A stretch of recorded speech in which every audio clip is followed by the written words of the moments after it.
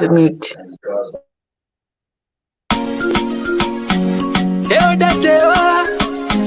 But Ddc Skool of Thoughts, yeah. Kubatirana, techi sana, techi yambu sana, fila kuona sana, techi simuzirana, ya. Banondo bato sangana, techi batirana, banondo bato kumana, techi sana.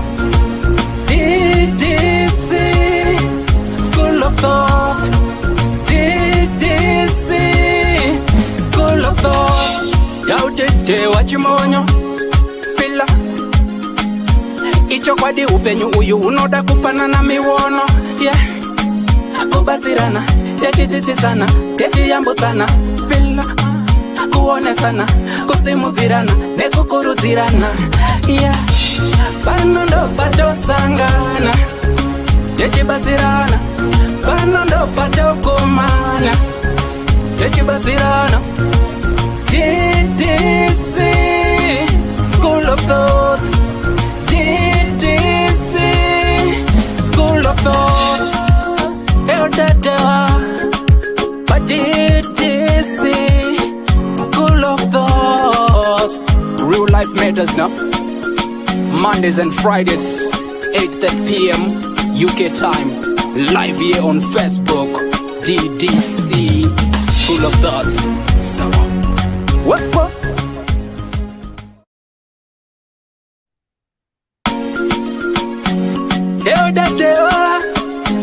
But Ddc Skool of Thoughts, yeah. Kubatirana, techi sana, techi yambu sana, fila kuona sana, techi simuzirana, ya. Banondo bato sangana, techi batirana, banondo bato kumana, techi sana. Ddc Skool of Thoughts, Ddc Skool of Thoughts. Yautete wachimonyo fila icho kwadi upenyu uyu unoda kupana na miwono, yeah. Kubatirana, techi sana, techi yambu sana, fila kuone sana, kusimuzirana, nekukuruzirana, yeah. Banondo bato sangana, techi batirana, banondo bato kumana, techi batirana. Ddc Skool of Thoughts, Ddc Skool of Thoughts. But Ddc Skool of Thoughts. Real life matters now. Mondays and Fridays, 8:30 p.m. UK time. Live here on Facebook. Ddc Skool of Thoughts. What?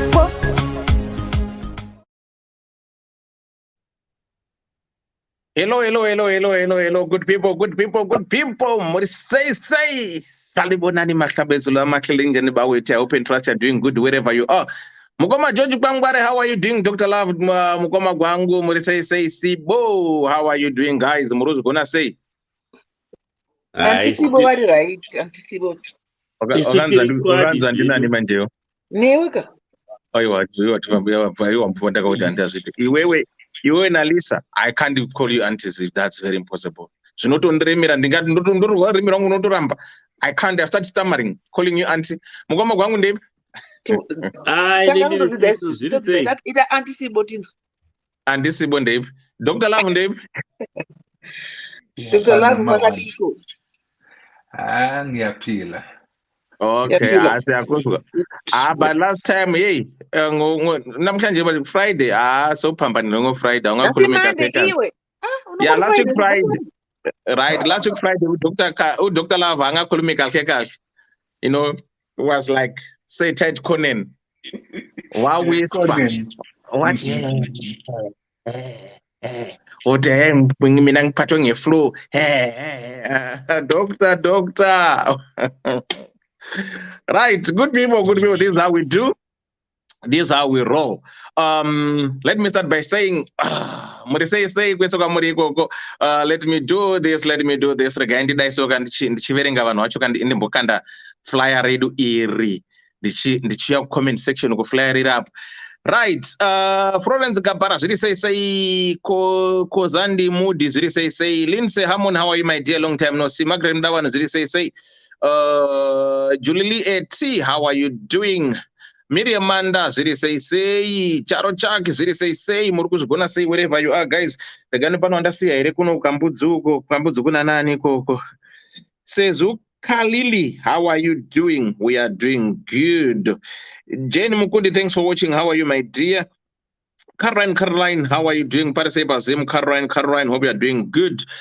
This is how we roll. This is who we are. Welcome to the show. Welcome to the platform. This is your show where we discuss real life matters of the heart.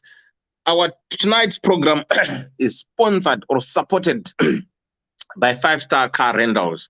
So, if you think or if you're planning to visit Zimbabwe at any one time, please get in touch with us. We are now the brand ambassadors of 5-Star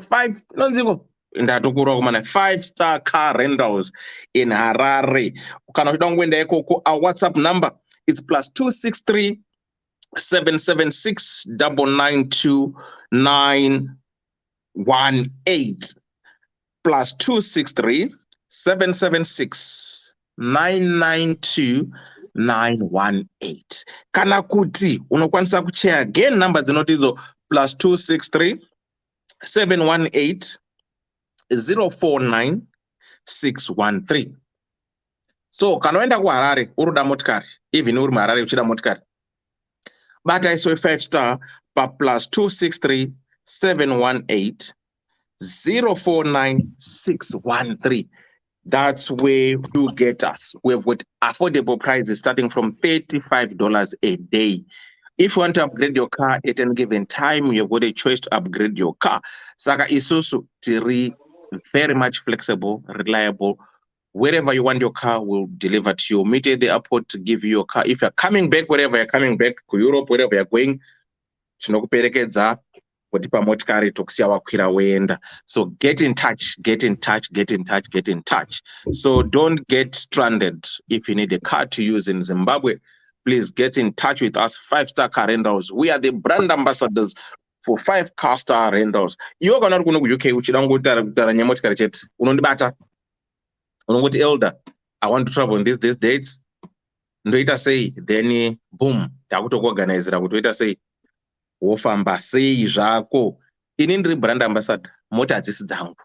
I'm just an ambassador. Nazo kuti dewa motikari dzenyu trust day ndedzangu dzebasa brand ambassador. Saka whatever you're going to go through, you'll come and ask me, then we will support you and make sure we won't disappoint you.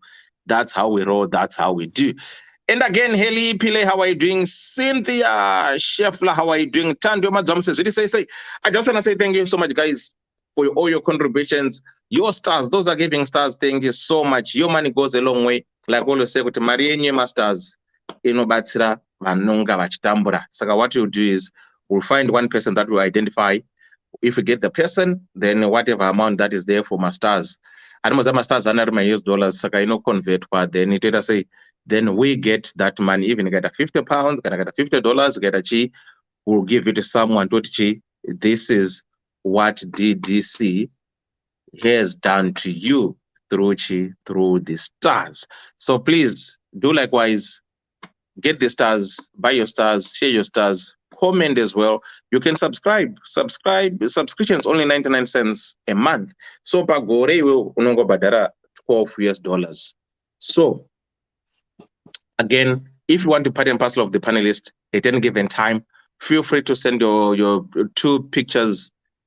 Then you can put you on the flyer. If you want to come and contribute at any given time, you're free to do so. This is an open platform for everyone. Here we discuss real life matters of the heart. We do counseling. We do everything. At the end of the show, if you feel that you've been affected, please, you let us know. Before and after, we do counseling sessions for free. You don't pay anything. We've got a team that is there to support you. So, you'll get judged.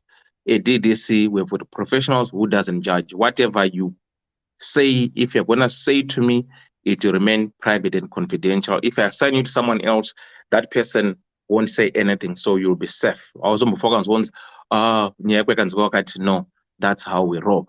My chele mori say. So, on another note, mukoma gwangu vakuita live streaming yao pa mukoma gwangu page. Mukoma gwangu page andika? Right. I've noticed pa mukoma gwangu page. Do you know the money subscription button? And almost okay. So you can as well, guys, support Mukoma Gwangu. Some of you have sent you the invite link to like the page. You know, liking the page, it doesn't cost anything. It's just a matter of following somebody, like them. You're not bound to follow them every day. But Jungorna is just to like his page, maybe to listen to his content, what he says. He also has now, I've seen his page, has got a subscription button where if you want to subscribe to his channel, you can subscribe to his channel.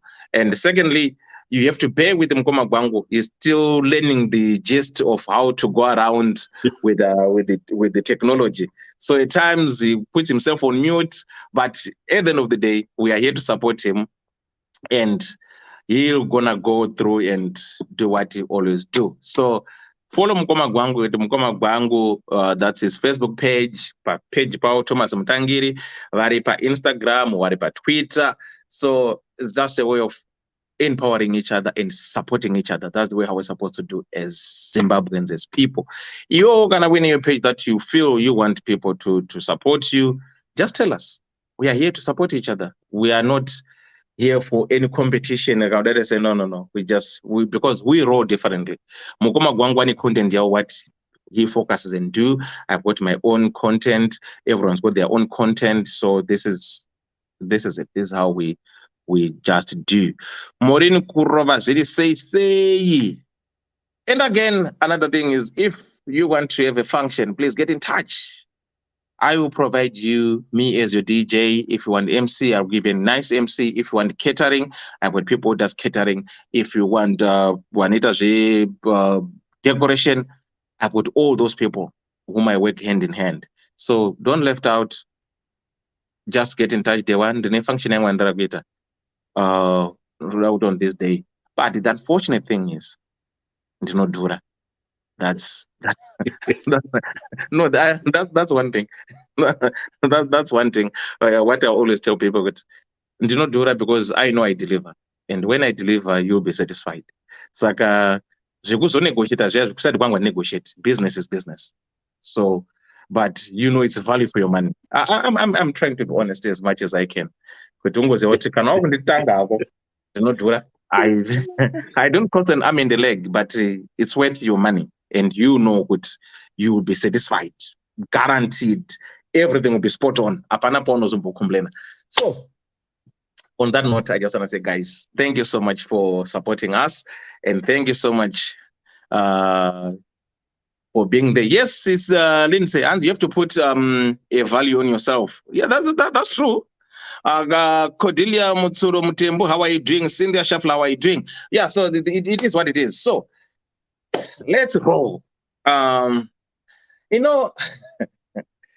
times this page fascinates me how at times we talk. Okay, the other thing which I forgot to tell you guys, we get so many positive feedbacks from the people that bring their stories. And I'm gonna try one day to have a day where they'll come and say for themselves their testimony, because they call me, they text me, they were thank you so much about doing this, about doing that, and doing this and doing this.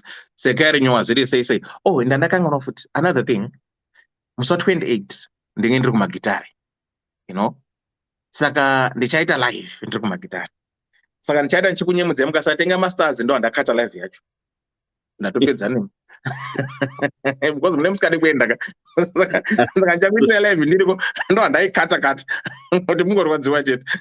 So anyway, let's get into to today's topic. I didn't put something there for pinning, isn't it? Right, I will try and get let me do it this way. The link for those who want to join in. Where is this? Where's this? Lynn Joe, what do you say? I can see you there, my dear. Right. Julie, that's not fair. Julie, I've seen you've subscribed now. Thank you. Ukanitsontsvetera muchibhatika ndokwanisa kuzongoregera zvangu but munonyepa. Ndoda kungokunzwisai mwoyo chete kana chini ndikakuradzai ndovandakati. Ndikauradzai ndovandakati. Ndichiradzai ndovandakati. Kuti munzwe moyo. Anyway, let's just go to our story for tonight. Our story for tonight says, I am cheating. Right? Someone's being honest with themselves that they are cheating. Why are they cheating? This is what to find out. Now, my try really say 10 to 1 in C, 10 to 1 in Zimashonganyika. Really say, hands with this person. I am cheating. Elder, hello, Elder in DDC. I need some help. Elder, I'm writing to you and to your team to find a solution. Elder, I've been following your page and seeing people being helped and coming back to testify. I hope the same for me too. Elder, I feel very bad and so guilty because I've been married for 10 years and somehow I find myself cheating on my husband with any man that I found attractive, especially Zimbo men. Elder, nyaya yangu yakadai so. I came here in 2002, just before my visa, asati aiswa ndikasika asylum, and then my papers akaramba kubatika. So I stayed in Chinyawo, and I was advised ndikanzi ndiroorwe nemuvheti wemuno beparinobuda. So Elder, fast forward, I met my husband. He was a taxi driver and is still a taxi driver. Tikaita bo, and I got married. Elder, handina kumboda kutsvaga zvakawanda because I was so focused nebepa, saka sex was not that important at that time. Elder, the reason I cheat is that I later discovered that my husband suffers from premature ejaculation and is not good in bed at all. We have tried everything, but I'm tired of starving sexually. Elder, apart from that issue, he's an exceptional man, caring, loving, good manners, and good behavior, but pabonde dololo.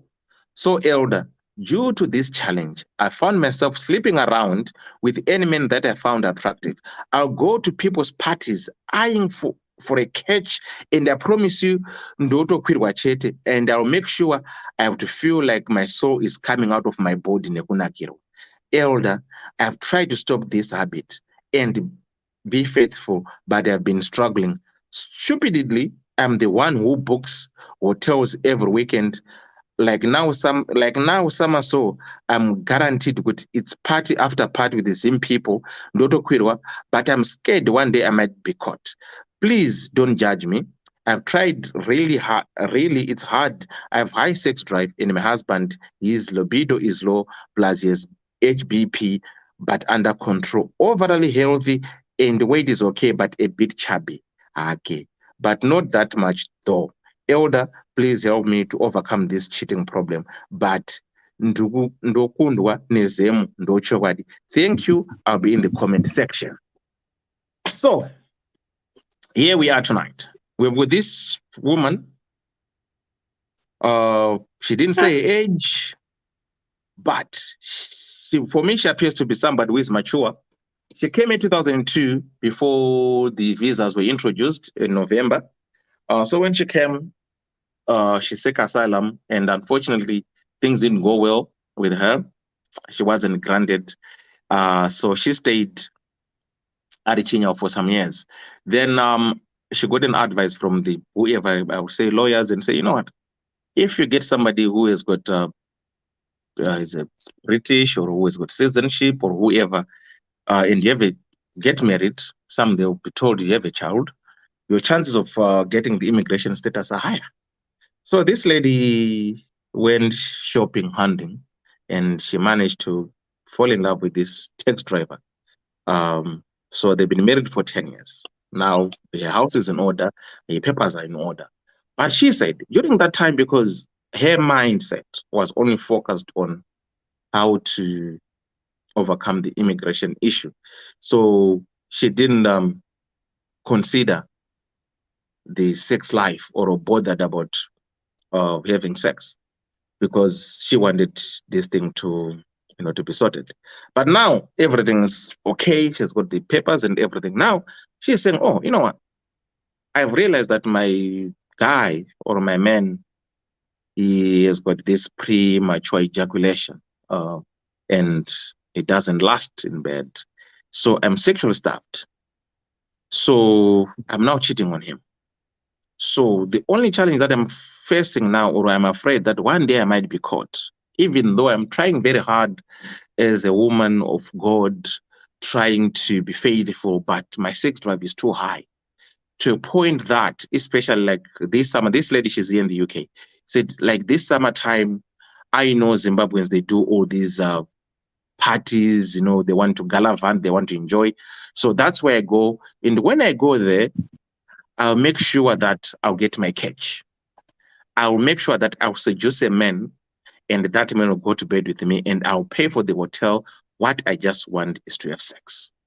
And she's saying she's been doing it for a long time and she's still doing it, but she's feeling bad about it.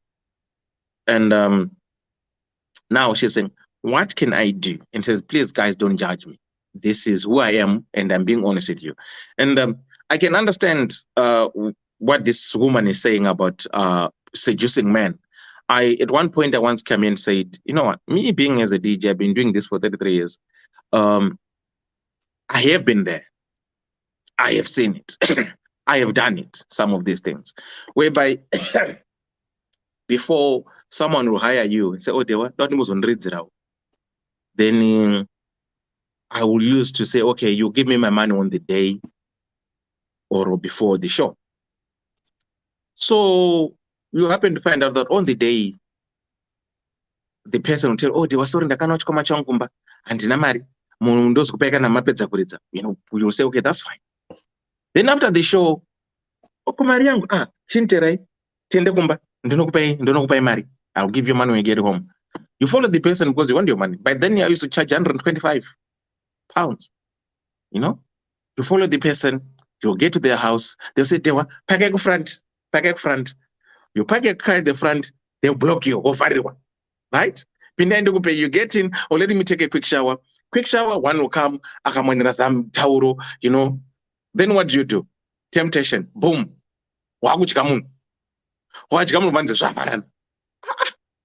You see? So then others will come because you as a DJ, you be at the front and everyone you'll be facing people. So some they'll come sitting at the front, opening their legs, no aunties, you know. They'll be naked, showing you their pum pum. You know, so there were so many ways of seducing. I can understand what this woman is saying, that she'll go to the parties and seduce, and she makes it a point that she'll get a man whoever she wants, because men are weak when it comes being seduced by women. And you know, brains it goes kaput. You realize that, but what have I done? You know, so this woman is saying this is what she's doing. She goes around and she made it a point that if she wants somebody, definitely they have to win that person. It's how they will seduce that person to go to bed with them. And she's the one who is paying for the hotels and everything. So she's saying she's now a little bit like scared that one day she might get caught.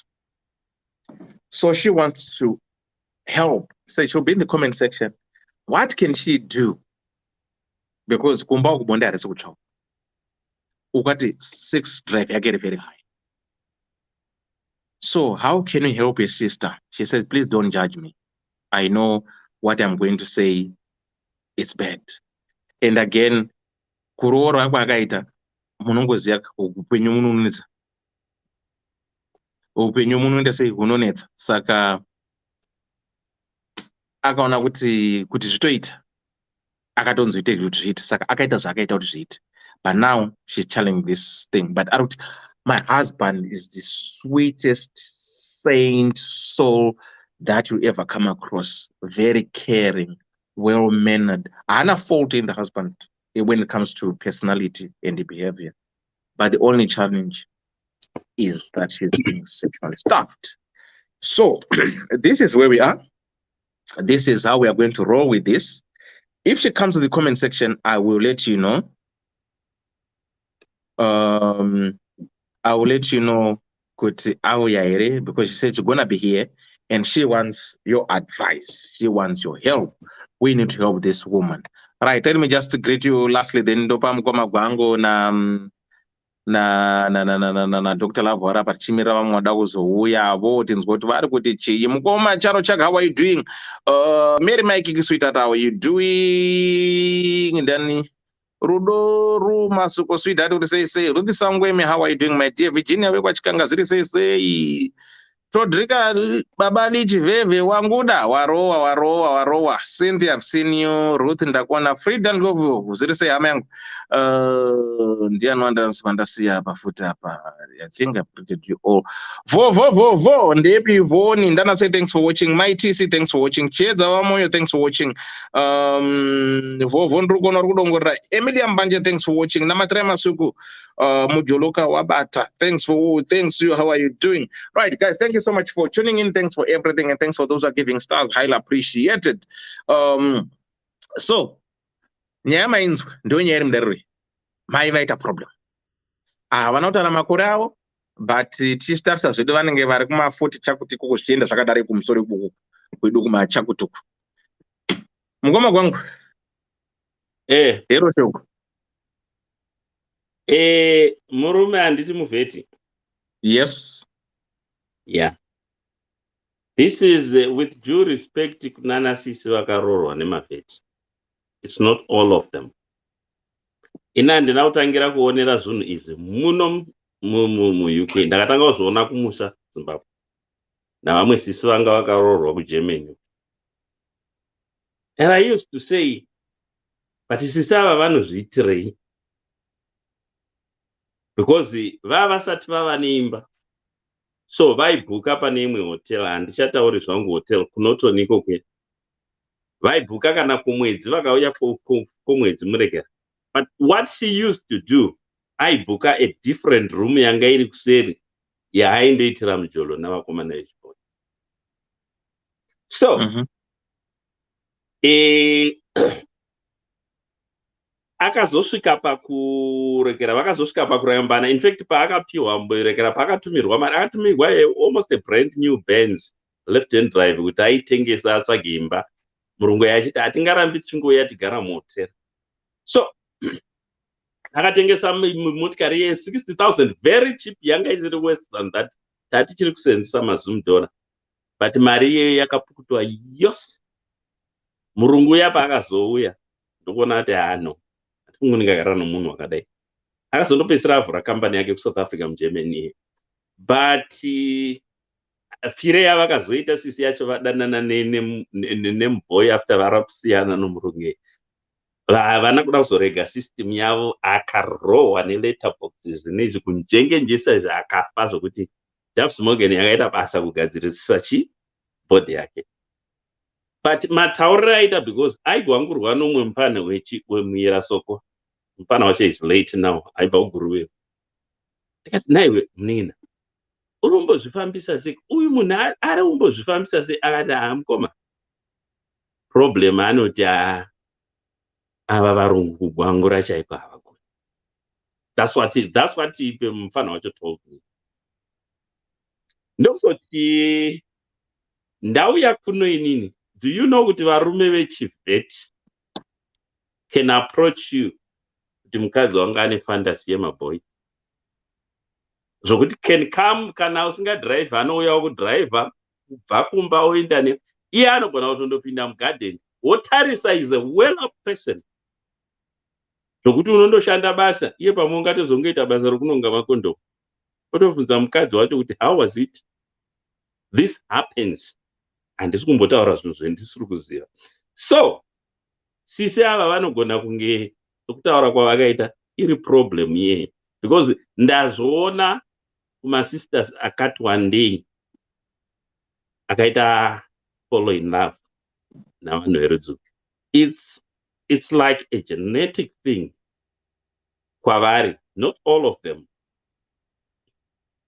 Zvokuti vanoita erectile function problems. Tina mamwe former footballers angatombotaura I don't want kutaura is a pundit akaita problem iye ndofunga vamwe vakutoziva kuti ndiri kutaura. Is a regular pundit. naenda kana World Cup kupi kupi kana muPremier League. Ndakava ndichitarisa, he is so healthy. Ndifunga kuti akaita problem iyeyo sei. So that's a big issue. Zvino nanasisi vedu ava vamwe vane vakadhonzewa vakaita sei vakambopuwa tumitimiti, it can be an issue and I feel sorry for her. But chinhu chendingamuadvisa ndechekuti ngaambozama kutaura nemurume wake. Murume wake unogona kunge achitya kutaura naye kuti topota tichitsvaka somebody anouya kuzosevisa, because they are quite comfortable nenyaya dzachona. I'm telling you, kunogona kuuya madoctors, doctor chaiye ari qualified ane life yake yakanaka, kana munhu anotori neconstruction company yake ugopinda neimwe imba yekuti is it me ndiri mumba muno. So akataura naye zvakanaka, shamari, I'm not feeling satisfied.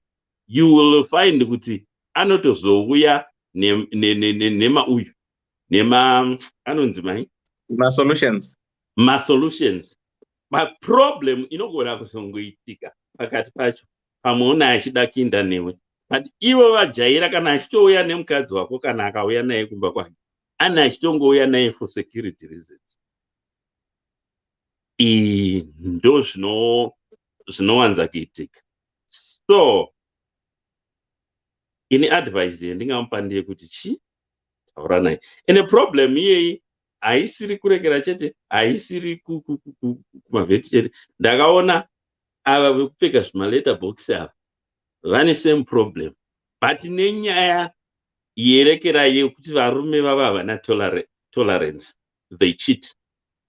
But avo ukaona anombotanga akuvheta kuona kuti ava baba ndikadai navava vanozotaura here, havatauri, vanokupa ivo vaya muchivaona vakadero,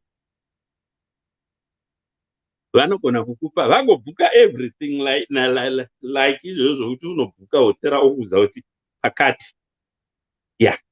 naifamba nemotikari yakanaka, asi munhu kunogona kuita kana rimwe inonzi simukadhi nefoni inogara kubasa yaanoseenzesera izvozvo chete. So madambudziko iwawo ndakamaona marudzi iwawo ari 2 inenge problem. Ende kuno gumwe rudziko kwandapedzisira kutaura, imwe problem inoitika ndeyekuti ma-arranged marriages, ende pamwe unogona kunge akapuwa futi munhu wachona ari mudhara, iro basa racho ragara richitongonetsa even munhu achine age yerai. So I feel sorry for you, because iripo imwe age yokuti ikashayiwa mujolo, it's a big problem. And ukatozoona ari mukadzi ane high sexual drive, iproblem. So ini advice ndiyomupa ndeyekuti ngaagare pasi nomurume wake musi waanenge achiona kuti akarelax, umudza shamari, ndo problem ndiri kufesa. Handizi kuti wangaone dzimwe nzira here dzokuti tingabatsirikana sei zvinoitawo kuti ufare. I don't want to cheat on you, so what can we do? Unotokuzogona kuzokudza wanzi aiwa zvinetsi. But problem, I know my sister said haana kuzvijaira zvokuti mujolo unodiwa pana vaviri. Pandaona vamwe vhidhiyo yamwe pamavhidhiyo amwe andakakutumira aya vanenge vari kuita catch up kana kuZimbabwe kwachona zvokuti they do this group mujolo. So story yako husband, I know what you mean, but talk to your husband. Muona kuti mungagadzirisana here. Idzi nyaya dzamapepa zvinoitika, it happens to both men and women. Aripo mamadecision etotora, because dziripo dzimwe chembere dzandakazoona azombotogwa nedzimwe boys dzokumusha ikuku kuti iwe chembere ukairova mujolo iyi inofuma inondomukira kumakuva just because munhu ari kuda bepa. Inotambika paseri panapa Nigerian anga neimwe chembere yandakati patime yakangoita mapepa ake akabva aisiya ndobva azondoroora muNigeria. Akambosenza tese pamabhiskits pandaikuratidza that day wedewa pandakamboshanda pakambani yekugadzira mabhiskits apo. So advice yendopa kuna sisi, try and sit with your husband more, discuss nyaya iyi, especially kana kutomboti hande out kumwe kuri free communal, because environment is environment, a different environment can change the voltage yerekera ye discussion yenyu. Mukaenda kumwe kuno kuri free mondo relaxa motaura, you can come up with suitable answers. Then wanzwa kuti unogona kuti but ndinchi kuperekedza, you know, I don't want kuti uinde woga and stuff like that. You can do that. Yeah.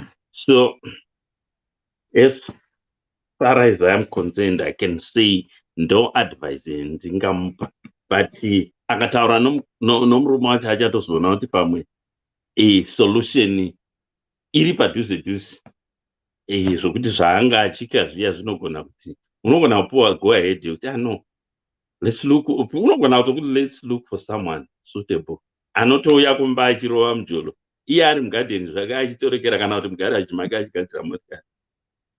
It happens frequently, zvinhu zvakadaro easy.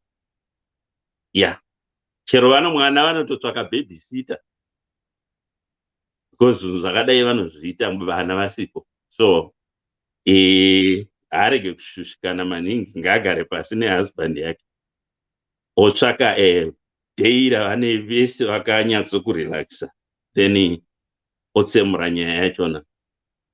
Easy peasy. Thank you. Thank you so much, Mgomo Wangu. Thank you so much. For those that are just joining us, we are just starting. So our topic tonight says I'm cheating. Oh, and the other thing, funny message and let me say.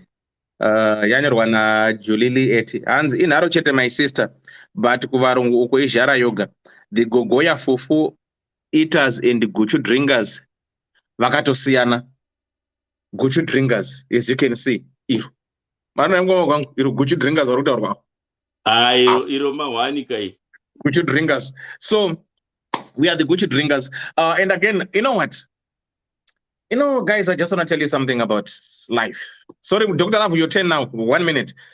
You see, the beauty of doing what we do here as DDC and any other social media platform, ndeyekuti usashainire munhu, usatuke munhu, because hauziti muchasangana naye kupi. You know, kuti Saturday I had 50th birthday of my friend ku Birmingham, ku Wolverhampton. I met 4 gentlemen from DDC. Mukoma charo chakwari panapa. Umwacha tori panapa yezo ndakasangana ne4 ukuthi ndasikaziyana but pa DDC they will come and comment, but on that day we met and we had fun. And another woman came. I can the way don't know me, but I just want to say, guys, thank you so much for what you guys are doing with your panelists in the comment section. Mukadzi mukuru, mai vechikuru, hanzi, do you know kuti ndinogara nemukwasha wangu, nemwana wangu, nevazukuru wangu to listen to your programs. That's the only show yekuti I can feel comfortable to listen to. Ndisingatyi kana kuita sei. So I just want to say, guys, let's keep doing what we are doing. Dr. Love. Doctor. Murise. Ndiri right angu, muri right ere. Bo madi. Nyaya yacho nayo inondipisa dzungu man. Ndiri kutaurire mukadzi uyu kauyu ndiye manje mudununu rekupedzisira.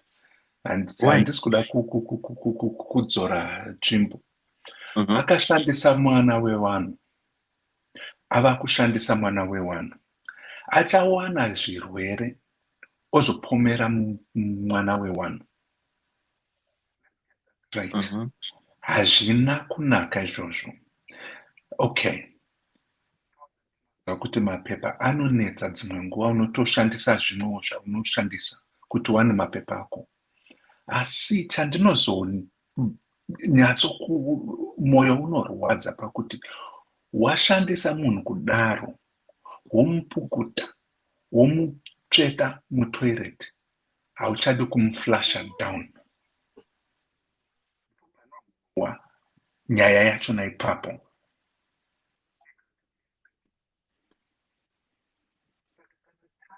Tishandise vanhu ka semukadzi uyu zvaaita, ngaashandise hake, zvinobvumidzwa nekuti hapana munhu achamubatira achiti hazviitwe.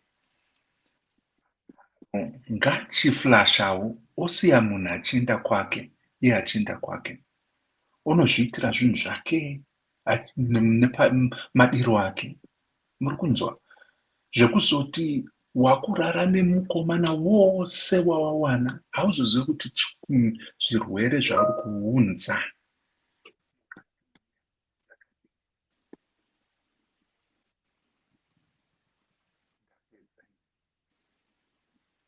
Dr. Muripera. Zvinoshungurudza.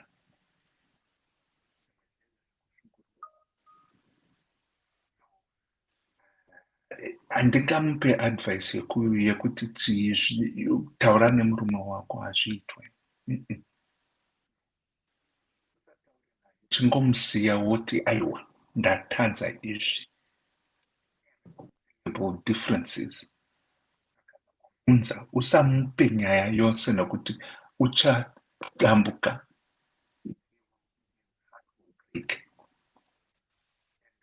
Bechu munhu mukuru zvokutoti anotoziva zviri kuitika. Haasi kuti akapusa, anozviziva hake. Chake kungoda kuti iye mukadzi uyu amubudire pachena pakuti aiwa handichakude hangu.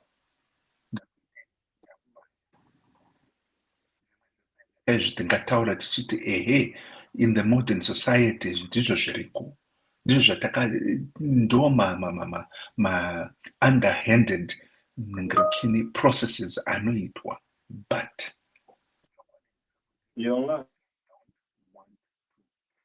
one's life nekuda kwekuti iwewe wayambutswa across that bridge and now wakufunga kuti nekuti nhasi wawana mapepa saka wawana free to do what you need to do. Ita mjolo uko na uko na uko. Aiwa hazvidaro. Respect the person that gave you those papers iyayo by just separating and going your way. Rume uyu kauri chiregera izvozvo ogara pari nezvaunazvo izvozvo. Ndo Kristu ihwohwo. Kwete kutitaura kuti ndiri muKristu ndiri kuedza kuitei pakadii konai.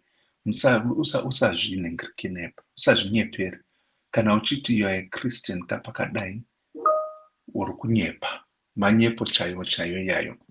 Usati taurire nhema. Chienda, woita zvaunoda. Siya munhu uyu azviraramirewo upenyu hwake. Usina zvinhu nonsense yakadai. And the fact that you see yourself asingadi kujajwa ka, ipapo ndinoti kutaura chaiko mazwi kudai so angobuda chete. It's judgment after judgment.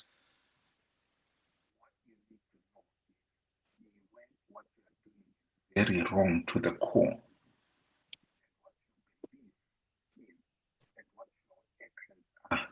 As congruent. That means that deep in your heart and emotions and even your thoughts,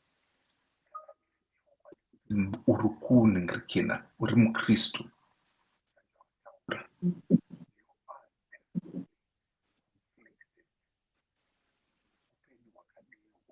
Wakuti unenge uchitotyira kuti uchabatwa sezvawataura. Uko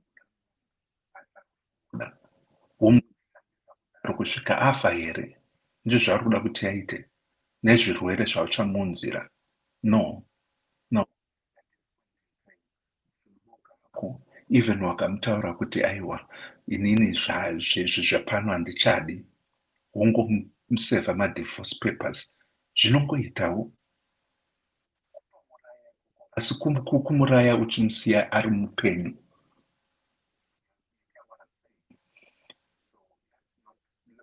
About being modern and all, and let's start being practical and also being honest. Munhu uyu haana chaanacho besides the fact that she's selfish, self-centered, arrogant, and very, very, very much on the narcissistic side of things. Ndiyo inonzi character yachona yehu-narcissist. I cannot respect that kind of a person. Nyango wakanaka wakadii, nyango une mari yakadii, hunhu wakadaroka will lead only to one thing, and that is the sad, a pathetic, small life.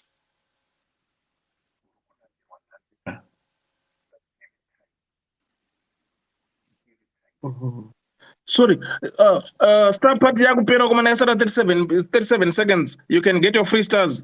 And yakuma stars, sorry, Dr. Love. Yasara 37, I didn't even see it. Yasara 37 says send your star before you turns run out, trigger the celebration. Guys, and yakuma stars, mungo no send, mune free masters, amukwanisa kusenda. 19 seconds, 18, 16. Emilia, thanks for the stars. Cannot consult send. I think it's for free. Many 50 stars each that you can send for free, I think. So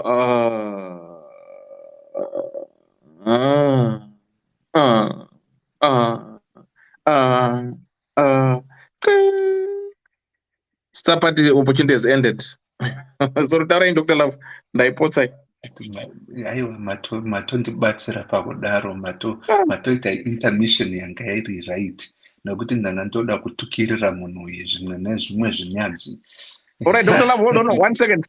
Florence Gabra, thanks for your stars. Mamo Stella, thanks for your stars. Cynthia Chava, thanks for your stars. Magumbo Washes, Sinus, thanks for your stars. Yeah, we're going to talk about the time. Thank you guys for stars. Thank you so much, Emilia and everyone. Thank you for stars. Right, Indra, Dr. Love. I didn't see the star party. Ndichiti sezvo tiri kuziva kuti munhu uyu chake changa chingori kuda kubata mapapers. Kubata mapepa ikoko azviwana.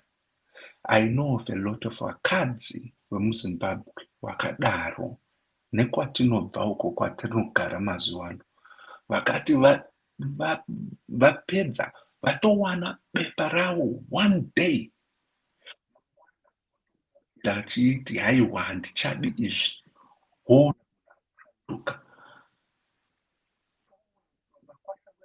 Kwatiri susu tainzi ana sekuru kana na uncle. Zvobvunza kuti ko, what has gone wrong? Mukadzi wangu hachauye kumba. Chake changu out Friday, Saturday, Sunday, Monday, Tuesday, Wednesday. Hachatombosvike pamba. Kumwa doro akumwa doro fange sebhawa chairo. You know, vakadzi vekuZimbabwe ivava uyo vachitifunza kuti chii chandaita chiri wrong.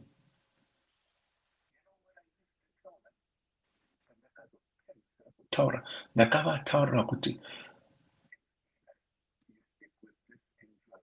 to die in this or you walk up.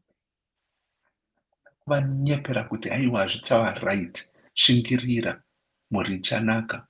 Nekuti ndinoziva kuti kana vakadzi especially vekuZimbabwe kana varume futi vanoda especially panyaya dzemapepa idzi vanopanduka kana anga asiri munhu chaiye vaanoda.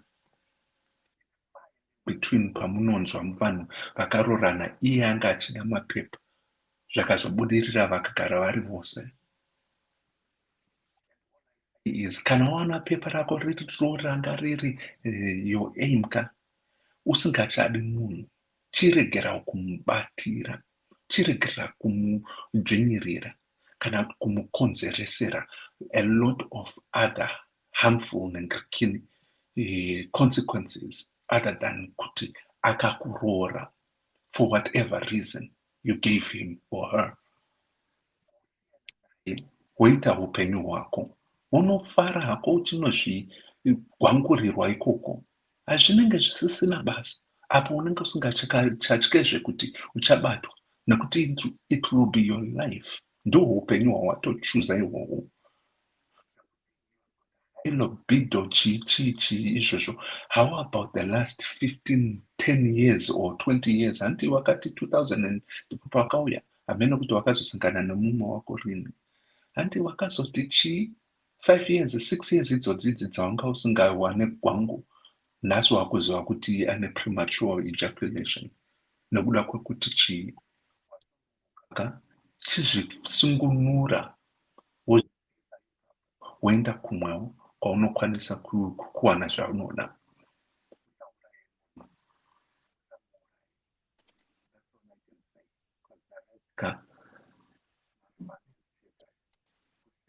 Chaiko nourombe seka asi ndoti imbwa mupengo chairo. Chiregerai ndichibva zvinonetsa izvi. Dr. Love. Ndapedza. Dr. Love. Musapinde nemwoyo handiti ka. Zvimwe zvinorwadza izvi mani.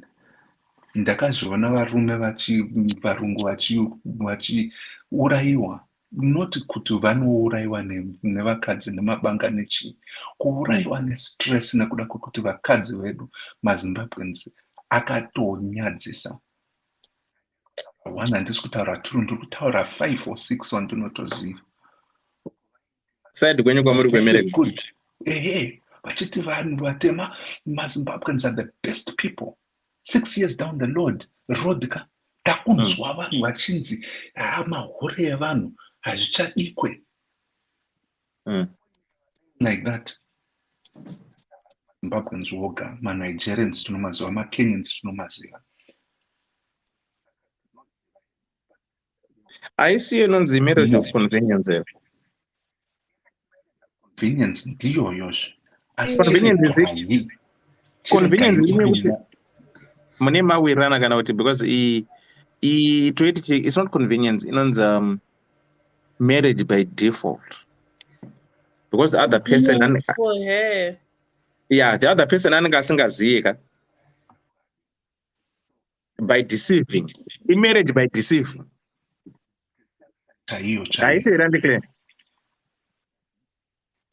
I would think convenience, because convenience. Okay. Yeah, that's how I would perceive it. For her convenience, okay. In a deception as well. Yakanyanyisa zvisina kambona. Okay. Hanzi naRosemary Musesengwe Dr. Love wapinda nemwoyo. Zvakanzi naVovho Dr. Love nhasi varwadziwa. Mama is telling us sex not about penetration. If you love your husband, there are many ways to love him. You are simply hating an innocent soul for no reason. Within your world, Peter, leave the poor man alone and stop taking advantage of him. Dr. Rose Long said, I know my ladies muno UK vakashungurudza murungu zvekuti akazosvika pakunwa mapiritsi edepression. Now vanawo mapapers ava kutoita import murume from Zimbabwe. Wow. Saka pakaipa. Go ahead Dr. Love tozoita recap. Enderai mberi. Ndakupedzisa ndichidai so zvinhu zvachona izvozvi zvokuti uri kutsvaga mapapers. Saka ndizvowo chirega hako wapedza wawana zvauri kuda, famba uende kwako. Paari ipapo madhivorce akawanda, vanhu havafe nemadhivorce vakawanda, asi kune vanhu, let's talk about the generalization of it all.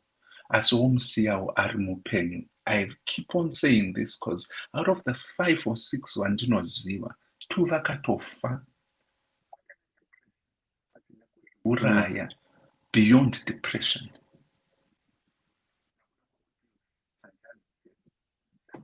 Fondotsa.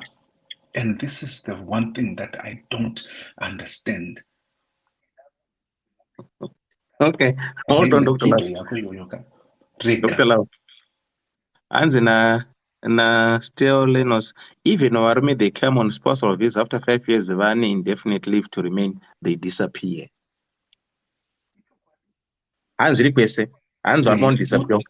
After 5 years, they'll disappear. And they'll come on a spousal visa. One indefinite leave to remain, they disappear. About. I'll straddle both ends, Kuti. Gosh, if you find Kuti, that's a deception. Yawana kwanisa kuzviitaka.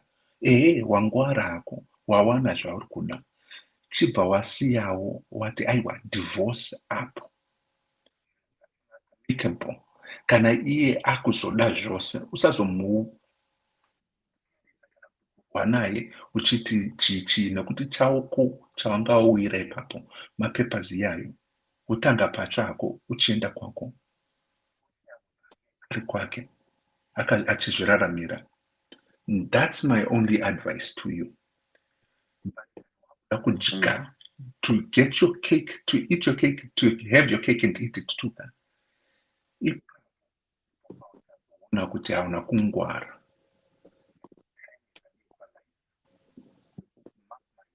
Hauna kutombongwara. Kutopusisa kwemani number 1 dofo. Saka mira independence naipapo. Ndichiti I hope kana wakazvinzwa izvozvo ziva kuti Dr. Love anoti you have to love somebody. That decision each day not to hurt them. Fall in love with them. But kana zvakasakwanisa siya munhu woenda kwako usamupedzere nguva usamuuraye ndapenza. Thank you so much, Dr. Love. Thank you so much. Let me try and find the story. I just want to say thank you so much, everyone. Thanks for tuning in. Thanks for the support. Our tonight's topic says, what is it? It's called I'm Cheating. Right. Tonight's program is sponsored or powered by 5-star car rentals. As you know, that Ddc Skool Of Thoughts, we are now the brand ambassadors for 5-star rentals. So, guys, if you are planning of going to Zimbabwe at any one point, please, batai elder, batai mkomata wanda, tinokupai mota dzepamusoro, $35 a day. A day. You can upgrade your car at any given time you want. You can upgrade your car at any given time, any given day. If you are arriving at the airport, you will deliver your car to the airport. Flight yangu ndi ya 5, flight yangu ndi ya 11. Ndokani Kenyan Airways unosvika na 11 muHarare, kana kwani Emirates yangu unosvika na 5. Uchingobuda iwewe, mota yako inenge yamirwa wapuwa makiza ako uenda. Kana wakudzokera ndege yako kana iri 12 midnight usiku iya inosumuka na 2 makuseni unongodewa ndege yangu ndakusvika pa ndeya 2 makuseni, saka uneya wopika driver muenda mese kuairport okusiya waita check in then totora zviri mutaendera sei todzokera. So please, if you are planning and thinking of going to Zimbabwe, kana chigaro madhezi akati wandi anenge mwedzi oro so tinokupawo kana ka 2% discount. Hatizokuomeseri sterek because isusu we have got customers at heart. That's how we do, that's how we roll. Saka get in touch, tell a friend to tell a friend, kuti batai elder, batai mkomata wanda, tokupai mota dzekufambisa at a very affordable, reasonable price. So the number to call is +263 776 992 918.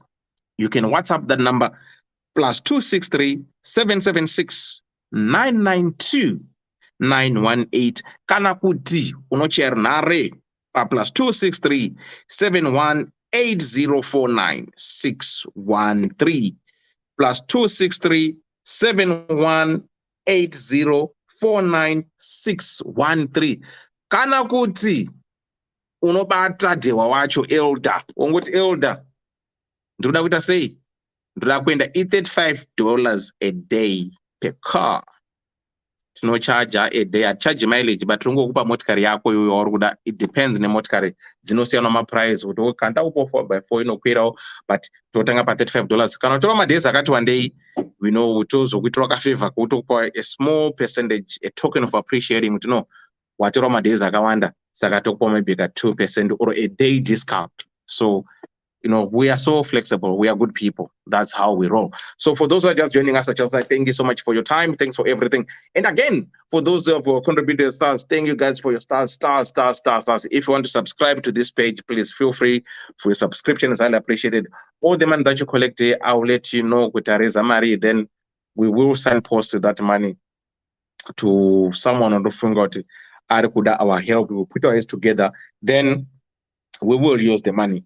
So let me recap for this one. Somebody said we will recap the story. Right, our story tonight says, I'm cheating. Elder Dewa and DDC, I need some help. Elder, I'm writing to you and to your team to find a solution.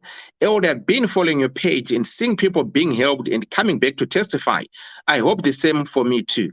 Elder, I feel very bad and so guilty because I've been married for 10 years and somehow I find myself cheating on my husband with any guy, any man that I find attractive, especially Zimbo men. Elder, nyayangu yakadai so. I came here in 2002 just before my visa asataiswa ndikasika asylum and then my papers akaramba kubatika. So I stayed in Richinyau and I was advised zvikanzi ndirorwe nemuvheti wemuno bepa rinobuda. So Elder, fast forward, I met my husband. He was a taxi driver and he's still a taxi driver. Tikaita bo and I got married. Elder, andina kumboda kutsvaga zvakawanda because I was so much focused nebepa saka sex was not that important at that time.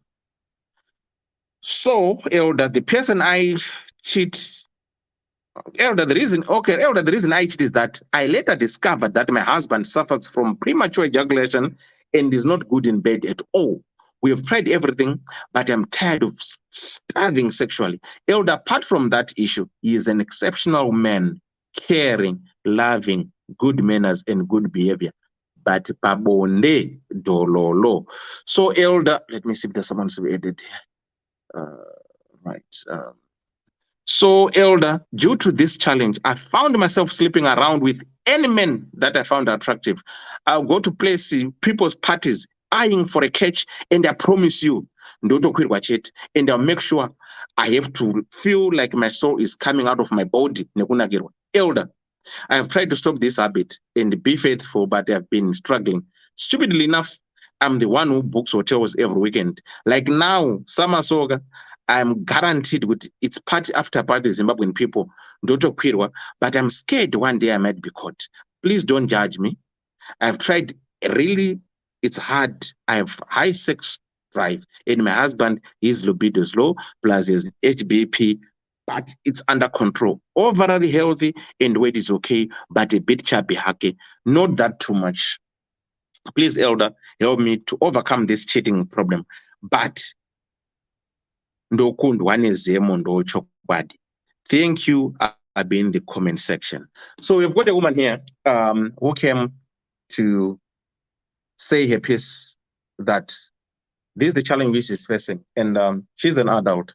From the tone of the letter, she should be 40 something, 45 going up or 44 going up. And she said she came here 2002, same year as me, before the visa was introduced in November. Same as me, I came in February. But when she got here now, she sought asylum, but she wasn't granted. Things were bad. And she was advised, no, yoga, for you to get your papers, what you need to do, find somebody who is British or who has got indefinite leave to remain or who's got a whatever you call it, citizenship, get married or have a child, then boom, you get your papers. So this lady happened to bump into a taxi driver who happens to become a husband. They got married, but it's 10 years now since they are married. So she said during that time, before she got her papers, she wasn't focusing much on the sex life. Everything was horrid and okay. Now, because the house is in order, now she feels, no, I'm being starved with this man. So what she's doing, she's saying, she goes around sleeping with any man that she feels attracted to, but she normally prefers him. So she says what she does is, like this summertime of the year, Zimbabweans do party after party. You know, like myself, this Monday was booked Saturday and Sunday, playing different people. So she says that's what she does. She go around and she'll make sure that she'll get a pick from there. And when she gets a pick, she's the one who provides accommodation. She books the hotel. And she says when she gets hammered, She wants to feel her soul is coming out. That's what she is, because her sex drive is too high. So, but she's saying she's feeling bad to cheat on her husband because her husband is exceptional good, being it his manners, his character, the way he presents himself. He's a nice guy, but the challenge is there when it comes to the bedroom. So this woman is saying she's going around on a rampage of sleeping around and get quenched to finish here, thirsty of being sexual starvation in the house. So she's saying, what can I do? She needs your advice. She says, please, guys, don't judge me because my sex drive is high. So Mkoma Gwang, we've spoken. Dr. Love was a little bit pissed off with the whole situation. He wasn't happy with the whole situation. Comment section, I've seen someone writing Moyo Stali being angry, saying, leave, why are you doing this? Everyone saying, no, this is against. And somebody came with a different angle, said, no, it's not only women who are doing this. Some men, they come on a spousal visa. That was Leno said. Some men, they come on a spousal visa. After 5 years, boom, they'll vanish. They'll disappear. So what is it? So this is where we are now. I'm going to check if the ladies here. So this is where we are. Is this love? Is this, Andy Clara said, Andy Claire said it's a matter of convenience, even Dr. Love, with a little bit of deception. To whose advantage? How do you know that I'm being duped here? How do you know that this person, maybe they want to marry me because of my paper? Once they get my paper, one was on Drasisa. So are we going to trust the people that we are going to date? Are we going to ask, like one Mambukazi always say, are you in arrears? Are you in debts? How much do you have? How much figures do you get? So are you going to say when you go for a date, oh, bring me your passport. I want to see kuti wewe une status yakaita sei, une work permit here, une indefinite leave to remain here, une citizenship here, kana kuti uri chinyama. So how are we having people who are genuinely looking for love or so that's our topic for tonight for those that are just joining us. Spatisiwe Makumalo, you wanted me to read it, so I've just done it for you to recap it for you. So I think you're now on the same page with everyone here. So, right. I've seen Mukoma Claude, how are you? And Lisa, did you say? Boy, you know, I can't call you auntie, but you know, yeah, auntie to others. How are you? I'm good. I'm good. Good. Mukoma Claude.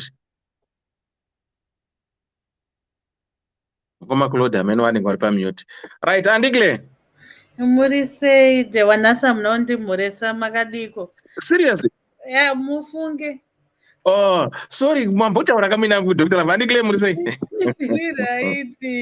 Madzoka Bagori de Manch. Tadzoka. Yeah. Munozanda Viase. Background yenezi kumba kwenye negoride zvakasiyana. Kumba iworkshop ka. Asi kana zvanga no sound iri kubuda munhu apa base pake. Yasiyana negoride. Anyway, how are you, auntie? I'm okay indeed. Good. Pano murisei mukoma gwangu murisei mukoma Cloud handisikuona mazita evamwe vanhu murisei. Pana mukoma Cloud, mukoma gwangu Dr. Love na Lisa. Aiwa, ndiri right, Kerek. Aiwa. Auntie Clay, how are you? I'm okay. Ne comment section makadiko. Tinayo nyaya iyi. And I think the very clear advice that it has already been given. Munyori kana tinokumbirawo kuti utore zvako ufambe uende. Zvaunoti zvako kana zviripo torako ufambe uende. Usiye mwana wevanhu kana kuti munhu ari ega. Nekuti ndaichinatsoedza kuteerera zvinyorwa zvako. You could have written in 2 sentences zvinhu zvawatipa even sebasis yekuti sei uchichita hazvina kana simba. One will not you feel guilty, and I think you feel guilty because you you actually enjoy it. You're not feeling guilty because you are cheating on this person. um the moment you just go on zvaunotaura chaizvo ka zvinoratidza kuti you are at a point of no return, wekuti ndinoda kunakidzwa kusvikira mwoyo wabuda. Is that compensatory behavior for the time that you are not going to be having it, kana kuti is it because that's what you are now addicted to? And even when you say you feel guilty, you are scared, you are concerned, everything is just centered on you, Munyori Ufungako. What you come across, what comes across for the information that you give about your husband, handione pane chinhu chingativhundutsa isu kuti ane problem iyi yepabonde. You haven't even given us any aspect of veduwe ndakamboedza kuti tibatsirikane sekapo tikaita 1 2 3. You never said that. Ukataura nezve-HBP yake iri under control, so what? Ukada kuenda ukanotaura kuti weight yake yakadii ikaita sei, again it has nothing to do nenyaya yako yekuita sei yekungoda kuti uite bonde nemunhu wese wese. And it has nothing to do nemurume wako. It just has you. The only reason yawaisakwanisa kuita zvawakuita iko zvino was that iwewe wanga une stress yemapepa. But if given the chance, dai wakatozvitanga kubva ipapo. So I think behavior yako inoratidza huselfish hwekupedzisira, husina kana kufungira kuti umwe wangu ndomubatsira sei. And iye akaona dambudziko rako ndopane convenience akati okay, and pamwe one anga asingazive, but you stood to benefit and you benefited from the equation. Now that you have benefited and gained what you want, kana zvekuti taxi driver ndashaya kuti zvapinda pai, kungotaura profession yemurume wako kuti taxi driver, saka zvinei nekuita nebonde kana nekuchita kwako. And for the 10 years, what difference yanga ri taxi driver? He has remained constant throughout this, in terms of his work, in terms of the things that he has done and shown love to you. And then iwewe wacho unouya wobva watiudza kuti okay, in terms of my values ari exceptional. Saka iwewe Munyori, I think tinofanira kumboonesana kuti tinonetsa panyaya yemunhu ka. It's not like tiri vana Mwari wekuti unogadzira munhu wako wekuti ndichambopinda kana kuti muPick n Pay kana kuti kuTesco kana kuti chi. You pick certain values that you want in a person, wozoti ndoda zvakati, ndoda cucumber yakati rebei, ndoda kaweight ka. Munhu anouya ari a complete package. And ndizvo it's either you take the person or you don't. Inini I would want to think kuti iwewe pane zvese zvawataura, the other side of it is une mazi-weaknesses ako, including the cheating yacho iyoyo. Ndozihombe racho zitateguri remazi-weakness ako. But you are so quick to want to pick. You can't pick and choose in a whole being, a whole species yakatongogadzirwa yakadaro. So it's either unotongomutora sezvaari womuda sezvaari, iwe uri kunakidzwa the values, but pabonde apa hausi kuda kupagadzirisa. You have no intentions. Your intention is to facilitate or mediate it net cheating, it doesn't work.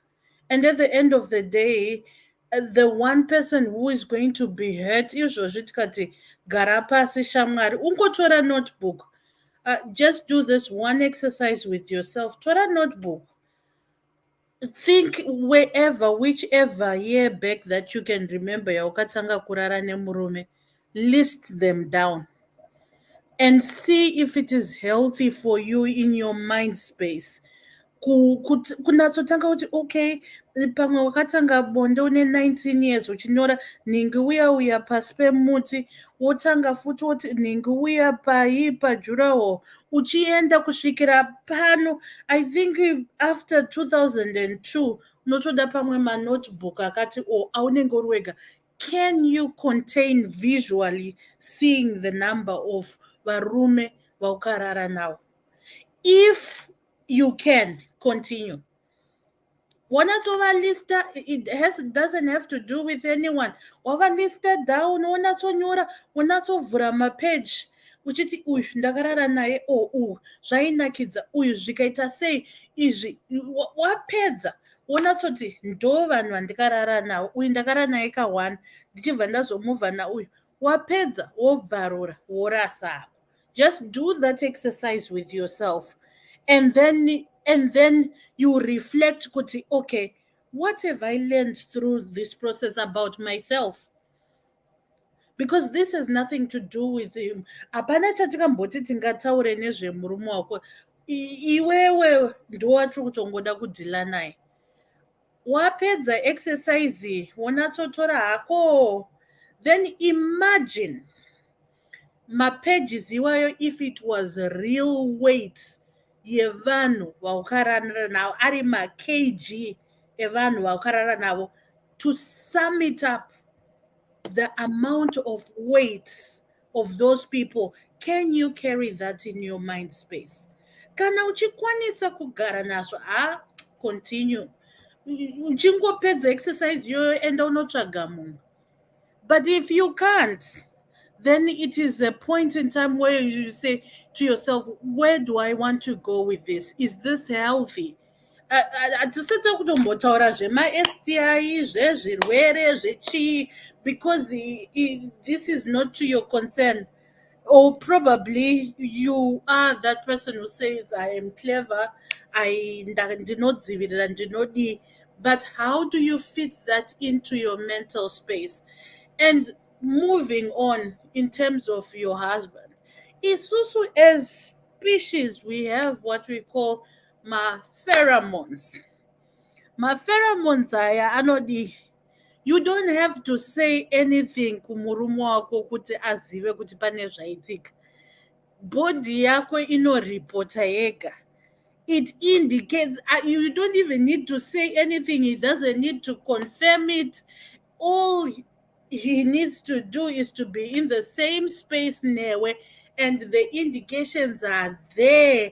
The pheromones, the non-verbal behavior, inotongoripota kuti pane zvisina kumira zvakanaka. He knows about it, sezvataurwa nema-previous panelists. He knows about it. Hazvivanzike, hazvivigike. And munhu akaguta neasina, it's easy to tell. It's easy to tell kuti apa hapana. So other than just the amount of emotional and mental damage that you are doing to yourself, because if within a healthy mind space, there will be a point where you will ask yourself, what have I done to myself? And if you question that about you're clearly bound to also ask, because at this point I don't think you are selfless enough to even think, okay, you're saying this man an HBP, how does this impact on him? What is it that he is not saying? Because clearly he's not saying much from your letter. Kana kuti anocomplain anoti is just being him, akaenda zvake kumataxi odzoka waita zvawaita sei waita zvawaita. iyakangonyarara. Saka what state is this man surviving? Hausikona kuti uri kuuraya munhu here? Because imagine if your body sends ma-signals ausingazive iwewe and the other person knows. So imagine the amount of mental damage yavanosangana kuti ko ndo zviri kuitika. Oh yeah, I know kuti and by the time yaanozoti mai ngatichiendai pabonde, iwewo wakatoguta kudhara. And interesting enough, sama yekuno nekupisa kwainoita handizivo kuti unozvigona sei, une ushingi. And more so, as species, there are a certain type of people that you are particularly interested in, whether kuti kuvakadzi kana kuti kuvarume, but you do not seem to have a pattern of interests. Urungoti chero chamuka inyama that goes beyond high sex drive. It's either there is an actual disorder yebonde yaunayo, kana kuti it has become an addiction yakutoda some form of therapy senge cognitive behavioral control or other types of therapy dzinokwanisa kuchinja behavior yako yava addiction. So it has nothing to do with the high sex drive, because as a species tinototsvaga kuti there are certain type. If you want, you can't do it actually, but an average person would actually say, it's interesting, ndikatarisa ma-ex angu vane ka-similarity kana kakuda kufanana, because we are naturally attracted to a certain type of people. And and kana uchita mistake choose a certain type of people, you will notice the same weakness, whether physical or in terms of emotional. It will be in panotoita ka golden thread kuti I'm always attracted to these kind of people. But iwewe hausisina kana ma-regulators iwayo ekuti you are attracted to a certain range. Haungode munhu wese wese. You should be able to be, and you'll be like, oh, okay, yeah, might be attractive to someone else, but kwandiri haiti. But iwe ungoita bamba zonke chero zvazvaita uchienda, that does not fall in. Uri kuzvinyepera and uri kuzvikuvadza, and besides being other than being a disorder, it can be a self-harming process as well. Kuti iwewe you don't realize kuti wakutozvikwadza zvinombosiyana nemunhu anotora banga kana mareza vachita ma-self-harming ningirikini behaviors. That's what you're doing to yourself. You're self-harming yourself mentally on a physical level. And I wonder how you regard yourself, because this is what I missed out. Because usually there was nothing mukunyora kwako of value about you as an individual or how you perceive yourself, other than that you are so willing to buy into the idea yekuti uyendwe newe pabonde zvekuti you are willing to pay. It's not a stupid move, though you want us to feel pity for you kuti iwewe unoenda pakubhadhara. You have intentions, you have an agenda. So of course you're going to pay for it. And of course you do that. And we are not going to feel pity. Continue to do that if you want it. Because that's your agenda. You will do it because you want the process and kusvika moyo wabuda. But where are you as a spiritual entity, whatever you believe in? And that goes for all aspects of spirituality. Where are you? Where do you stand with yourself? Because for me, there's a lack of self in zvese zvawanyora patsamba yako. Saka, where are you? Where are you finding yourself? Even in the marriage happened. Someone advised you. There is no presence of I did this. Except for the cheating. Though I think there's a bit of ownership, but someone advised you and then you went along with it. But now the thing is you are attracted, you want to have this, and that's why you are going forth and do it. So, and doing it to to a point whereby I think you need intensive help. But the first exercise yauchatanga nayo ndeyenotebook munyori uona kuti zvofamba sei. Elder regai ndimbogumira pano. All right, and claim Menda. Right, I want to do you a favor. Pay 200 stars. Okay, my trust you. Right, then Menda. Yeah, my sabas. Pakunyora munotebook muka ndakanchitarisa kuti mati anofana kunyora oweya makgs evarume wakarana wandirika. Munoziva kuti ndamboweya soka ndikaona nepesi yaari kufamba ika because nzoo 1 inorema varume 83. Saka anokwanisa kuva ine nzou kana 10 ndizvozvo. Saka hapakaipa. Anyway, thanks auntie. Yeah. I hope that form of impact therapy inokwanisa kubetsera kuona zvaari kutakura mupfungwa nepanyama. Hansi, do you agree what Moyo study is saying? And she may be a victim of sexual abuse in the past. This person may be seeking revenge but not knowing how to direct a revenge. You cannot woo to sleep with everyone. The possibility is there, but she doesn't give us that story. Unless if she is here to answer those questions. But she has never made that the centerpiece of the story. But between 2002, when she was seeking out for papers and she had a focal point to focus on, there was nothing of this happening, isn't it? Yeah, that's what she said in the letter. So she has the capacity to focus on something. Having been married, she could have chosen to focus on something. What is important to me?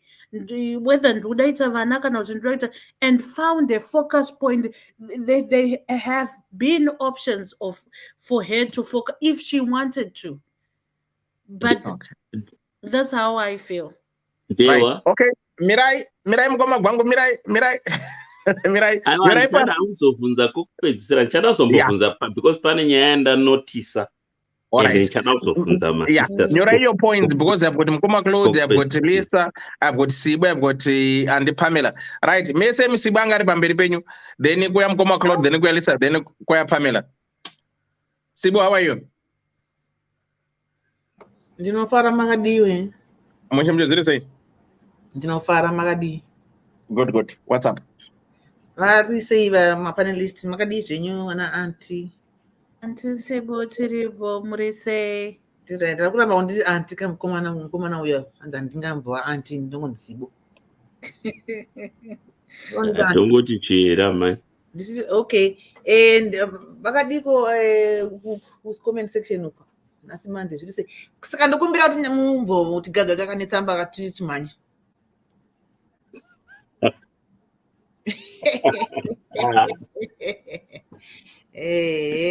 Anyway, for those who are just joining us, just want to do this recap again for the last time, but not the least. So on that note, let me put our advert for 5-star car rentals, the ones we are the brand ambassadors. If you're thinking of going to Harare, if you're in Harare, if you need to car to hire, please get in touch with us. 5 5-star car rentals. That's our job. We provide cars. Right, our topic tonight says, I'm cheating. Elder, they went DDC, I need some help. Elder, I'm writing to you and your team to find a solution. Elder, I've been following your page and seeing people being helped and coming back to testify. I hope the same for me too. Elder, I feel very bad and so guilty because I've been married for 10 years and somehow I find myself cheating on my husband with any guy man that I find attractive, especially Zimbo men. Elder, I came in 2002 just before my visa asataiswa ndikasika asylum then my papers akaramba kubatika. So I stayed in Ndiri Chinyau and I was advised ndikanzi ndirorwe nemveti wemuno beparino buda. So Elder, fast forward, I met my husband. He was a taxi driver and still he is a taxi driver. Tikaita bo and I got married. Elder, andina kumbotsvaga zvakawanda because I was so focused nebepa saka sex was not that important at that time. Elder, the reason I cheat is that I later discovered that my husband suffers from premature ejaculation and is not good in bed at all. We have tried everything, but I'm tired of starving sexually. Elder, apart from that issue, he is exceptional. Is an exceptional man, caring, loving, good manners, and good behavior. But babonde dololo. So, Elder, due to this challenge, I find myself sleeping around with any men that I found attractive. I'll go to people's parties, eyeing for a catch, and I promise you, don't quit watch it, and I'll make sure I have to feel like my soul is coming out of my body. Elder, I've tried to stop this habit and be faithful, but I've been struggling. Stupidly enough, I'm the one who books hotels every weekend. Like now, Musama, so I'm guaranteed with its party after party in Zimbabwean people, Ndoto Kwirwa, but I'm scared that one day I might be caught. Please don't judge me. I've tried really hard and it's hard. I have high sex drive and my husband, his libido is low, plus he has HBP, but under control. Overall healthy and weight is okay, but a bit chubby, but not that much though. Elder, please help me to overcome this cheating problem. But one is body. Thank you. I'll be in the comment section. There we go. Yeah, my ends way. Cheating. Yes, man. And that and do another achievement and pay certificate achievement. Show on guide utanzi utanzi sapaino saka ndoto chimanya chete aripo here pa comment section anotachauya ake achauya and musandija and samujaji tinotomujaja chete because zvanoita iye ari kujaja murume wake saka tinoda kutomujaja nhasi tichamujaja zvemajajiru chaiwo chaiwo anenge aneka kurwara mupfungwa mbichana one because of course kana murume wako ane maproblems handiti uchida kuzvifadza iwewe. But marriage guys for two people unofanira kuzvifadza but nemumwe wako paside saida mototaurana kuti totambana. You know, sex is not about penetration. Unogona kubatwawo munyatso otonwa radio 1 radio 2 zvokufambira and we've tried everything meaning pane zvinhu zvasina kutry because kana varungu chaiwo. I'm going to give an example. Pane vamwe vanotorwara kusvika pakuti zveshuwa havachabatsiri panyaya dzekuzvobondoko but achiziva kuti achiona kuti mumwe wake ari sexually starved vanhu vanoshandisa madhildo kana kuti anotsvaga partner anotsvaga partner inobva yaaprovwa nepartner yake zvotozikamwa kuti une partner wako uyu haikona kuita dododo kuti nhasi una Samson mangwana una Jimalo mangwana una Dewa una mstigi wangu una Mkoma Cloud izvozvo that is not what zvakaipa zvaatotaura kurwara kwemurume antivabva kutaura kuti zvinei nezvekutanzi kuchita nyaya yake is cheating. Kurwara kwemurume hakuna basa vanhu vanorwara condition yanayo iyo it's like any other disease. Anogona kunga ane BP, anogona ane akatyoka musana, anogona kunga paralyzed. Yes, is a condition ine murume wako saka you have to go with it. But kana uchidawo kusatisfy iye anoda kusatisfy wa murume unofokoti hadi ambotaura here haana kumenshina zvokuti murume ano he might have a low sex drive but he also needs sex as well. Ari kumubatsira nei See, this girl is so selfish. It's all about her. Indini ndazodai ndakazodai ndindaida mapepa hapana zvandaitsvaka zvakanyanya ndazodai ndega ndindi but ari tiri marriage 10 years saka anga achingondindidza ari ega ka. It's all about her. Everything is about her. Ndazota mapati ndiri kubhuka mahotera ndazoti ndini ndima dzateresa kuzota maimponesi ivo mazimba akuda kupikirira naye ndivachamuviga. Haana mbotaura kuti I get tested now and then ndakamira ndakadai. Haana mbotaura nezvi. Akutya kubatwa, haasi kutya kuti akucha chirwere. Kutya kubatwa munhu anorara nedodododo revanhu da kuti ndiri I vested boyfriend mufunge chichichi taitoti maybe waigona kuzointroduce murume wako kuti ndo pandavaba chichichi but left right center sure ungati una Limpopo Zambezi wozodai uchidzoka uchidai sure naye asikana unoda kuti nyadzisireko kungadai iwo kuti zvako nemurume kuzoti vasina varume vari kuti chii vane freedom yekuti they can get picked up but not na Tom and Jerry any kind how. Ipapo ndobotadza. Yes, kuda kuzvifadza akunamboipa but mafariro ari kuita ari dangerous. It's too much. Not just because you're murume, because of yourself. What you're doing to yourself is not right. What? Why? Because of you want mjolo. Yes, you want mjolo. Why don't you have one partner besides your husband or your boyfriend one? Uda kwa kwesi kwana kudindini kwa dewa uriko kuma zima chivas uriko zima fest uriko uchitononga ndifunga usaka urikuzvitani apa urikuzvitani ndiri mukadzi womunhu but ndinotopika vanhu ndiwe urikutopika you are choosing watora uyu nawadai ndifunga one day unenge wapika vangani kuzoti wiki kuzoti mwedzi kuzoti gore and you see in 10 years something is wrong. Come and tell us your status. Tiudze kuti pachirongo uri kutomwa mapiritsi zvako totogara taziya because what your behavior is very very very very reckless and it's not fair. It's not fair to you, to those men that you're sleeping around with and your husband.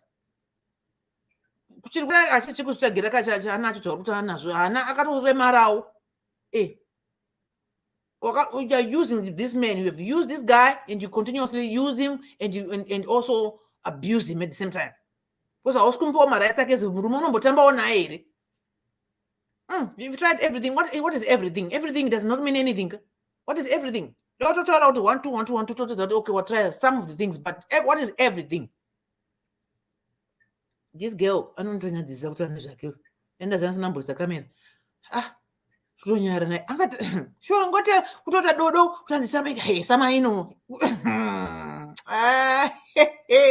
mai mwana makatozvipengerwa sure kuita here varume kuzibaba vanofamba kurova because uri kutovatamba unotodzaka zvinonakidza izvo zvekuti nhasi warara naTommy mangwana warara naJimmy mangwana warara naPatso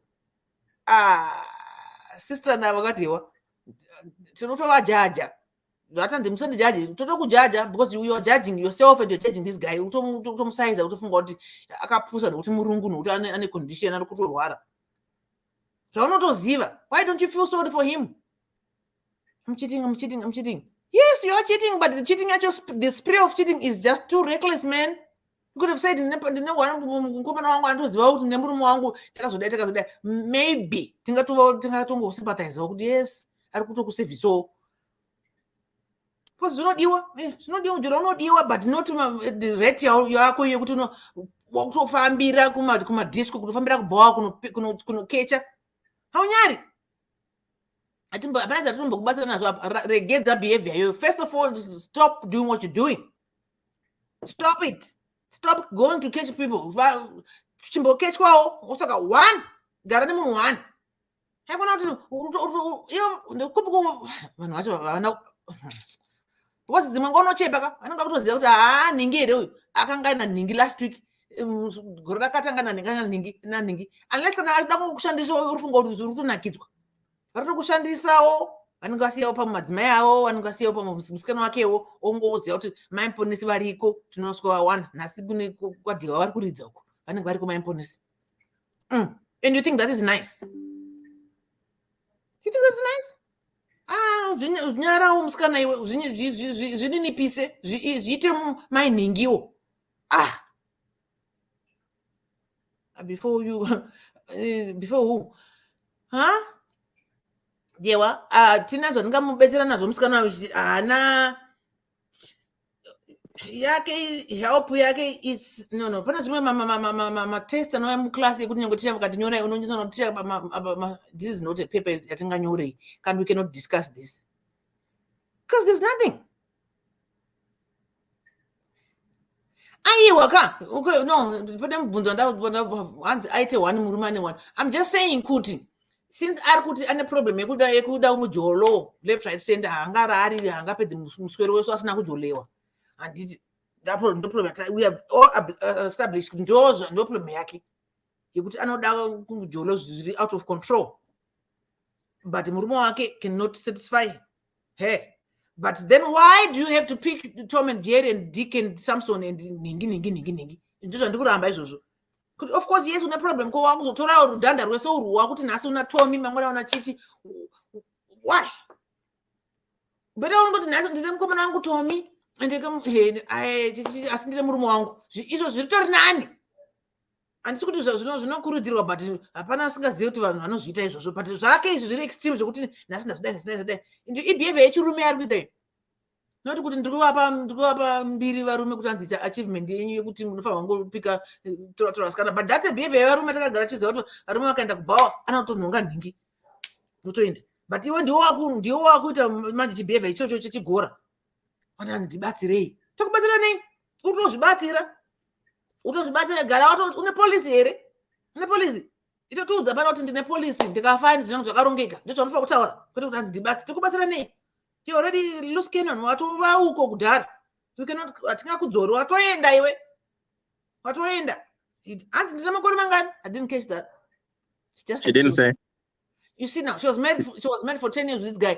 Ndifunga akauya kuno she was married kuno kwakabva kuZimbabwe koma akatosiyawo futi mumwe murume akauya kuno. Behavior yake ikai mina kuti this marriage yake yechingani akatozororwa zvimapepa achida murungu pamwe murungu atinomudiwo akatozongodawo zvokuti hanzi murungu hanzi ukarorwa nemurungu mapepa anoita fast but oda mazimba ataura ega murungu uyu whether anga ari right kana anga asasi right aitomuda zvimapepa. Handiti murungu ari right yezoda aida zvimapepa aita kwakadi kusiya ororwa zvake nemuzimba ende nyangwe dai akarorwa nemuzimba uyu ndiye macases aiurayiwa nevanhu nevarume kuLondon vaya vakadzi vanoita mujolo uyu akatopona because that behavior yekuti nhasi una Jimmy mangwana una ningi uchitofunga kuti zvinodadisa.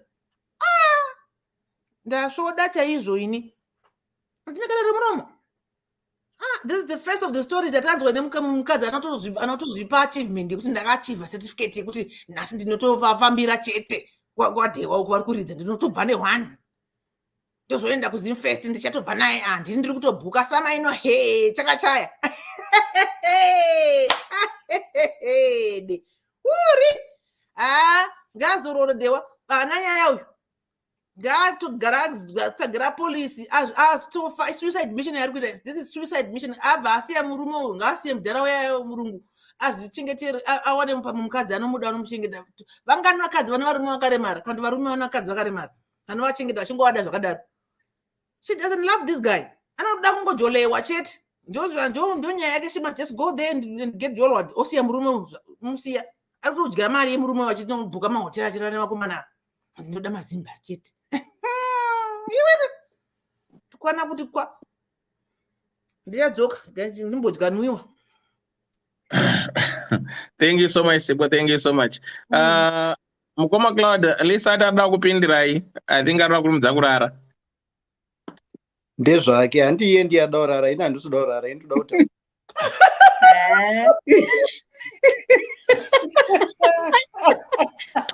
Claude. Uri mpeso wangu Lisa taura.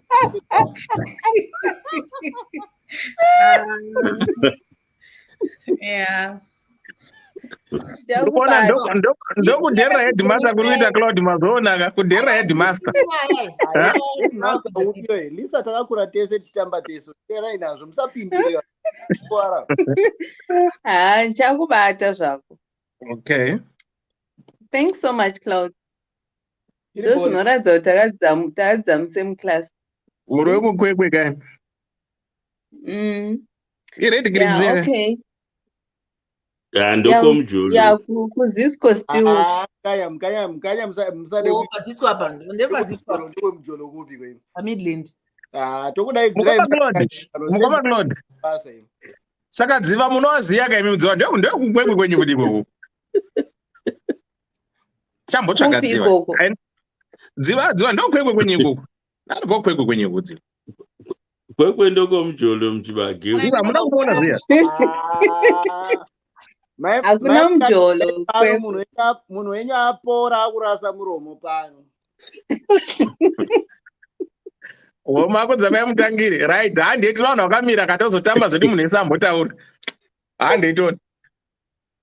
Okay. Okay. Let me just try to help her as well as other people. Okay, the popular belief about infidelity in a committed long-term relationship that is cheating, cheating happens because of two reasons in many variations. Unresolved emotions, my unresolved emotional issues or trauma, anengakaitika from childhood, like what one of the comment people, the section person said. And there's also unfulfilled needs for one partner in a relationship. So those two things can make a person to cheat.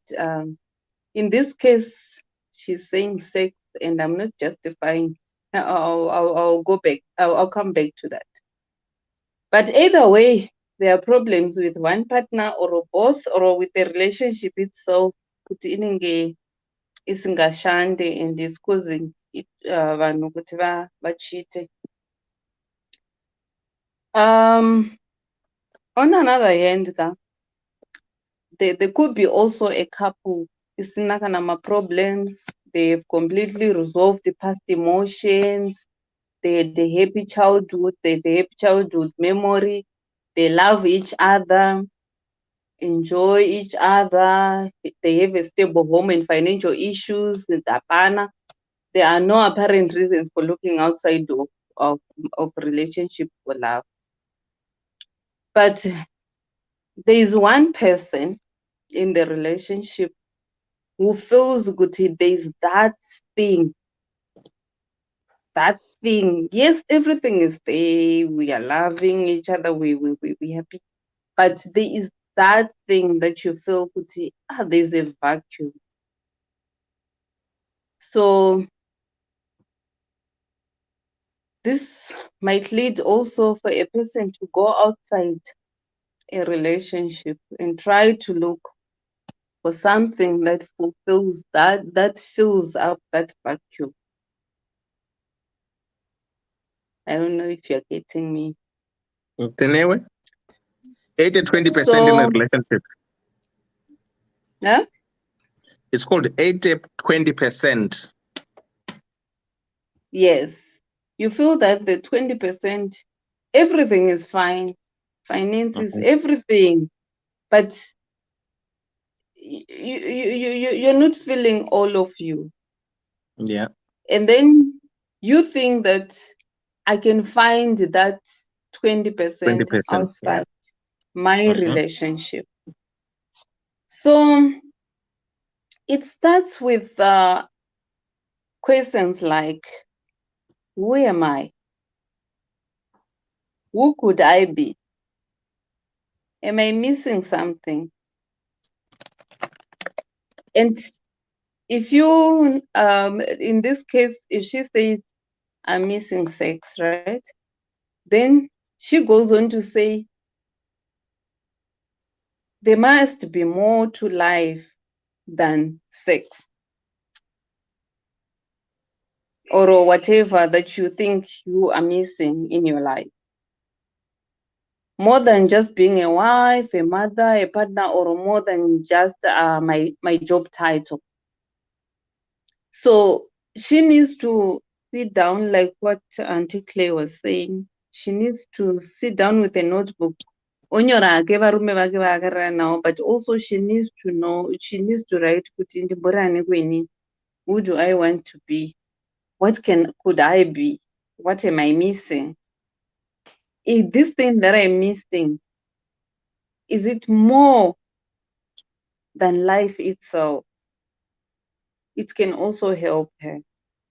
And this is actually the beginning of discovering the authentic self. That's how she can be able to identify herself. Because what time is it? The way she's doing her things, she's doing things like she's confused. She doesn't even know who she is even. Kuti ndiani, and she doesn't even care kuti my future, ameno kana ane vana, my kids, my husband, my parents, all other people around her. She's not even thinking about it. She's only thinking about fulfilling herself, her needs. So she needs to identify kuti ndiani, who is she, what is missing besides sex. Yeah. Sex is more than the life that she has, that she can have with the husband. I believe maybe she said she's spoken to the husband, they've tried everything. I don't know the everything that she tried, but sometimes if you focus your mind on the negatives of your relationship, you end up not seeing the 90% that a person does, and you focus on the 10% that the person is not doing right. So after all, when she does all these things, we can say she's selfish, she's what, but she's disrespecting herself and her body. Sleeping with anyone,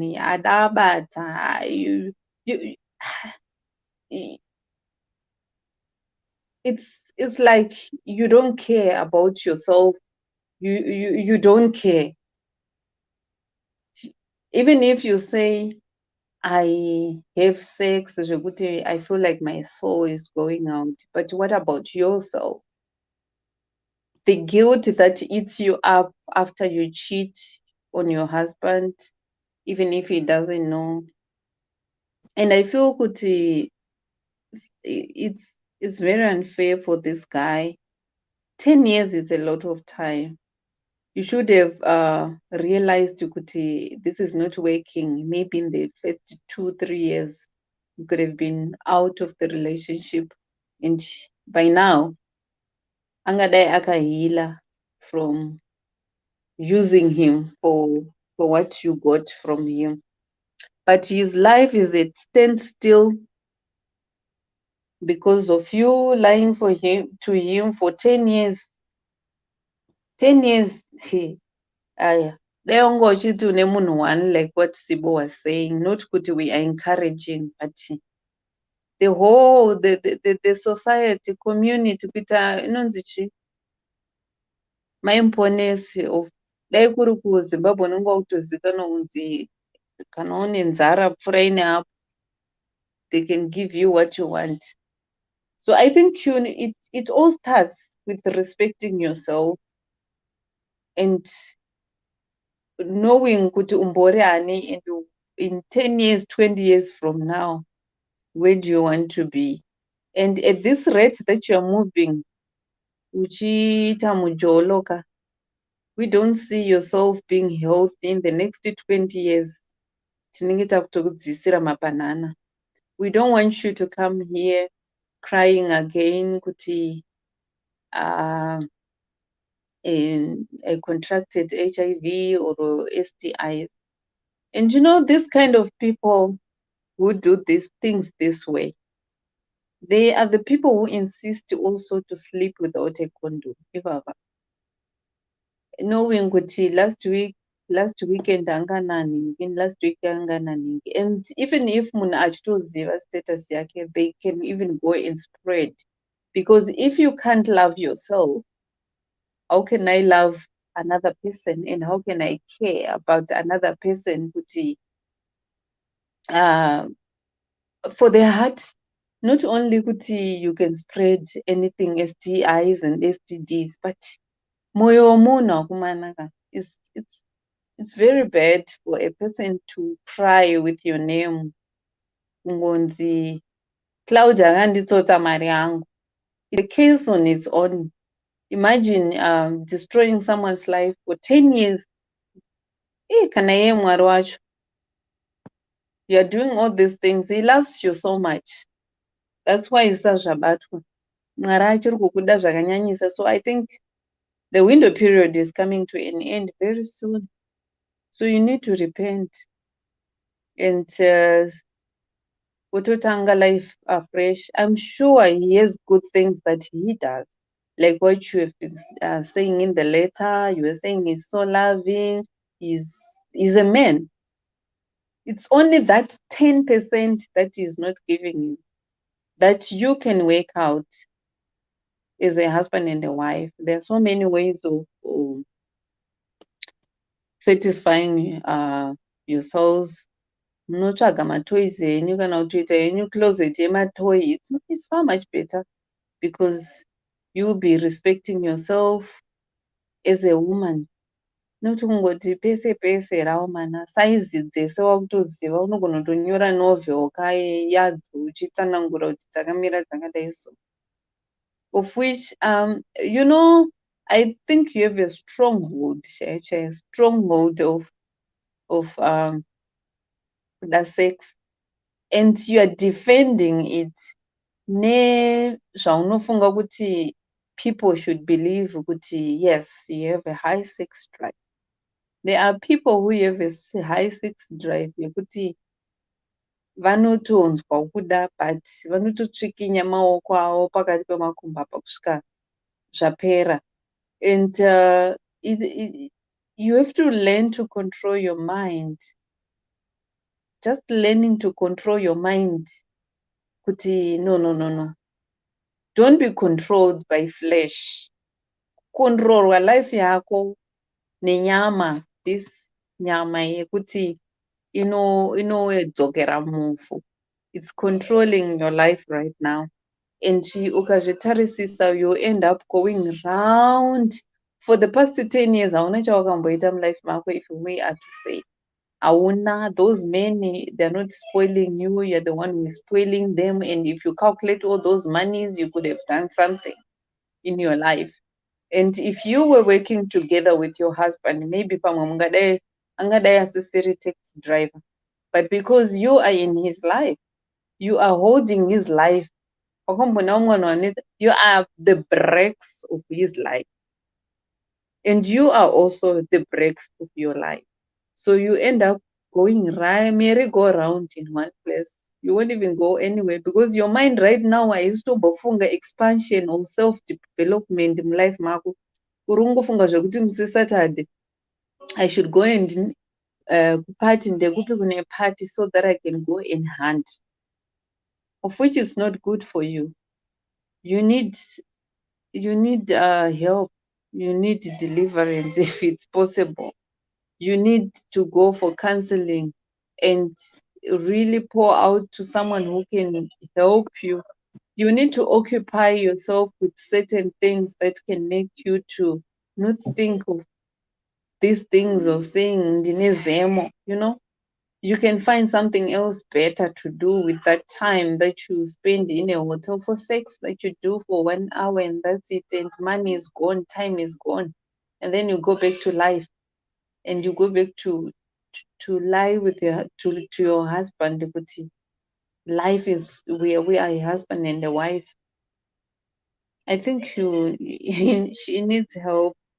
You really need help. If there could be something that has happened whilst you were still young and maybe you're taking revenge on all these men, I don't know. But you need to go back with a notebook and write kuti urumboda unge uri ani, what really happened into your life, what are you missing in life, and is it more important than the life that you have right now? that you can destroy the life that you have right now and go for that thing that you think you're missing. I think that's it there for now. Thank you so much. Hands kutrikinya. Trikinya. Nakapeza unzwa kuzita rekudhara rekutrikinya unotrikinya. Right. Mukoma Claude muri sei? Ndobva kwagutuka emimi shone yangu neya. What is the kutrikinya? Kutrikinya is to lock. Kudzanya. Trikinya is to kukia. Kudzanyirira. Yeah, kukia. All right. Right, guys, thank you so much for the stars, and those who are giving stars, thank you so much for the stars. I highly appreciate it. Mukoma Claude muri sei? All right, Nzumadi. Hanzvadzi yedu kutotambisa nguva chaiko ka ndo kwatiri kutoita panapa. Hanzvadzi yedu ndotraida kutsvaga wedhi riri nani, but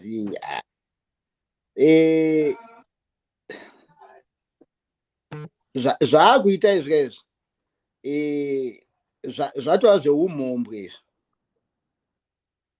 izvi zvatova zvemweya chaiyo atobatwa nemweya munhu, because ukaona uchisvika paextend yekuti hauchanzwiri chero bhodhi yako tsitsi, iwewe kuzvinzwira tsitsi pachako iwewe hauchagoni kuara kutozvinzwira tsitsi, wakutorespecta the way you feel kana wabatwa nemweya wako unenge wakuda kuti unoita zvechipfambi.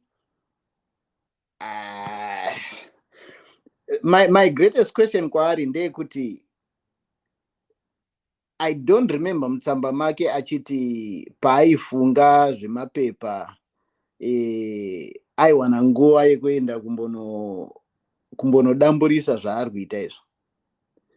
Clearly haana kugona kuzvinyora, which means zvazvisingaexiste. Just because mind yake yasettled akuziva kuti hano inini panapa ndaaright, ndo paakuchifunga kuti neakamubatsira wacho haasisina basa.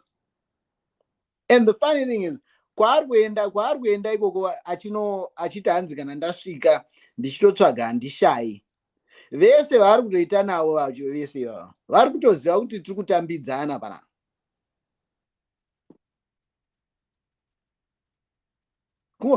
Pachiona kunonzi kuburukirana ndokwavari kuita vanhu ivavo. Iye she thinks kuti akangwara, but hapana kana kungwara. Ini ndaakutonzwira hangu tsitsi murume wacho. Handizive zvangu kuti kaunhu kedu takakawana kupi kekuti nekuti murungu nekuti siyana nemwana wevanhu. Agona kukubatsira zvawaida zvaita chionekana naye zvakanaka. Izvi kuda kutiudza kuti azorwara azodii zvese izvo wakatadza kuzviziva kudhara. Ndozvoungadai wakatanga kufunga musi wanga usati watanga kuenda kunodamburisa nevanhu vako ivavo. But kana watosvika pastage yava idheva apa pasina kana reverse. Iyi hanzvadzi yedu iyi mhombwe. And chaasiri kuziva dheva ndechekuti pane mweya yatinotakurana nayo mukurara nevanhu. Vanhu vese vava une mweya dzaunenge uchinhongana nadzo, wakuenda pakunodirana nemunhu akakubatsirawo muupenyu.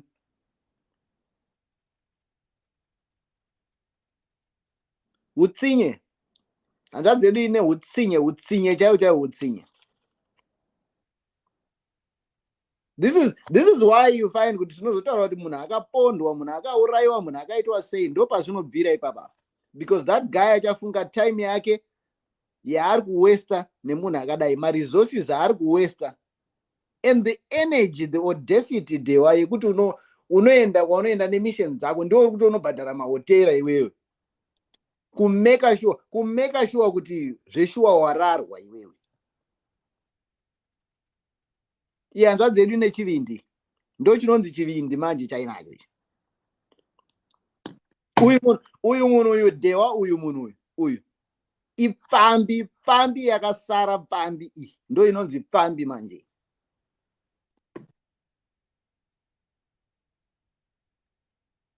uyu munhu ndiye munhu anosoresa vanhu manje uyu. Ukanzwa paya patinosorwa paya maZimbabweans aiti maZimbabwe ndo patine chisore ipava ndo panobvira kusorerwa kwese ikoko. Just imagine the guy akazozviziva, how is he going to feel?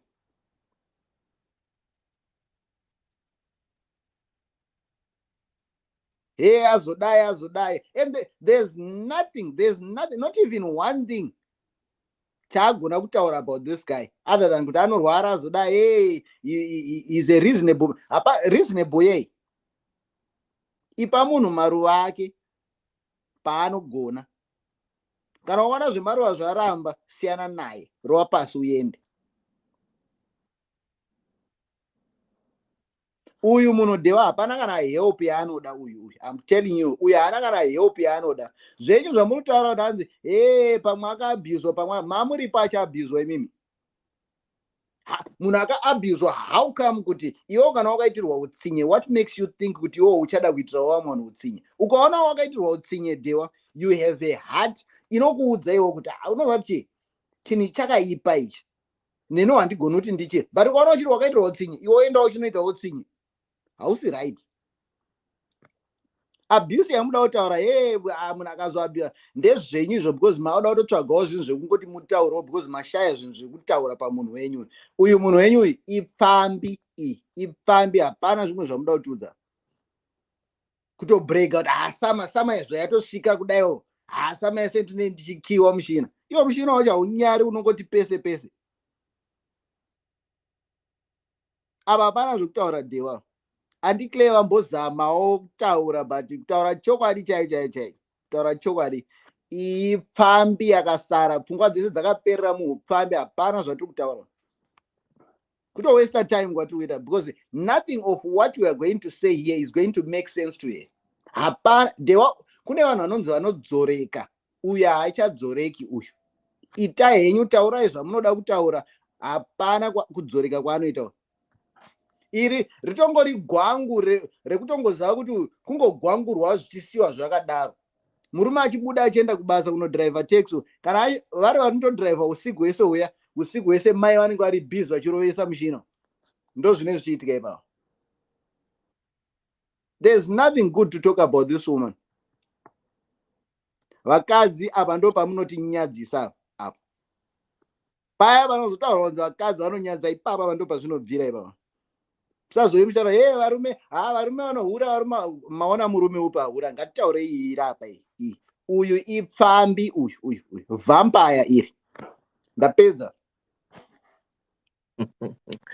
Ya, paita varume twe vaenda pa-filling station mukoma Claude na mukoma Guna na Dr. Love, ya.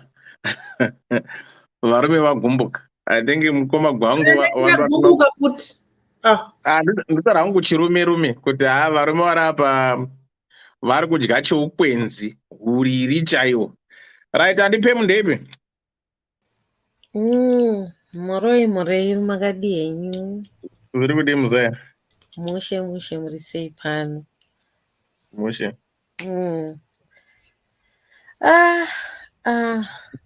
Sizava. Ndine mashoko akatiwa ndishati chidimbu. Ndashaya kuti ndinonatsotangira pai because pane problem yavo chaipo handisi kunatsopanzwisisa kuti munhu akaroorwa zvakanaka 10 years agara, anga achida here zvemapepa chete murume wanga achigara naye, akatombodowo here murume uyu zvekutonyatsoti aimudowo semunhu, nekuti mamuvhiri amu mira tiite recap ka1 chete tinatsofamba naye handirika. Right. Let's just recap this story. Tinatsonzwa ma-analysis acho takupinda bo tinatsoipenenzura chipenengura chinde takadaro.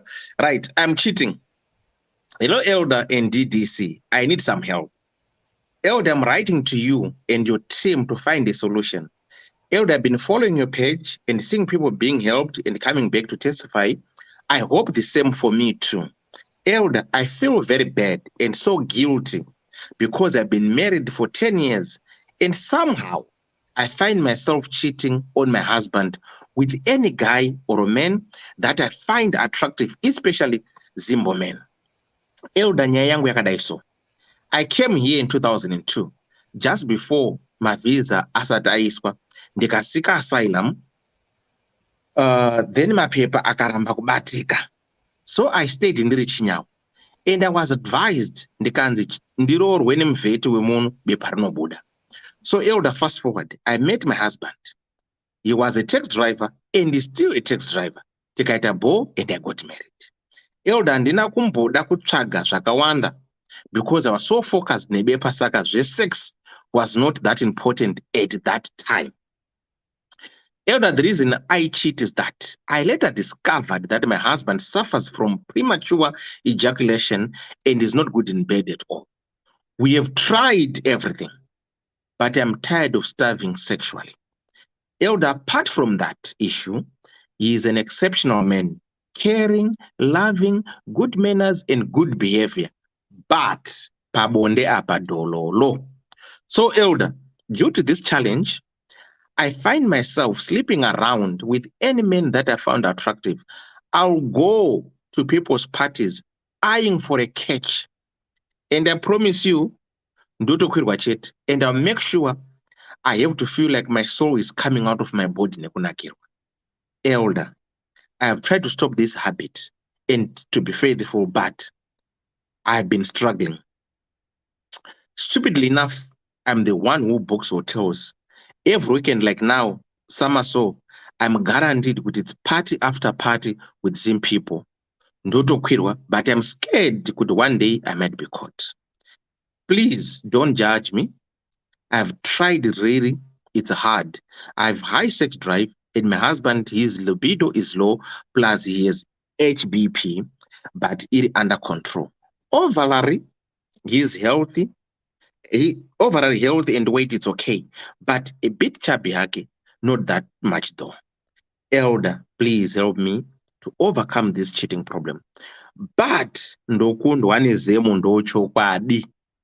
Thank you. I'll be in the comment section. Apedza Grimerina kunyora zvake nyaya yake. Ndazvinzwa zvangu, asi zvataura zvapedzisira kutaura ndozvandotanga nazvo. Ati hanzi tisamujaji, saka da kutotanga nekutomujaja because ndozvaapedzisira kutaura izvozvo, tisamujaji. Uyu mukadzi uyu anotinyadzisa uyu ari kuita kuti isusu tisafambe tichiti mazimbabwenzi nekunyara pamusaka pesendeji kevakadzi vane unhu hweujoki hwakadai so, nekuti kuroorwa kwaakaita akagara nemurumeka ari kuratidza kuti akatombogara mumba akatoda kunatsokutarisa nyaya iyi tichipenengura kwete kuti tichange kufunga kuti hanzi murume anzi ane ED. Toda kuipenengura kubvira paakagarira mumba imomo achigarira mapepa iwayo. Akanga achimbogara nembombidzo iyoyo achishanda nayo wani. Chazonetsa chii kuti ashande nembombidzo yaambogara nayo makore ese ayaagara nayo. Apa ari kuratidza kuti vasikana vaye vanoda kwarira ngoma ndokovanomhanya. Kune katrendi kari kuitika mukati memazimbabwenzi kamwe kanoshura so, kanonyadzisira so. Vakadzi ava vane kakufurirana. Kana vaenda arova mujolo wake kekutanga odzokera kumba onoita comparison. Ndo maonero angu iwayo. Aita mujolo yaita comparison anakidzwa svondo rinouya haachanoona gribet uye waakaita naye mujolo oona mumwe orova mumwe mujolo. Saka ndoona sekunge chijoki ichi chakabaya chikatyokera. Mukaona kusvika mukadzi murume mukadzi akuti hanzi ndinonobhuka ndiri mahotera ekuti zvoni ndinobayiwa. Handisi kuti hangu baba avanogona kunge vasina problem kana kuti vane problem, but wakambenge uchitoshanda nembombidho iyoyo. Iko zvino watova neshavi rawakanozvitsvagira wega, harizi shavi rekuti hanzi ayo aive neproblem nechi akatoenda. Munoziva kana munhu akabuda ari achienda kunohanta kuti ndiri kutoda kutonotsvaga munhu wekuti ndinokwirwa naro, harisisiri shavi, yatoo mission. Because kutobuda ikoko unotoplana ka unotogara uchitoplana. Shavi hariplan wega, rinongobuda parabudira. Zvino kana iye achitoplana kutosvikira pakubhuka kuti ndoda kunobhuka kuti ndinopinda nditowana chiti anondikwira, achisisiri kuti zvonira ashavi. Iyi watova unhu hwake hwaakutonomaliza kuti ndinotofanira kuti ndikwirwe. Hakuna shavi rakadaro, zvinhu zvekunozvitsvagira vega. Ende kune katrend kekuti kune vakadzi vai vanokokotedza nekunzi kuita kumurumbidza, vanorumbidzana izvozvo, kukaunda mabody type nemabody number. Saka pakuchizotyora umwe kuti achidzokera manje kunofunga kuti nini ndiri mukadzi wemunhu, zvaakunetsa nekuti mabody count achawandisa. Kana uchidzoka mumba unokochidzoka wakatarisei, hazvisi kuita. Apa uchiri kuda kuramba anoratidza semunhu wekuti murume wayo anoda kumushandisa kusvika kana ndofunga paachasakwanise kana kufema. Anomushandisa kumapepa ezvinomushandisa for caring. Kana abva kwana gribet kwake koko atsotswa nyini, ochidzokera kuna baba vaive kunopiwa mahugs nemachichichi. Kana afara ipapo oona kuti aiwa handambofara for now ndiri okay, odzokera zvekare kunobhadhara kuti nyini yake itsotswe. Saka ini ndinongoda kutaura kuti sisi muri muroyi, asina mbona muroyi akaita sise muri muroyi munoroya. Kuroya hakunidhe munhu kuti akwire pabroomstick, asi kuroya kwamuri kuita ukau hakunotyisa. Ndototi hangu kana musi wamunofa kana peturu tinodira kuti munyatsotsviririra mutsvirise, because zvounonyadzisa iko zvinoma kutoita kuti vamwe vakadzi chaivo vari kuita working hard kunzoko vakaonekwa nevarume vanofunga kuti ndo maitiro edu sumazimbabweni, totonyara kufamba kuti hanzi tiri mazimbabweni pamusaka pevakadzi vanenge mimi. Kumba ugere mushe zvaunoda zvese wakapiwa, wotanga kuti hanzi une shavi. Hauna shavi sisi, muri joki ende makatopractiza mukaplana.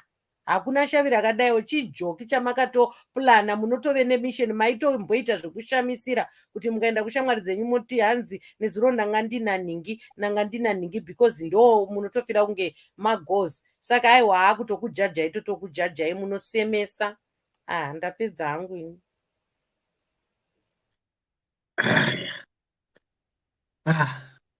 Anyway. Yeah. Dewa ringataura zvandaida kutaura here. Tiri musemclass neava tiri muDA. Dewa. Taurai nyumwe taurai. DA Right. Pane one chinhu chandaona nhasi Dewa. Ameno kana wachionawo. Because ndakamboona similar story yakada kufanana neiyi, but was involving muZimbabwe. Mataurire aita vana sisi nhasi criticize umwe munhu wavo. Ndikazozviona one day ari muZimbabwe, because that day mashoko iwawo kuti kwai shiri yakabvuta reckon and some ladies were supporting it. But nhasi paitwa murungu ahurigwa, wanzwa kana toni yavo yanga yakachinja. Oh my God. Oh, I surrender. Kwai akatsotswa chii? Vagwangu. Ndasimudza maoko nhasi ende ndo zvandandakatera ndosaka panda ndakaterera naMwari 98%. Kupindurai. Handisandapedza wait. Tagara rekeni tiri kuibvuta but not nemabvutira. All right, muchataura. I haven't finished. I was shocked today. Ameno kana wazvionawo Dewa. Ndakaterera pose apa. Ndikati kana anga ari Gilbert wekuZimbabwe aitigwa izvi vanasisa vachitaura kudai. Oh, thank you. Nhasi ndadzidza. All right, go ahead. Ndakasimudza ruoko first. Ndida kutaura on my behalf. Vamwe vataura ndirakuvanzwa ndangonzwa anti-cleaners spam kuda kurara Lisa ndiwa nanzwa. Ndida kupindura mustigo wangu akuzi kuti kunzi murungu.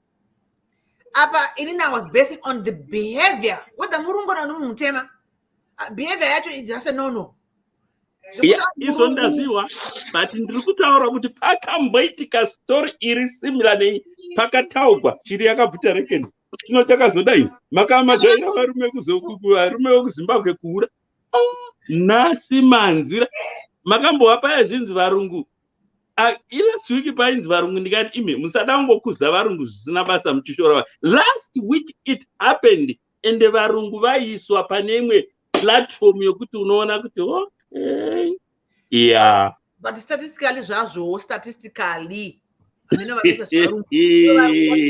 Aiwa. Aende Aiwa, vanhu vanoda vanochengeta zvavo. Aiwa, makaoma. Aiwa. Behavior, it's a behavior. Behavior zvako Sibo ndiyo yatiri kusura. Kana kuti muzimba hanzi ndodana nemazimba iye kutozvipira udhakani hanzi nhasi ndinotomugara nda kuti ndotokwirwa sheti kutaura kwakanaka kungoti ndinobvawo nemukomana ndiri kuti ini handisi kumboti but pazvakaitirwa muzimba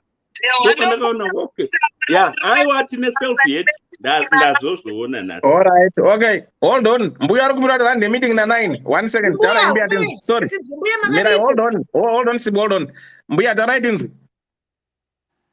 Ndotanga nekuti Dehwa makadiko. Ndiripo mbuya Marowa makadiko nana boy. Aiwa ana boy variko kunoku zvavo wenaiwe kuri sekwa ikoko ndandichambotsaga baba vavhura dhimeka. Okay, kunoti runane mbuya muri seimi. Aiwa tiri right verudzi rwangu uko makadiniko. Tiripo makadiko mukuwasha gwangu unoti makadi. Aiwa ndekuno kuwasha wangu. Ndiri kufamba zvangu ndiri kuenda kubasa. Saka pamwe mukambonzwa zvichiita fanike zviri kuzhedzera. Mongondiregerera urega indise ma-earphones. Muri kundinzwa? Tiri kunzwa mbuya. Okay, right. Nautainzwa izvi. In summary toti paita tombi apa. Handiti? Akaroorwa nemurume. Asi pabonde apa. Hazvisi kunyatsofamba. Saka naizvozvo tombi akufamba achitsvaga verudzi rwake kuti vapedze nyota. Ndizvozvo. Ende tombi ndiye ari kutotsvaga mana dzachona dzekuti basa iri riitwe achitobhadhara ndiye. Ndizvo. Right. Chekutanga, regai nditaure ndichiti hama we, chakawana hama hachisekanwe. Musadherere musudzuru. Uri kuvhaibreta imi. Unoshaya kana nepekuisa musoro. Handiti muri kunzwa? Vamwe, kana musina dambudziko iroro, mukaona mumwe munhu ane dambudziko iroro, munogona kutadza kuzvinzwisisa. Unotozoti kana uri wewe urimo musituation iyoyo, ndopa unotonzwisisa kuti naini, ko zvariri basa. Saka iye akareuya uyu. Izvi ndo zvaanenge achinzwa izvi. Ndiri kutaura from experience. Handiti muri kunzwa. Hai sex drive iri kutaurwa iyi. Hai sani iri yekutamba nayo. Unoshaya pekuisa musoro. Nyama dzinovhita. Handiti muri kunzwa. Kunyangwe uri kuhope unomutswa nemusudzuru uri kuvhaibrate. Ugoshaya kuti panapa ndoita wani. Panapa tawana mwana uyu. Ndanyatsovhunzisisa Dehwa. Nekuti I pay attention to detail. Mwana uyu haana kutsvaga boy. Dai kwanga kuri kunzi munhu uye ari kuda kuita zveuhure. Aitsvaga mukomana mumwe chete. Handiti toti uyu anohurana nhengo uyu. But mukatarisisa mwana haasi kustika kumunhu hwani. Ari kungotsvaga vanhu vanomupedza nyota. Handiti achipfuura achienda. And to show the seriousness of the case, ndiye ari kutobhadhara mari kuti chiuya tiende uku. Unondisota kana tapedza izvozvo iye aziva kwake. Haasi kuda kana kutozviatacha pamunhu wacho. Handiti kudai anga asingade murume wake aitsvaga wekuti anostika tu, but apa haasi kuda. Handiti ari kungofamba achingoenda achingotsvaga munhu anomusatisfya. Kana izvozvo zvapera ndikoko ndoenda zvangu kumurume wangu, hapana chiri kuitwa kubva kwachona ikoko. Zvinonetsa. Handiti aripo here panapa mwana uyu? Ndichamutarisa pamwe aripo. Mirai ndimucheke. Taura henyu mbuya, ndichamucheka amboti ari kuuya.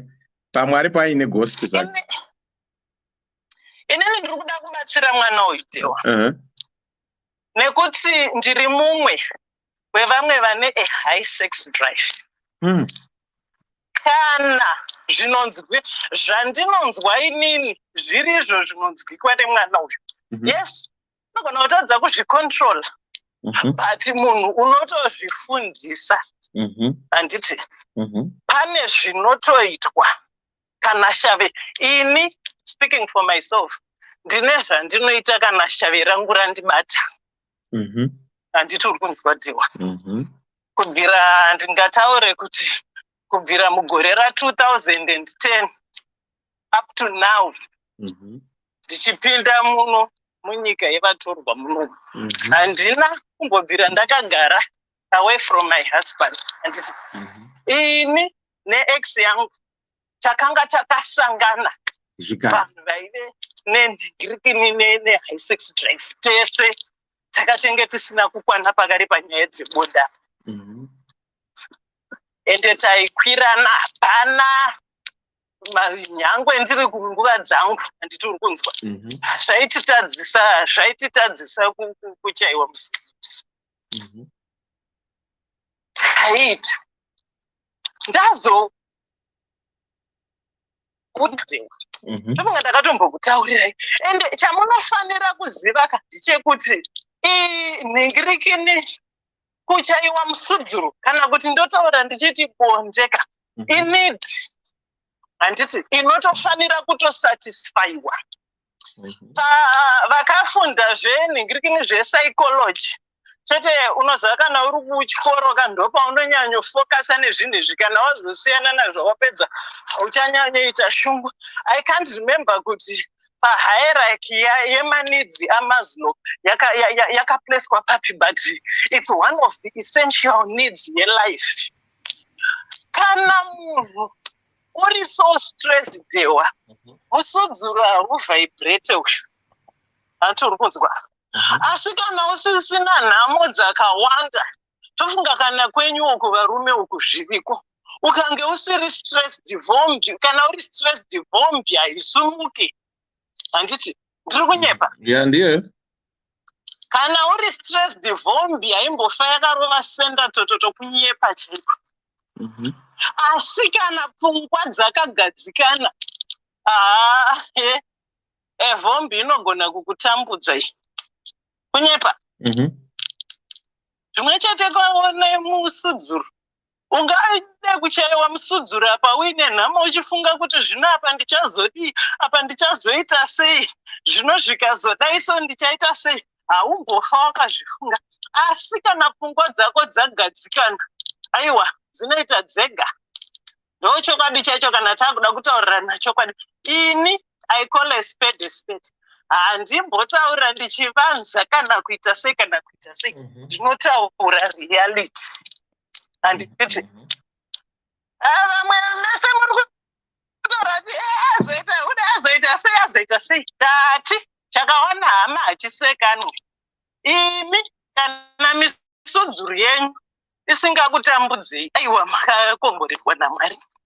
Isu vamwe edu inotitambudza, asi unozotsvaga zvekuitawo kuti uzviyamure.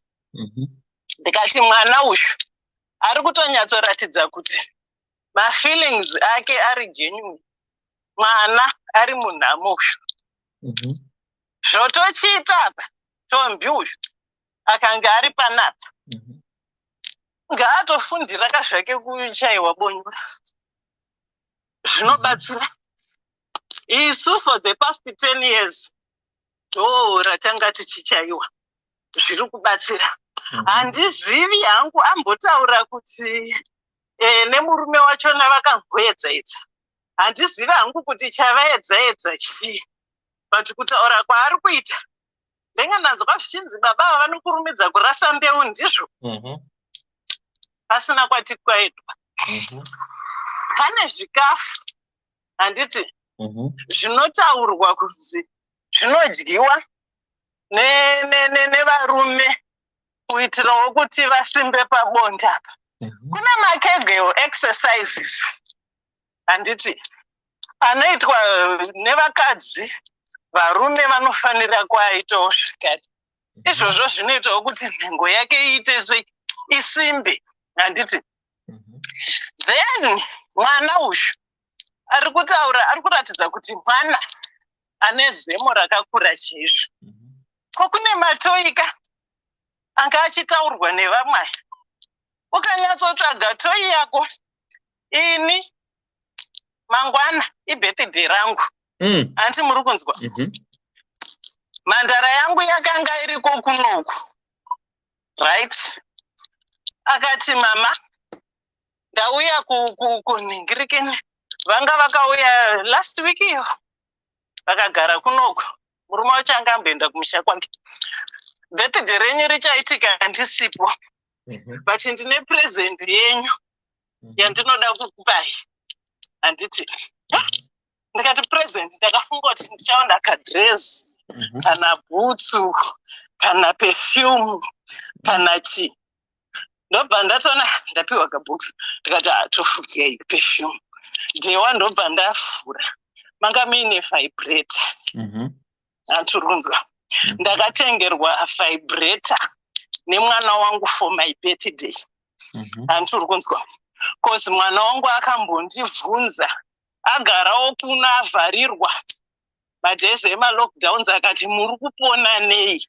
Ndikataura kuti hainini ndinomasturbate. But iwewe handidi kuti uite sei utange izvozvo. Kozi ukatanga izvozvo ukazonakidzwa nazvo unogona kuzoita sei kuzopota wakutosiyana nemukuwasha wangu. Saka regedza munhu aite basa rake. Saka akati munoshandisei, ndikati chigunwe changu. Saka off she went akanditengera toy. Akati mama use this. Handiti. Ndikakutaurira ndoda kuti mwana uyu anzwe kana ari panapa. Ini mukurara kwangu kwandinoita kwandaiita neex yangu. Ende mukuzvishandisira kwangu kwandinoita chigumbu changu. Paya pandinoti zvino ndazoguta ndasvika ndaingoziva kuejaculata. Handiti uri kunzwa? Kungobudawo zvangu kamvura kadiki ndikakutaurira. Ndakatora nhingirikini iyeyi iyo yakare chombo chandakatengerwa ichi ndakupfuura pane vanhu, saka ndakutotaura shona. Ndikataura chirungu tsokono vangashame. Ndakatora chombo changu chiya ichi. Ini mhino yangu yakare mhino iyi kai. Ndikaibata soka haya ndinoona nyenyedzi. Handiti uri kunzwa? But ndikakutaurira kuti ndakangopfuudza vibrator nepamhino apa.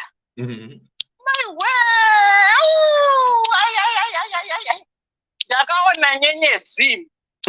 Munongonzwa? Muupenyu hwangu handisani ndakamboswita. Handiti uri kunzwa? Handisani ndakamboswita muupenyu hwangu. Ndinongoziva kuejaculata kubuda kamvura kadiki. Pepe patinotanga kuti panapa tasvika tichigwinha tichidini. Handiti. But ndikakutaurirai kuti maiwe nechombo chiyechi unoziva ndakaita ndakagwinha fanike ndichatambuka ndikabuda mvura kuti waya. Handisani ndakambozviita muupenyu hwangu. Anzwa kuti Mwari muriko. Handiti muri kunzwa? Mwari muriko. Saka mwana uyu ngaaende anotenga chirombi yake vibrator onyatsokuzvisota ende unoziva dhehwaka ndapedza kudaroka kunyatsokotsira hope chaidzo kunzwa kuti yarukutu panapa hai ndanyatsonakirwa unoziva miri wese gotsi rese tsoka dzese hapana pasara. Saka mwana uyu izvi zvaari kuita zvika izvi hazvina kunakisa. At the same time, I don't blame her. Because indeed, inofanira kusatisfy but ngaatsvagenzira dziri healthy dzekuzviyamura nadzo. Ngaatenge vibrator yake onyatsokuzvisota zvinotofamba, anonyatsokotsera hope dzake mushe pasina kana kuzombofunga futi zvimwe zvese izvi, nekuti apa kapa akutonhingirikina chati ari kundipisa tsitsi mwana uyu, ari kundipisa tsitsi zvichida pamwe inini ndinozogona hangu kuzvikontrola nekuti ndachembera but I cannot imagine zvangu ndichipa bhoyi wangu mubhoyi musudzuru wangu kuti hoyu musudzuru gamuchira zvako chaiwe. Aiwa, handidaro. Ndingangotiwo zvangu ngaaende anotenga nhingirikini toyi kana achizoteerera zvandiri kutaura svika izvi ambozvitraya. Ini ndati handina kumbonyika hombi mukati mangu, handi muri kunzwa. Iyo yagare mhino ikai hanti munoziva kuti ine manerve endings akawanda chaizvo akangofanana nepamusoro pevhombi apa. It has got over 5,000 nhingirikini nerve endings. Saka iri very sensitive. Saka iyoyo futi akangobata kana asina toyi yake akawana vibrator akangobata akangoiisa so kana tiine miri yakafanana newangu, aiwa, I will get so satisfied zvekuti haazofunga zvese zvanabhoyi izvi. Handiti. Saka izvozvo ndo zvandanga ndichida kuti ndiite sei, nditaure, ndoti ndodzokorodzazve chakawana hama hachisekanwe. Vedwe, tinzwirewo tsitsi. Imimi kana yenyu misudzuru ikai isinga vibrate kaiwa Mwari akakukomborerai. Isu yedu inotibatisa pfumvuso. Saka ukazotadzawo kuzvibata ndo pakuzosvika pakunotsvagana nanabhoyi bhoya. Asi pane dzimwewo zvinhu zvinoitwa zvekuti unogona kuita kubatsirikana. Ngavatsvage chikafu chekuti baba vaite sei vadye. Baba ngavapote vachiitawo makegel exercises. Ndo kubatsira kwangu kwandingangoitawo zvangu mwana uyu. Ini ndapedza. Ndinomubvunza musati mapedza rakaimba kutengerai 100 stars. Ama nditengere mbuya munipiro mbuya 100 stars. Last time mbuya makamboti makagwinwa futi pamakakiswa paforehead. Iye zvine izvi mhino ndipiro mbuya masters vakomana, right? Ndatarisa Maslow hierarchy of needs yenyu ine bottom ine psychological needs, then by number 3 pane belonging and love needs. Yeah. Aiwa, tinemi mbuya, tinemi. Saka zvinonetsa zvemiri. Saka ndasvika zvangu ini. Kana pasina nemubvunzo regai ndidonhe zvangu. Thank you so much. Mbeenda kupa 100 stars dzenyu. Mono wako kokora tazviona saka dhota. Ndiripo. Ndiri kuiziya. Aiwa, ndiri kuiziya. Dewa mbuya wane makore mangani? Ndiri kuiziya mbuya vane she's turning 48 this year. 49. 49. Mangwana. Imi musadoti taura zvisina basa bana. Inai disagree na mbuya ini. I'm going to say it. I disagree na mbuya. I disagree na mbuya na mkoma Claude. Mirai things, hold on. Mirai, hold on.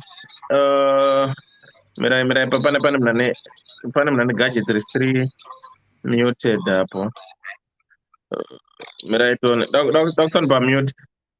Right, mkoma Claude, mbuya wakaterera, what are you saying? Mbuya. Inini mbuya muri say. Ndribo, mbuya, I would like to disagree nemi panyaya one. Munona zvatinoita mbuya. Imimi mune experience yenyu yamuinayo, indine experience yangu yandinayo. Hazvirevi kuti imimi experience nenyu neyangu dzakafanana, dzakasiyana. Claude, hold on. Dewa.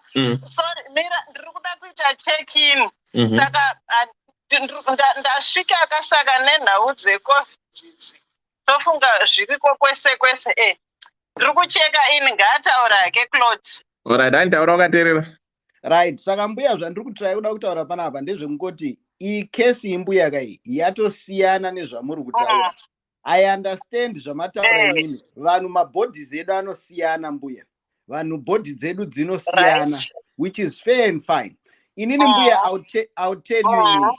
Inini my personal experience mbuya. Ndiri munhu wechirume, ropa rinomhanya, asi pane pandinotozvibata ndega kuti aiwa nyama yangu handichaiteereri because zviri kuda nyama hazvizvo zvandinoda inini. I'm not saying this because I'm bragging, but I'm saying it because pane a discipline yaunozozvipa wega iwewo munhu. Because ndikada kuteerera nyama yangu mbuya ndicharara pese ndinorara mbuya. But ndinotozozva kuti ndiri munhu ndino selection yangu yandinozviitira kuziva kuti zviri kuda nenyama yangu hazvizvo zvandinoda inini pari zvino. Uyu musikana uyu mbuya zvatiri kutaura ndezvemunhu ari kuziva kuti ari ine situation yekuti akaroorwa. Imimi mbuya hamusi kutaura zvekuti makaroorwa muri kuda kudai. Tiri kutaura munhu akaroorwa. Munhu akaroorwa mbuya achibuda achingoti pese abuda. That's very wrong. Claude. Yes, mbuya. Inzwa. Claude. Ndakateerera. Uye kuroorwa ipapa. Handiti. Tiri uye kuroorwa. Yawata nemechi yangu. Handitori kunzwa. Ex yangu tinogona zvedu kunge takatadzirana kunge takaita sei but kana tasvika panyaya dzebonde apa handidi kunyeba. Handitori kunzwa. Ndainyatsonzwa kuti panapa ndabatwa. Handitori kunzwa. Right. Aindiregedza ndanyatsokwana kuti panapa ndakwana. I never hungered in my marriage. Handiri kunzwa. But panapa tiri kudhila nemwana ane equal desire yakaita seyangu. Probably she is below, probably she is higher, probably we are similar. I don't know.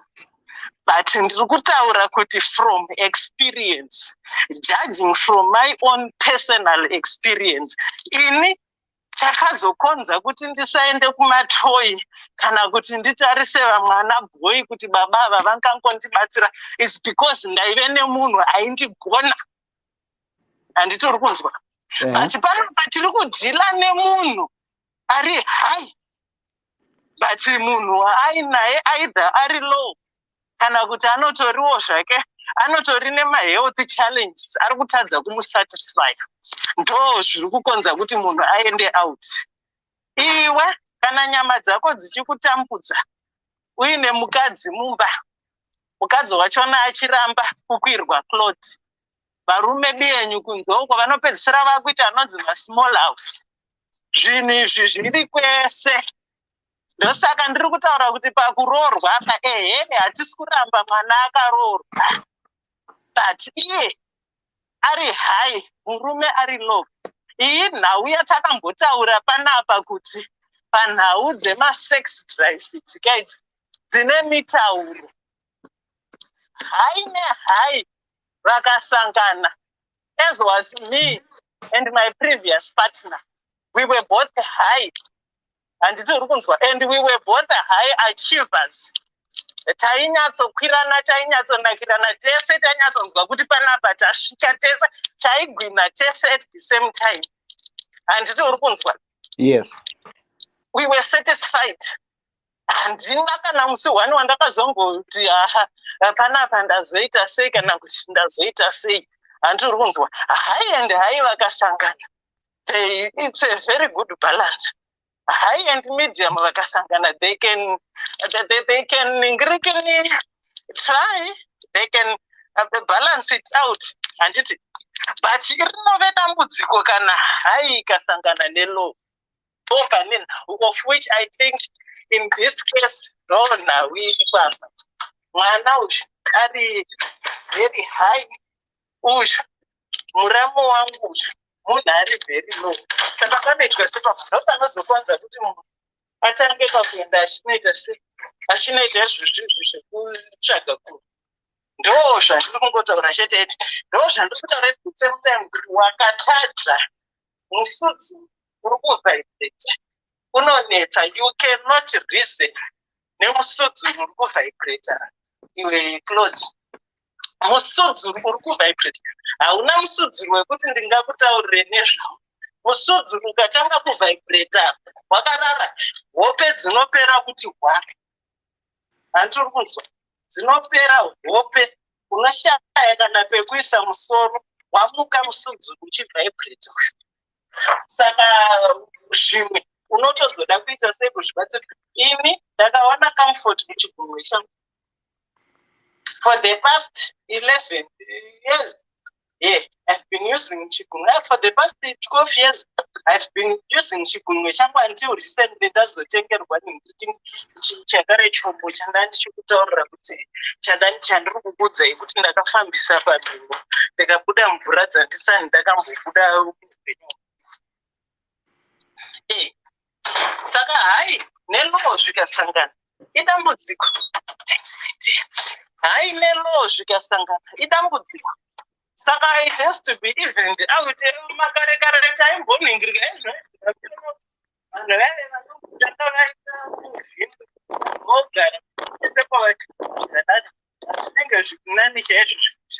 mukaona henyu kuti panapa hazvisi kushanda, vamwe vanoitichi ndio test drive. Tichashandisa ningirikini rwamai nekuti ndasvika pavanhu panapa. Vamwe vanoita sei? Vamwe vanoningirikina, vamwe vanoshandisa midziyo izvi. But vamwe vanozoita zvekuningirika. But dziri nhau idzi dzekuti munhu anonotsvaga aiwa. Iko kwanyu kuvari kuyo kwazvakatonyanya kuwanda chaizvo. Nozova imba diki, asi mukadzi munenge muinayo kumba. Saka hazvina kana chazvinoningirika nazvo. Inini akaroorwa mwana hatirambe acknowledge kuti akaroorwa nemunhu wakasiyana naye. They don't match. Chandisiri kungobvumirana. Nemakore anayo vakutaura zvetest drive. I think it's a very good idea because unozoti waningirika watorana nemunhu iyoyo wagara. Iwo unoda zuvari vamwe kantuka 5 kana chiri pahupenyu. Chega vashande iwe mpana.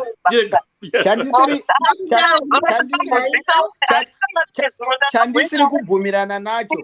Chimboteererai mbuya. Chimboteererai. Chirega vashande totaura futi.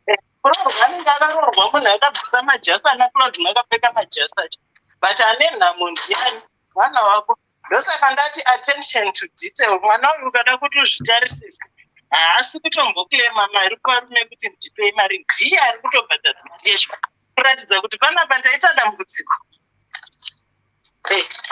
Vati tomubatsira sei ngaende anotenga nhingirikini matoyi abatsirike. Ngaataure murume wake kuti amboitawo manhingirikini exercises. Ngaataure murume wake vatsvage chikafu chekuti ambodyawo nhengo yake isimbi. Vakudhara kavainwa guchu rinogara rakataurwa nanaDewife. Zvino kana vari vemakore ano aya havachaita sei, havachanhingiriki havachazviziva. Saka ndokwa zvinozopedzisira zvave ikoko. Mbuya. Yes. Saka boy wenyama akatengerwa nezita here? Haana zita uyu. Hamusofunga kupa zita here? Ndikagomupa zvakure kuti kudi boy akanakisa ndiwanoziva akandibvinzisa muupenyu hwangu handisani ndakambobvinza. Hazviite zvinhu zviye zvevediwe. Mozondimira pikicha ndone murume wenyu munyowani. Waiwa handidi. Woda kuzonondisira kumafira kurero. Aiwa, ndisikadzo pachikoro ava nambuya pachikoro. Ndikabisa kumafira kureva ndiri mwana mudigeri. Ambuya muchivaona vakaita so.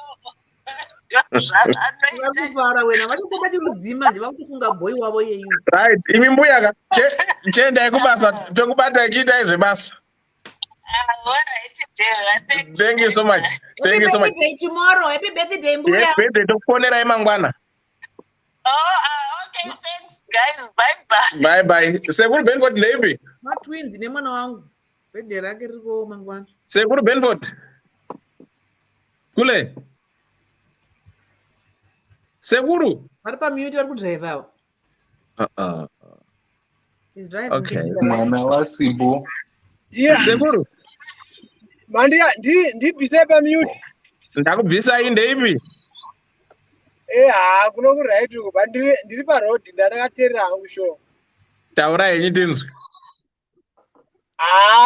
Ndatongofona hangu ndichida kuti mbuya vaite vachidzora svimbo. Tinoswera tatorerwa basa panapa vakanya mudescribe wavaita nhasi madzimai ese akuda kutombo experimenta ende vakatanga nokubuda mvura dzavanga vachitaura idzi varume tinoswera tisindakana basa.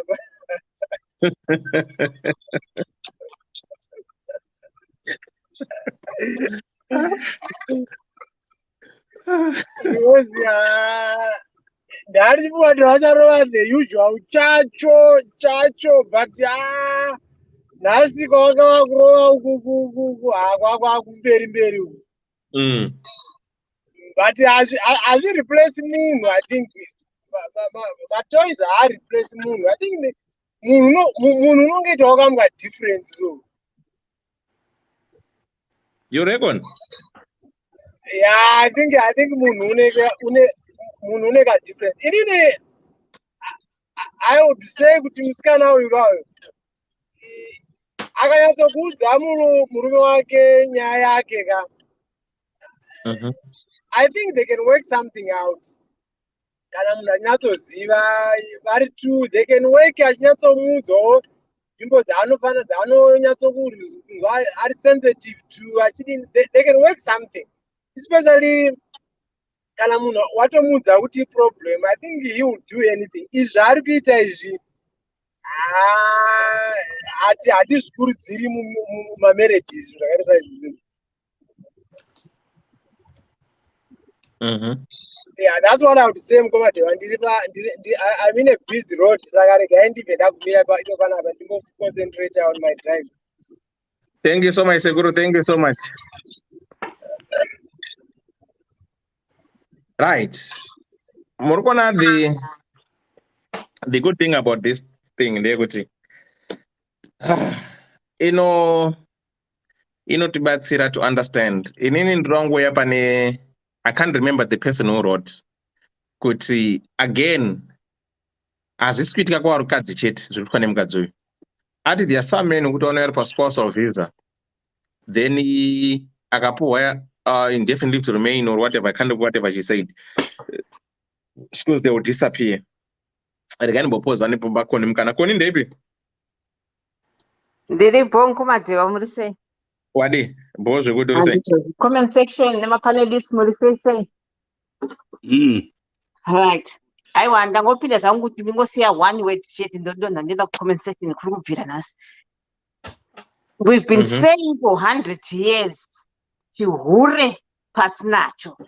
Dai tisiri pano nhasi varume vanoramba chingotiti kuhura ndizvo masmall house chichi mukabva vabvumirana nazvo ezvoka taapano nhasi zvashata anoti amukadzi.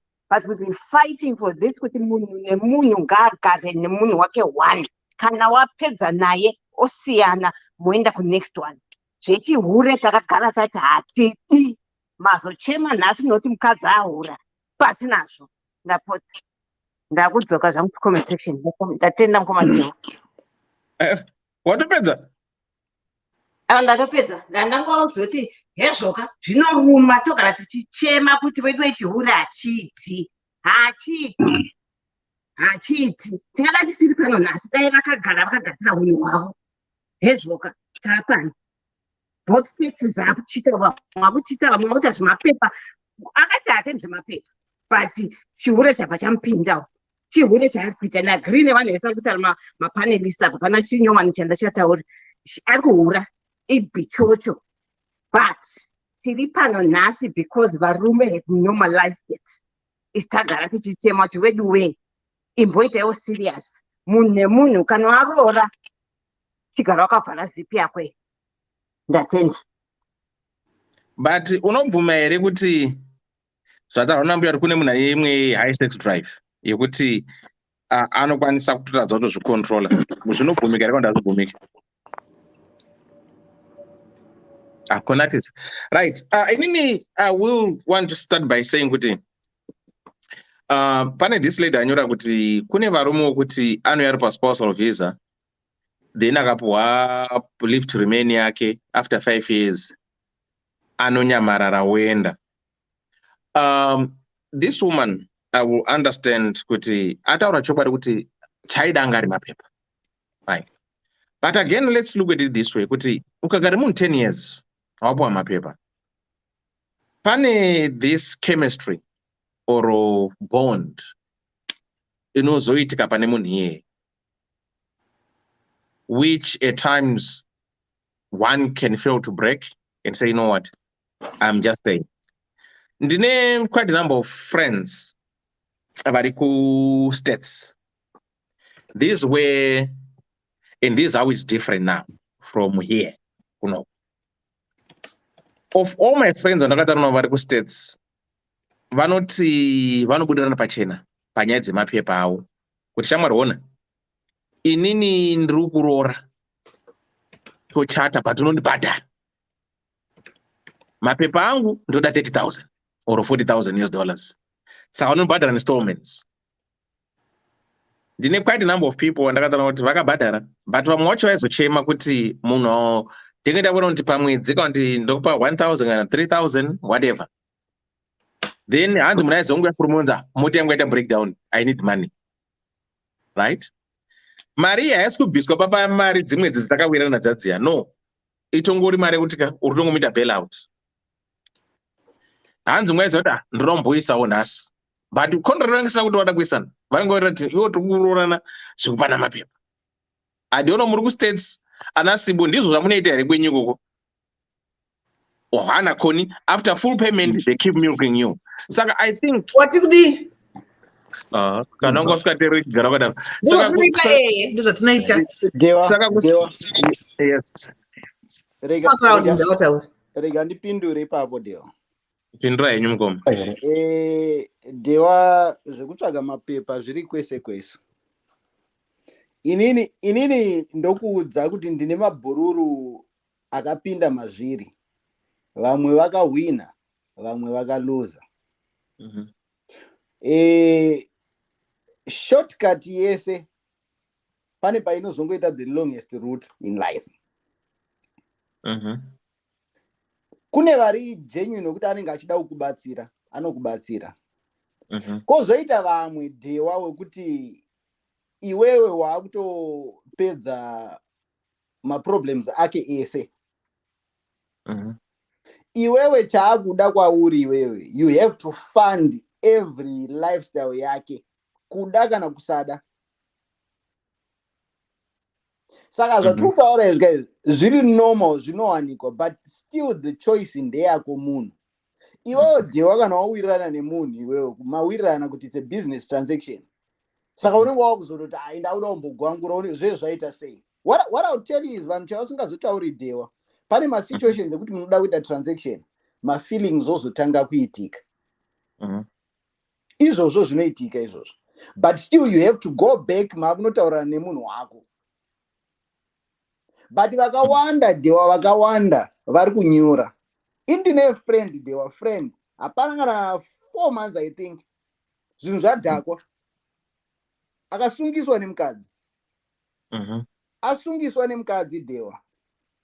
The first mupurisa akatanga kusvika pascene was mupurisa munhu mutema. Akangoti achisvika Dewa akamuudza zvikanzi shamwari, handisi kuda kuti ndinzwise kuti chii chaitika, but you need to understand kuti munhu uyu murungu iwe uri munhu mutema. Kana watotanga kudaidzirwa mapurisa kudai, unonyura. Pakangouya umwe mupurisa asiri inini, I guarantee you uchanyura. Buru wangu akanzwisisa that day. Zikanzi ndoda kubva pano watowana imba yako, zvitsvagire imba yako ubude uende. Akatsvaga imba akaenda. Mistake yakaita Dewa, for some reason mukadzi uya vane mwana, mukadzi uya hamene wakazonyengerana sei kubva adzoka futi. Mukadzi uya akauya akanopinda akamuvha ini mumba memukomana waya. Vamuvha ini mumba memukomana waya, vakanetsana Dewa. Mukadzi foni nga adaidza mapurisa. Buru wangu anogara 4 days akavharirwa. Tikutaura zvisina transaction Dewa, zvekutoroorana, kuti matoroorana kutoenda vese kumusha kunoona hama dzemurume kudii, vachingodzoka kuno mafirimu bhatanga. Saka zvatikutaura Dewa zvinhu zviri normal, zvinowanikwa. But inini I would like to believe kana wabatsirwa nemunhu, chibatsirika. Kana iwe wanzi uri kubatsirwa ndezvekubatsirwa, chiramba uri muleni yako yekubatsirwa. Ukazotanga kuita mafeelings ka, zvinozonetsa. Because how do you come back from that? Varimo vakahwina, handisi kukunyepera, varimo vakahwina, but chaunga chacho hazviperi musha. Kumari uku Dewa, kumari kwagara kunonetsa. Ndipo $5, ndipo 1,000, ndipo 20,000, ndipo chi, ucharamba uchibuda mari. Unosvikepi nazvo izvozvo? Variko kuti kana wasila madhiri rasiliwa, okay, mari yakati uyobhadhara mari yake. But the challenge is you find kuti haugoni kuti mari yese uibhadhare ka1, because remember process haisati yapera. Ndo pari kunyurira vanhu vakawanda ipapo.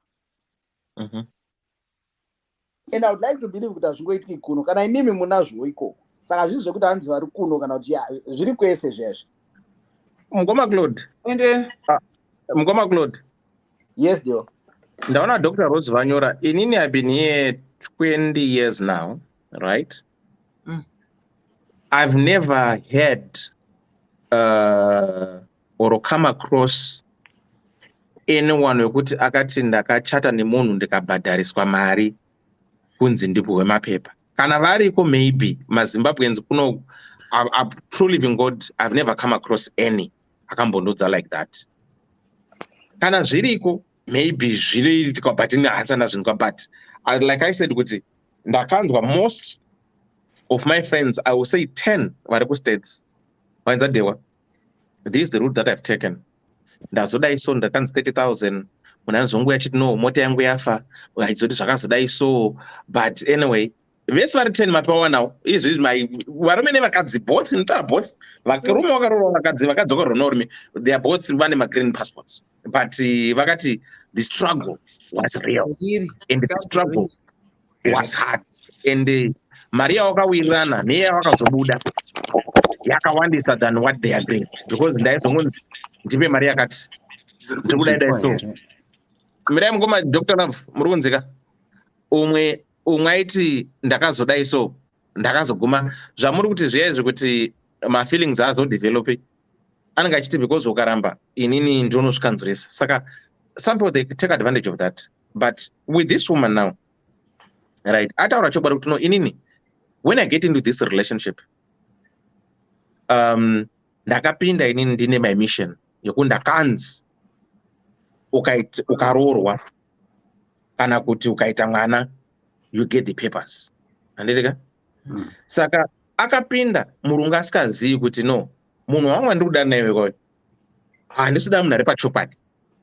Unoona, saka iye ndiye aiziya mission yake. Saka zvake zvazoita ndopakuchina kuti no, this person is bad, we are not in the same caliber, saka let me do what I have to do. Handiti, but again I think kuti akufila kuti ndomusiya here, because at times we need to understand kuti staying with somebody for 10 years, munhu anoinvesta ofti mafeelings, anenge ane mafeelings wo, anenge achikura mafeelings anenge apo. Saka that's why akuita zvemisirinya zvaakuita izvi zvake zvaakuchita manje zvedongoto kunga ndebvu dzembudzi izvi, kuti akuti gumbomba uchidaiso achiti high sex drive. And mukumakulod again we need to understand kuti kune mental health issues, vanhu mabody edu akasiyana. Yes, some people they can control themselves, then kweita vamwe kuti they cannot. Remember kuti Halle Berry murume wake Eric Bennett akaenda kurehab because aipomba 7 times a day to a point yekuti he has to go for rehab. Murikuona, saka variko vakadzi kwedu kweshimanya kanonzi vakaita sevzviya ane shaviro riri kuda kungokwirwa chete zvekuti mwaedza kuti uyo zvinongoti imboi kamboike good. Yes, it's right. Vari vanhu vakadaro zvekuti tingashora zvedu kuti no, azodai nei, they should control themselves. Umwe angada kutozvicontrol but zvinoramba. That's why kunokuonewa anoti mabooty calls, no strings attached. Anongoti paari kuda kuitwa. Normally booty calls works for women. Varume, you changodaidzwa for service. The woman is the one who controls, but I'll call you when I want to have sex with you. You as a man, if you want to have sex, that woman, I could phone. But here kind of sex on that, I'll call you, you come, we do what you do, separate ways. Saka, all right. We might, once again, we might have a woman who is like this and in this kind of a situation. But that gray area, okay, asat anima paper. Why wasn't she doing that? And now to that, now because anima paper, saka now she's gallivanting because but maybe munhu atorone disease chirwere chaicho kuti otherwise ari kutodawo help. That's why ininika I go out there and pick my own catch, and inini I will pay for the bills. Mbuya wataura kuti sex are very high. And for the past 4 years, vibrator. Hands inini I could not sleep. So this woman might be one of those people. She's that kind of a person. Saka for her, anoti nini ndoenda kumazimba angu. Like I said before, a woman, if they want to seduce you, they will know the buttons, what to press, where to press, and how to press. And most men, we fall for that. Pambacho varmit no have sex nemu not because we have and those on the because at form the hard wakapusa vanochka. Saka mwana kumangoita just ngutangoti anza nakupusa. Saka I think this woman specifically knows how to target the kind of man that she knows kuti it's an open check. Inini mukoma kundodika ndinoridza. Unotsonoti kungonyari kutambwa apa yekai. Ndekuti ndionei.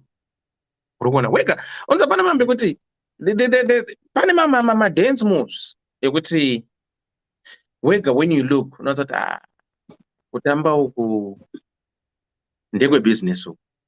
Hakusi kutamba kunguti kutamba kwekunakirwa. Right. Once kutamba ndekwe business uku. And for sure kuda hako kuti you want to try. Unotoona kuti well you will succeed. Saka it's something zvekuti we cannot say we don't have those kind of people in our community, kana kuti those people they don't exist, they do. Tinawo chaiwo ka inga tina chimugabe ari kuratidza mazuva ano ndokupa simbo ndondowari inga tina chimugabe ari kuratidza mazuva ano kuti mukatarisa kuti vakadzi vacho vazhinji vacho ka vakarorwa vacho ndo vari kuita misarinya. And when you look for program at Mugabe, you'll be convinced when these women talk. Unotomuchenura kuti mukadzi ane mafactory ende zvautaraka zviri kutara, it's going, it's and anokupa nemo but boom wozona aita mwana hasi wepo. Saka vari kuhura vanhu ivava vari mudzimba imomo, kusangotaura zvavo kuti no tiri kuzviita, vari kuzviita, kungoti vari nelaki kuti musiyano unoitika manje ndekuti mukadzi akakuhurira, ndamunzwa ndiclare vachiti pane zvaunozongofila kashoma murume kuti abate mukadzi kuti anyengwa. Mbuya wangu watanzi Dau, ukahurwa nemukadzi akarana murume akasageza anzi kuti nhasi mudzimai wangu ndiri kunda kasingaiti, unongoenda kiro nditsvine imwe murume anzi nongoti ende wadzimai muruna kasingaiti, right? But murume akahura achidzoka kupinda mumba achirara nemukadzi, mukadzi anongosanodza kuti baba mwana musadondibhaiza, iri kuita bota mambobva nekupi, right? Wakaneta kana kuti uri kutunda mvura iwo, pane zvaungochimboita. So women can tell, and esusuka we cannot hide. Inoramba kumira senda tutoramba inamba kumira kuti gajo kwazi shashaika ine musarinya pane zvaita. Saka it's unfortunate kuti varume tinobatwa because we have got a signal that shows kuti signal yapika haina kupika. Manje mukadzika you can't, but vari kutoita zvinogara zvakadaro. Saka this woman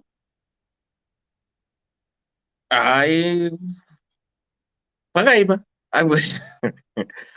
inini hangu ndingoti pakaipa, right? Sibomira mukoma gwangu wangu ari pamberi pako, mukoma mira hold on sorry mira pana ndesa okay munhu isara pana ambotaura then mukoma gwangu sibo then Dr. Love mamuda chimukoma gwangu chono chinaitika chisingazikamwi navanhu. Ndambonzwa zvangu uchitaura nyaya yekuti murume unounzwa kuno nemukadzi after a few years oenda. Zvinhu izvi zviri kose dewa, vangani vakadzi vakaunzwa muno navarume still zvikasongokona unzi mukadzi uya akuona.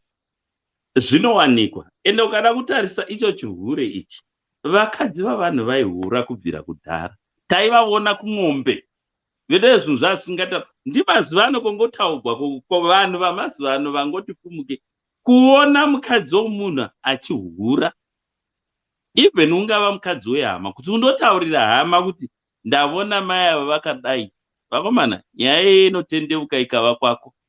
Ndimazuva ano kwafumuka vanhu vaangotaura zvese unova vanhu vachitaura. Kana ike nokatarisa rate inotaura naye vakadzi inotaura naye vakadzi zvinyanzi, wakambozoona zvazviri kutaimi yatakakura yodewa? No, kwakusina kunzwa musikana chaya achitaura zvinhu zvinonyadzisira. Aiwa, kuona musikana achiita weti chaya akavharawo kune dhirezi rake, maita somuchapedza vhiki musingasangani, inda kuInstagram ike zvinondoona mashamiro avanoita. Nyika yangofumuka dewa, hakuchisina ike zvinhu zvaakiitika ike zvinezvi. Tinovaona vakadzi vavanhu vachihura, unozvitaura kunani uchiti nyaya yeitendeuke ive yako iwewe. Zvaiitika, varume vacho vaihura naniko? Imbondiudzai, vaihura nevakadzi vanga vasiri vanadewa navagwangu vaiita chingochani. But like iye mukadzi wandandichitaura, mukadzi wokukwandaigara uko kunotoni, zvaiita zvacho zvokuti unobhuka mwedzi pahotera asi une wakabhuka imwe room yaindosangana navarume vachibhoyi abva uko kuGermany. Murungu wacho wakazosvika pakuti no, handingagari nomunhu especially kamutumira benzi even 60,000 by then yaikwanisa kutenga imba kuma-low density sepa kunotoni kuya. You could have bought she could have bought a house cash ne-60,000 but yakahiwa mudove aibva kuya kunotoni achinda kuHarare netaxi achivinga maSoul Brothers. maSoul Brothers akazoenda kuBulawayo akaflya nendege kuvateverera kuBulawayo. Asi ndo example yavakadzi vandakaona vanga vasina musoro. Akatadza kana kuextenda imba yamai yake, iye imba chai akasvika panguva asina, ari munhu wechikadzi. But it's very rare kuvanhu vechikadzi kuti uwane mukadzi anozosvika pakushaya musoro saizvozvo. Yes, kwetiri isu varume zvinowanikwa. So zvinhu izvi ndonga tine vhidhiyo yaitenderera murume achishuta mukadzi achifonera vanhu kuUnited States achiti yes, I've done it. Ndakakutora usina chauinacho ndikakuunza kuneike zvino you have 10 against me, waita kuti vana vangu vaite 10 against me. Zvinhu izvi zviri kwese. Ini changozondishamisa hangu nhasi mataurire ndambotaura pakutanga kuya, is it because uyu munhu murungu? Because takamboita similar case yakada kufanana nei, but paita ukanzi mama kajaira iri yakapfuta rekeni, zvino zvakazodai. But nhasi toni yanga ina ana sivo yachona, I was shocked. Ndo pandazobvunza kuti nokuda kwokuti muchena here, last week iyo taimbowa vachiprezwa vachena. Uyu ndiani? Ndimupana uyu gwerewe. Ndakazoti inda muchitaura zvinhu zvamusingazivi imimi. So ndo pane argument yangu zvangu, but ndikoko. Taura yako. Thank you so much. Ndisivo here? Ndi Dr. Love. Wamboti andisivo wana kuti vataura. Vataure havo. Taurai Dr. Love, taurai. No, taurai zvenyu. Ndamirira. Taurai zvenyu, matavira taurai zvenyu. Nditaurire, mati nditaurire. Zvakaoma. Chimbomira kuita zvekutamba. Wanda taura tinzwa. Okay. To answer your question, andifunga kuti pane munhu amboramba kuti pane vanhu vane high sex drive. Hatina kuramba. I'm thinking kuti tangotawo disagree with the behavior of going around it. Kuti uda ku satisfy your hunger. How? But mazo agree kuti zvataurwa nambuya zvinoita kuti haasi kuda kuita things that are charged. Ari kunhonga achisiya. Zvino ndo behavior yatangada kuti tione kuti tinoiti yakanaka here. Saka tinoti zvakanaka here zvikuita mwanasikana kuti nokuti ane high sex drive onhonga zvake sehowa. Akatora nedzi, akatora iyi kana isingaitiwo dai achisarudza. Ndo pandiri kufunga kuti ndo pane nyaya yagunun'unisa vanhu kunyanya. Hazvina kuti kuroora murungu kana kuroorwa nemurungu kana kudii. It's not about murungu kana kuti and I think it's about the behavior she's going about doing it. Ndio zvandachida kuti nditsinidzire kuti ndiri kungoona hangu kuti nyaya zvimwe zvese zvaanga achitaura zvezvaka kuti bhuku ringe rine machapter 1, chapter 2, chapter 3 riite bhuku hombe riite ridhafu. But nyaya yazotanga yazoemphasiswa nevanhu, the emphasis is on how she's feeling, which is kuti ane high sex drive. Ndo nyaya yacho chete zvekuti mapepa iyo yaimwe topic imwe nyaya nekuti murume anorwara I think imwe nyaya yake ndeye kungoti iye ari anonzwawo kuda kumujolo zvakanyanyisa, kuda kunzi kuti anzi kutotswa beans, anoda kuti beans yake nge iri on service all the time 24/7. Saka ndopa tiri kuti tingabatsira sei kuti of course hanzi akwanise kuzvicontrola kuti zvinge zvichi behavior. I think it's only the behavior kuti how then why do you have to go kuna Tom and Jerry zvataurwa nambuya kuti zvinogona kunge zvichiita kuti asave kunogona sei kunamirwa sechikwekwe. It's a valid point, Joshua. Ndosaka varume vachitoita futi mahit and run. Because haazodi kuti musikana azofona ko musi kudera foni yangu zvebaba vaive kufonderwa negirlfriend vakarara vakutaura dzimwe nyaya. Vakarara nani?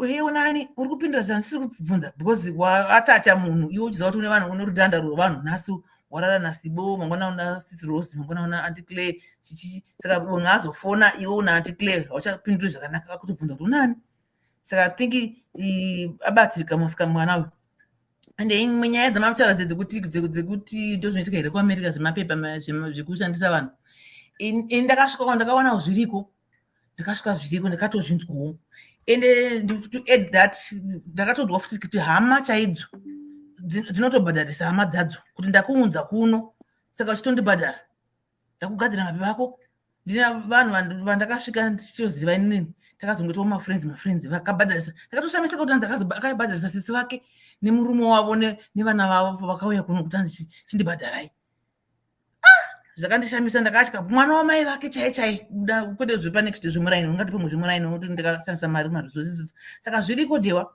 to answer your question on that one kuti zviriko it's true people do that and sometimes zvinobuda zvataura nanhingi namukoma cloud zvinobuda sometimes zvibudi ende zveshowo kuno if you make a mistake fanka vasikana vekuno verudzi rwedu but vari maAmericans kungomusumidzira ruoko kuti zvako zvimafanizira avatane kufanana mapurisa because zvekuti mukadena nhaka you don't put your hands on anybody ndo the rule of law munotsamusana munosaudana nemashoko but usabate munhu kangomubata munhu yango udi watangwa angobata munhu ndiye atori mhosva saka don't avatane vasikana kufona mapurisa and mapurisa agona in favor of their people yataura muneyo their people which inonzi kuti nini handiri ndakabva uko ndiri mubva uko saka unotangatasa vanhu vavo kuti vari safe then kutozongopiwawo kamutemo kongotiwo hatingabate maforeigners kana kuti vanhu dzimwe nyika nekuseri kweruoko but vanenge vatoprotecta wavo ndiye anenge atotanga atopiwa chimuti kuti are they safe chichambonyanya kuitika iwowo ndiwata wafona futi unogona ngo uri wafona uchiti ndiyatadzirwa but vanotanga kuti wafonera uyu ndiye akakuunza ndiye akakudai ndiye akakudai wazozviona nhasi kuti akaipa saka gatimbotanga tadzvakaiwewo and they will look for anything that is wrong with you even pa traffic stop sign unenge wanzi warova red robot vanotanga kuvhura mbutu mako mune but hazvinei kuti warova red robot mune zvemubhutu zvinoine kune robot vanotozviona saka mitemo yekuno inototyisa because unofunga kuti uri paright iwe uri parwrong most of the time that inini hangu my personal experience yangu ndekuti ndikafunga kuti what I'm doing is wrong I go to kukota vanonzwanzwa neni kubva ndichangotanga kuya even I used to do that even in South Africa if I don't know I will not ask a stranger I'll go to the court of law kana kuti mapurisa chake kunoti I want to do this I want to go here kunoendeka here is it safe ndinobva uko kati ndinotora mapepa angu ndoda kudai then notondudzwa kuti no panobhadharisa kuti I don't have money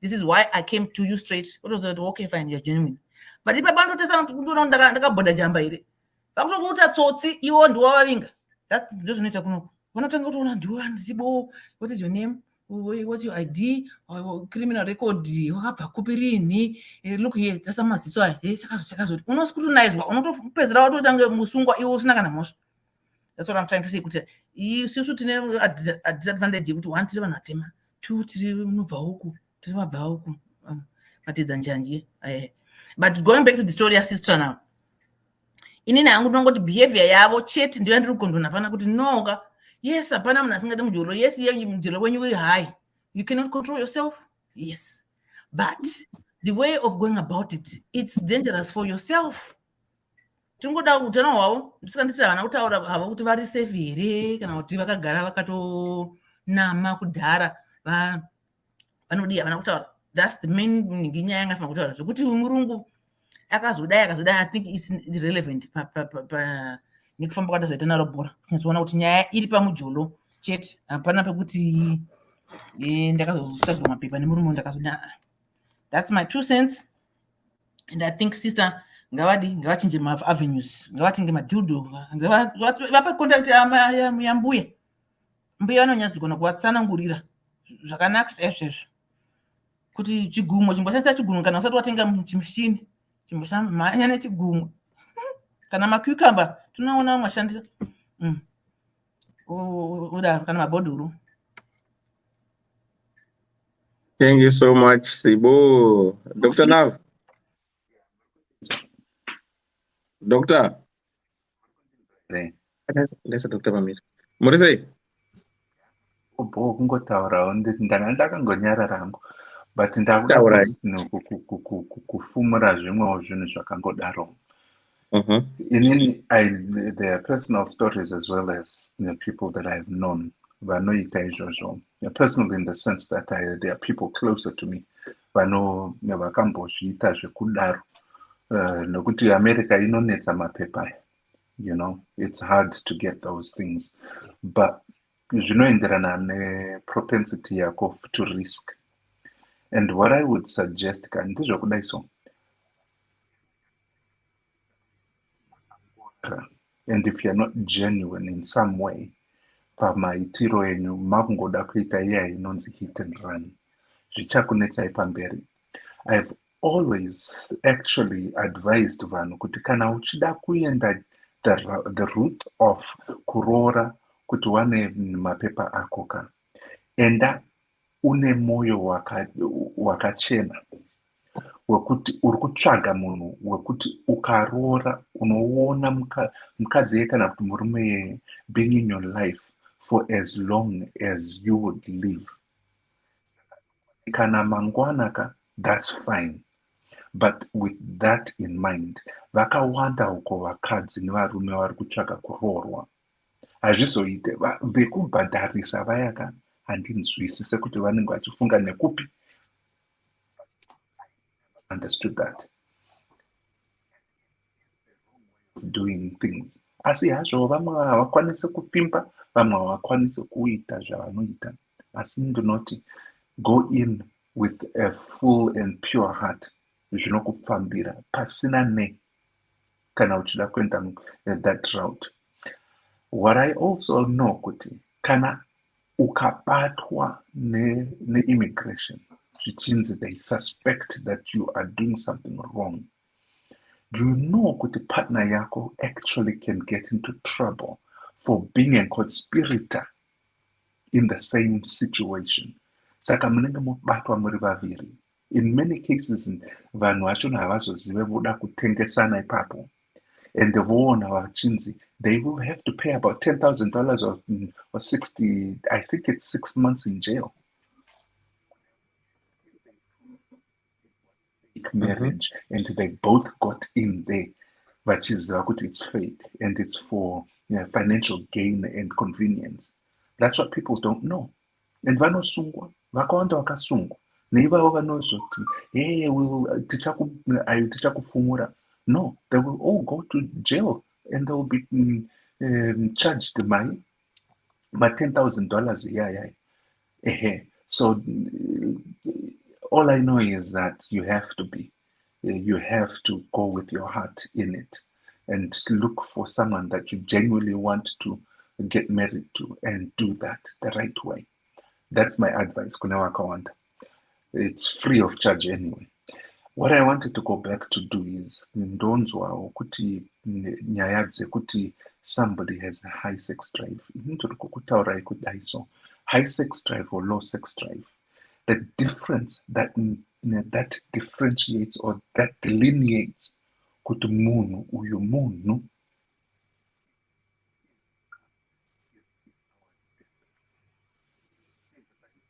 and being civil. That's where we differ from animals. So I want to actually emphasize through that same theory na Mbuya, the Maslow's, the hierarchy of needs.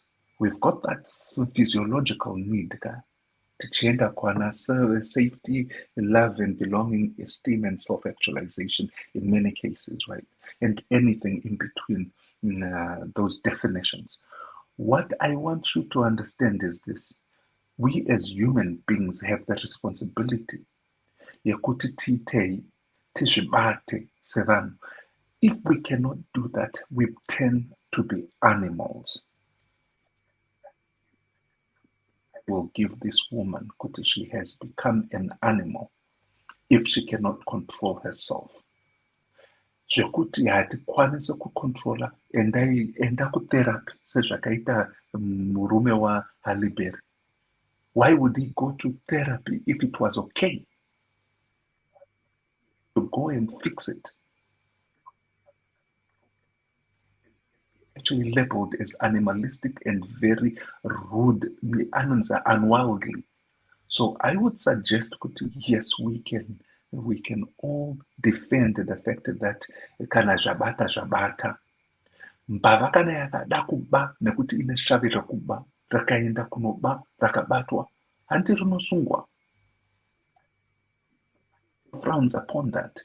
So why are we then trying to justify a situation, though genuine as it might be?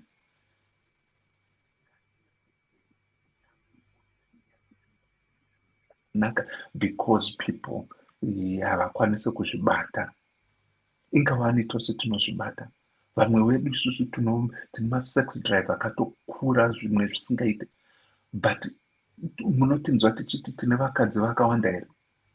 I believe in monogamy, and I struggle with the fact that I am that drive yacho yakatokurisa, but I'm human. I know that I'm not an animal, and I can tell you as a matter of fact, however tough it might be, ndiri munhu anozvibata because I respect myself. My body is mine. It's one body that I have for this life. And then misuser and disuser ka tisina body yangu. That a lot of us forget. Tunongoti ya chatawana ndichocho tungonjika takangodaro. But the fact is that you have one body, one life, one chance to in this life. Fair and fine. But turikuti inda zvandaramba ndezvokuti kana uchida kuzviita uchida kuita mbwa rapose poseka ita, but uyu nangu uyu kuita izvozvi pamwe hatombozivi, asi ndinofunga kuti anoziva. Chimusiya hake aitewo upenyu hwake, araramawo upenyu hwake oga. Kana anga ari munhu mutema, ndaikutaurira the very same thing kuti zvauri kuita sisi kapa wava imbwa chaiyo, muka. Because if you cannot self-control yourself,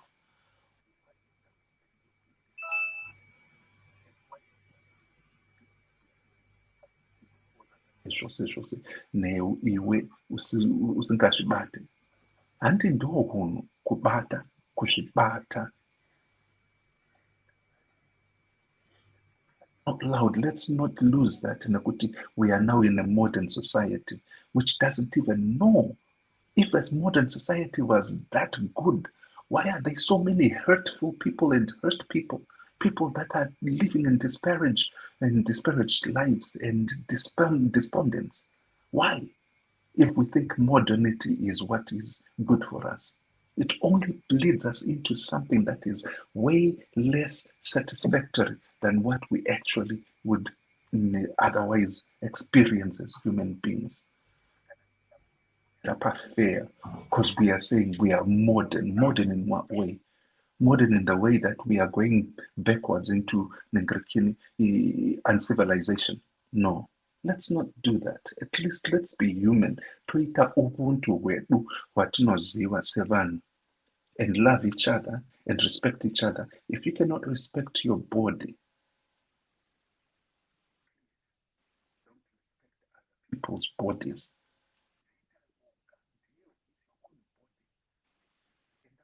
nevamwe vasingarespect the body yavo, motamba ikoko, mokwanzana ikoko, mopedzana ikoko. The day we need to be honest about this. Kuregerera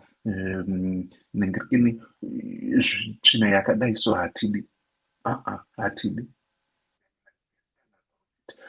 Hanzvadzi yangu kana uchinzwisisa. Love yourself for the first, for crying out loud.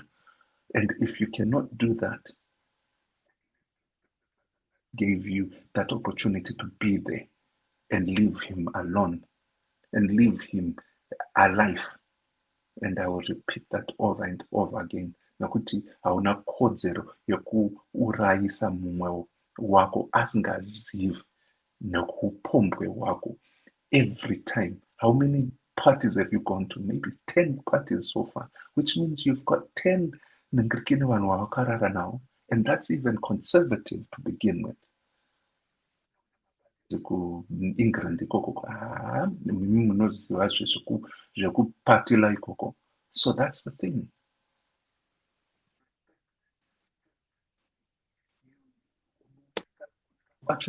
Make it into an action, and the action I advise you is to walk away from that man.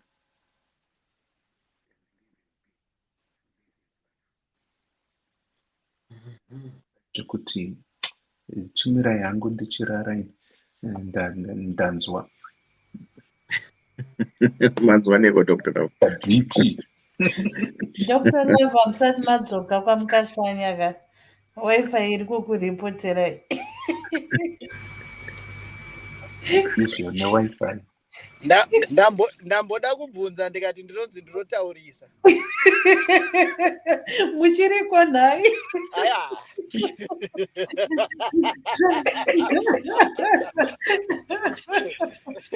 Ndichiri muyenzi. Aiwa tikuzviona. Andiclare ari kurira.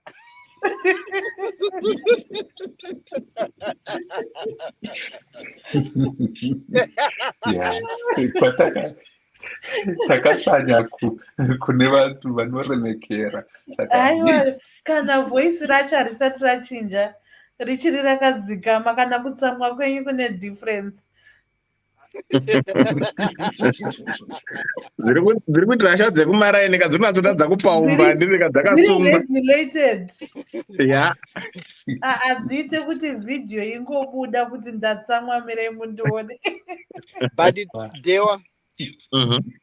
Dewa inini ndine nyaya one yandisiri kuwirirana nevanhu panapa. Tichataura kuti bhodhi dzakasiyana zvikazodini Dewa. Inini I'm one of the people Dewa. I would tell you, I'm not ashamed to say this. Inini I have a high sex drive. Inini personally I know it. But I would never at any point allow nyama yangu kuti indiudze zvandinofana kunge ndichiita kuti nyama yodictate the pace. Ipapo ndoramba Dewa. Ipapo ndaramba Dewa. I still believe kuti munhu chaiye as long as uri munhu ari normal pane paunofana kutsika mabreaks kuti izvi hazviiti. Dewa dai vana vevanhu vachichema munomu. Dai tichinetsa Dewa kunetsa kwekuti unotosvika pakutoshaya time yekuzviwanira time yako iwewe. But we don't even do that. It's all discipline. It's all the mindset. If you tune your mind Dewa, unongodarikwa nezvimwe zvinhu. Kune zvinhu zvinotanga kuita abnormal in your normal state. But kana zvinhu zviri abnormal zvave normal kwauriwo, chiziva kuti pane problem hombe. I don't want to believe. Dewa, I'm saying this because I know what I'm talking about. Ini ndazviramba. Imimi kana dzenyu imimi high sex drive dzichikutumai zvekuti munobva matadza kutoziva zvekuita matova neconfusion. Ngatisanyeperei nyama dzenyu. Ndo zvamunenge magara muchida kuita imimi. Imi ndo zvamunoda kuita imimi. Vacho vari kutaura ivo kuti it's normal. Ndo zvavanenge vachida kuita izvo. But let's not hide behind the sex drive. That's a lie. Munhu wese pano Dewa, munhu wese pana pane paunotozwa dai ndadai but wega unozvidzora. Chinokupa kuzvidzora ichocho chi. That's the control you have for yourself. That's the discipline yawinayo iwewe. Wapedza? Ndapedza. Vanhu takasiyana ukangoziva izvezvo. Because again, let me tell you, footballer anohora 500,000 a week. Umona aitoti nechomoyo make vanhu vanokona neiko kungonzvengesa makumbo zvendinoita ino vachiswera vachiinda kundorara akasunura kunursing home asi ndotamba 90 minutes zvobva zvapera zvakadera. We are different vanhu and tinoreacta zvakasiyana masituation. So yes, kuna vamwe vanhu vane control. Ndakagara nomukoma wangu inini. He's my only elder brother apa asara ike zvino mabrothers angu ose mama.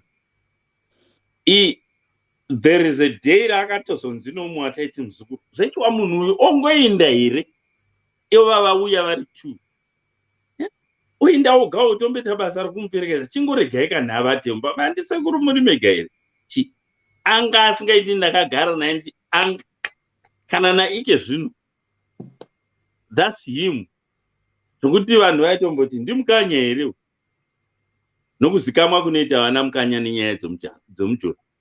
So vanhu vanosiyana ukangozviziva izvezvo. Kuna vamwe vana sisi vanoda gwangu zvokuti unoti nhaye baba gude iwe chirudzi iche ndiri kuona pano. But ukatarisa even macreative atakaitiwa isu varume nevakadzi, mukadzi ane time yokuda bonde kwete zvatinoita isu varume. Madire tine sexual drive yedu. That's why uchiona mukadzi anoda kuprepewa kana uchida kuita bonde naye, kumbomukwenya vhudzi, mukwenya kutsoka nokuita sei nokumbomukisa. Isusu tinooperata semicrowave kana kuti sehelicopter. Helicopter inobva mudenga umwe ichisvika ichimhara, pakangokwana chete kuti istreche mapapiro ayo inomhara chero mumuti. But jet mauye etokwira passenger plane etokwira inoda runway. Takatongosiyana but tiri vanhu tese navakadzi. But pana umwe akadzi wokuti kana afunga mujolo namwari unoita sochafamba achiwaridza Zambia murodhi kuti naimi hamundioniwo here pano variko but vashoma vakadzi takatongosikwa zvakasiyana. But variko kuna mamwe ma-exceptions okuti vanobehave unotoita gwangu yokundoregera yokundotsvaka. So zvetiri kudai even isusu varume hatimbodi mujolo zvakafanana. But kuna mamwewo outstanding cases okuti unoona kuti uyu wakatooma uyu hamene kuti wakamuiswa weti yeguda achingobuda mudumbu here. So that's all I can say. We are totally different. Zvetiri ipo panapa. Yes, ndonganda kutaurira yekesi yomukadzi wokwandaigara. Ndakatanga kuona nyaya dzerekera idzi dzavanhu vakatorana neuyu. Ndichiri kuZimbabwe ndisati ndauya muno. Kozouya vakadzi vokuvhara kumeso vayava. Kumunhu usingavazivi unoti oh my God, well behaved. But I tell you, vakadzi vanorovesa mujoro kunge kuita chinyau, but vanogona kuzviitira pasi pevhu. Hijabu inoraswa uku kuti nikabu yaenda gumi. Iwewe sorry usavavona vakadero ireza dzinocheka kwese.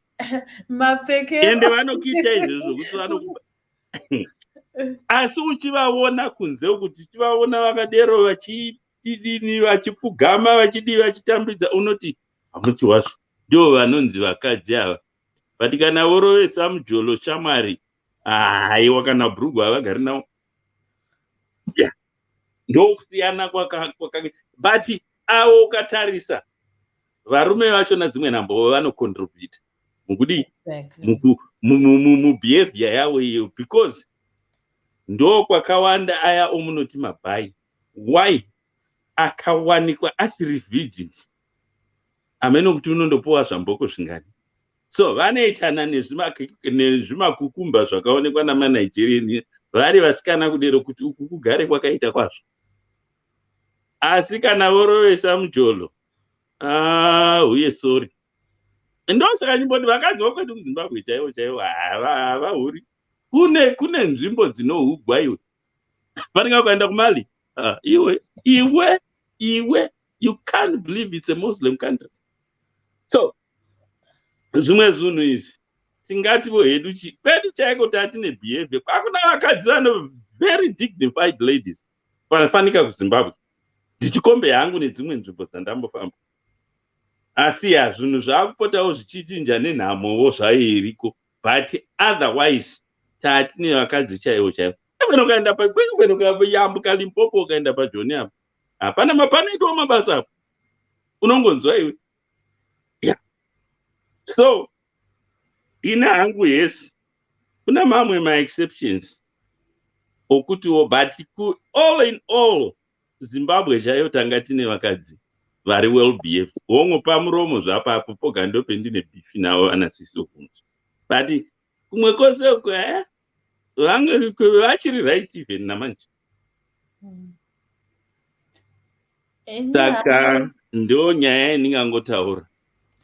Ina hangu chandiri kuramba mukoma gwangu nevamwe vese ndechekuti zvone we agree kuti on a spectrum there are extreme ends. Handiti kana tichitaura zvebonde toti riri pacontinuum. Kune vanorida zvishomanana, kune vanorida zviri pakati nepakati, kune vanorida zvakanyanyisa zvisina regulation. But kana riri graph, vanhu vakawanda vari pabell curve yegraph. Handiti saka kana zvadaro zvichireva kuti zvoni pane a certain range iri within yekuti tikatarisa kudivi uku tinoona kuti this is not, handinoda kuyuza word rekuti normal because rine kahurelativity kayo, but kuti this zviri kuextreme end yespectrum zvinoda kubatsirwa, zvinoda support. Then zviri uko kuend extreme, munhu anokwanisa kugara akadaro upenyu hwake ukatofamba, iyo Maslow's hierarchy of needs. Ukada kutaura zvanga zvitaurwa nambuya zviya zvekuti yes, sex inoconsiderwa senge basic need, but it is not considered, it's considered as a lower base of need because of its biological base. Isaka, it's something that other people can do without and some cannot, but it's a biological byproduct. But handikuda hangu kuenda mutheory yakanyanya. Todzokera kunyaya yamunyori. Mukunyora kwaita munyori, tichitarisa ataura nhamo yake, but mukutaura nekutsanangura nhamo yake haana kutipa umbo hwakawanda hwekutanga kwedambudziko rake. Asi chataona pakunyora kwake ndekwekuti pane nguva yekuti zvinhu zvakange zvisisina basa nebonde rakanyanya, akatozoona kukosha kwebonde, zvinhu zvake zvaita, ndopakazoti bonde, asi raitika, asi haana kutipa narrative iyoyo. Ende mukutaura kwake kuti ndifunge kana kuti aspects of kuti pane zvakamboitika kumashure, haana futi kutipa umbo.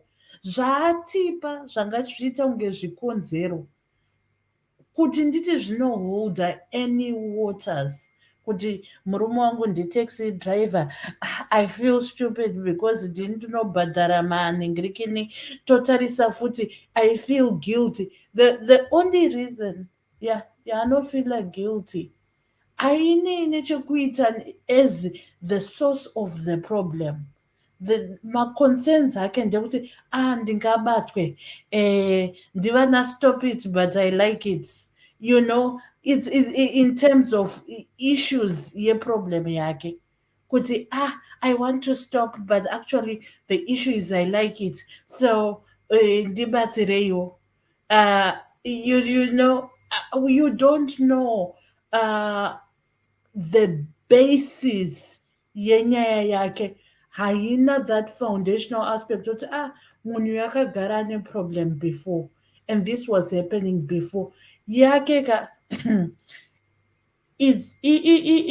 ine manyorero ake ndoatauya tikasanangana nawo, kuti manyorero ake anoratidza kuti akaita convenience, akabva pauconvenience hwake, zvinhu zvamuitira akatandavara serunyemba.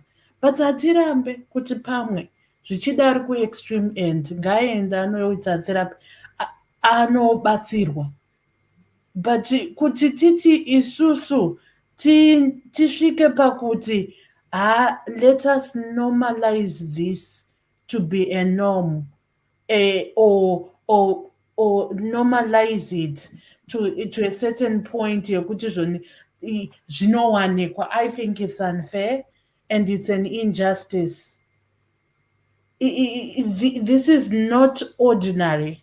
This needs addressing. Whether munyori you need to kuti uone zvekuita nemurume wako wochinja unhu hwako kana uchisiya mwana wevanhu. And because he has kumita criteria zako, he's exceptionally good when it comes to values and caring for you. But iwewe after waitirwa zvinhu zvako ndopakazoona kuti in terms of zvimwe zvinhu anorwara nechepabonde, anorwara nechakati, things that were not of concern. I want to think that there were good days even paistresekana nemapepa. I want to think they were there. I want to think that she had a past life, but she chose not to mention it. So we are dealing with what she has given us. And to be honest, her story could have been said in 2 sentences. Any other backing up of her story is not foundational.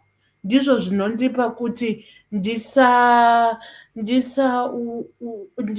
acknowledge kuti there is anything other than what she has given us.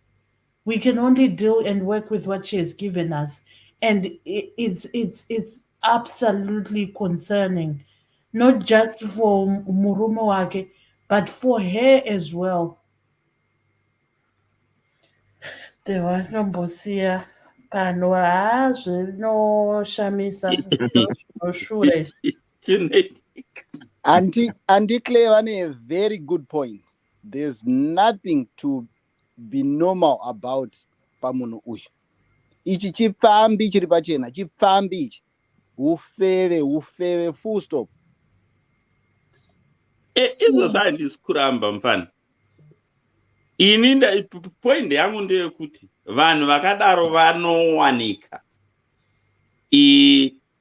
Regardless yokuti what hatina vamwe mai vaiva kwedu. Vanga vane shop yavo, bhucha ravo. Ndakatozombobvunza mumwe former MP wekwedu ndikati naiwe mai vaiva vakazoenda nepiko. Mai vavo vaijurujisa zvokuti kana iwe waiti sorry. Vapana vakadya ma-exam fees.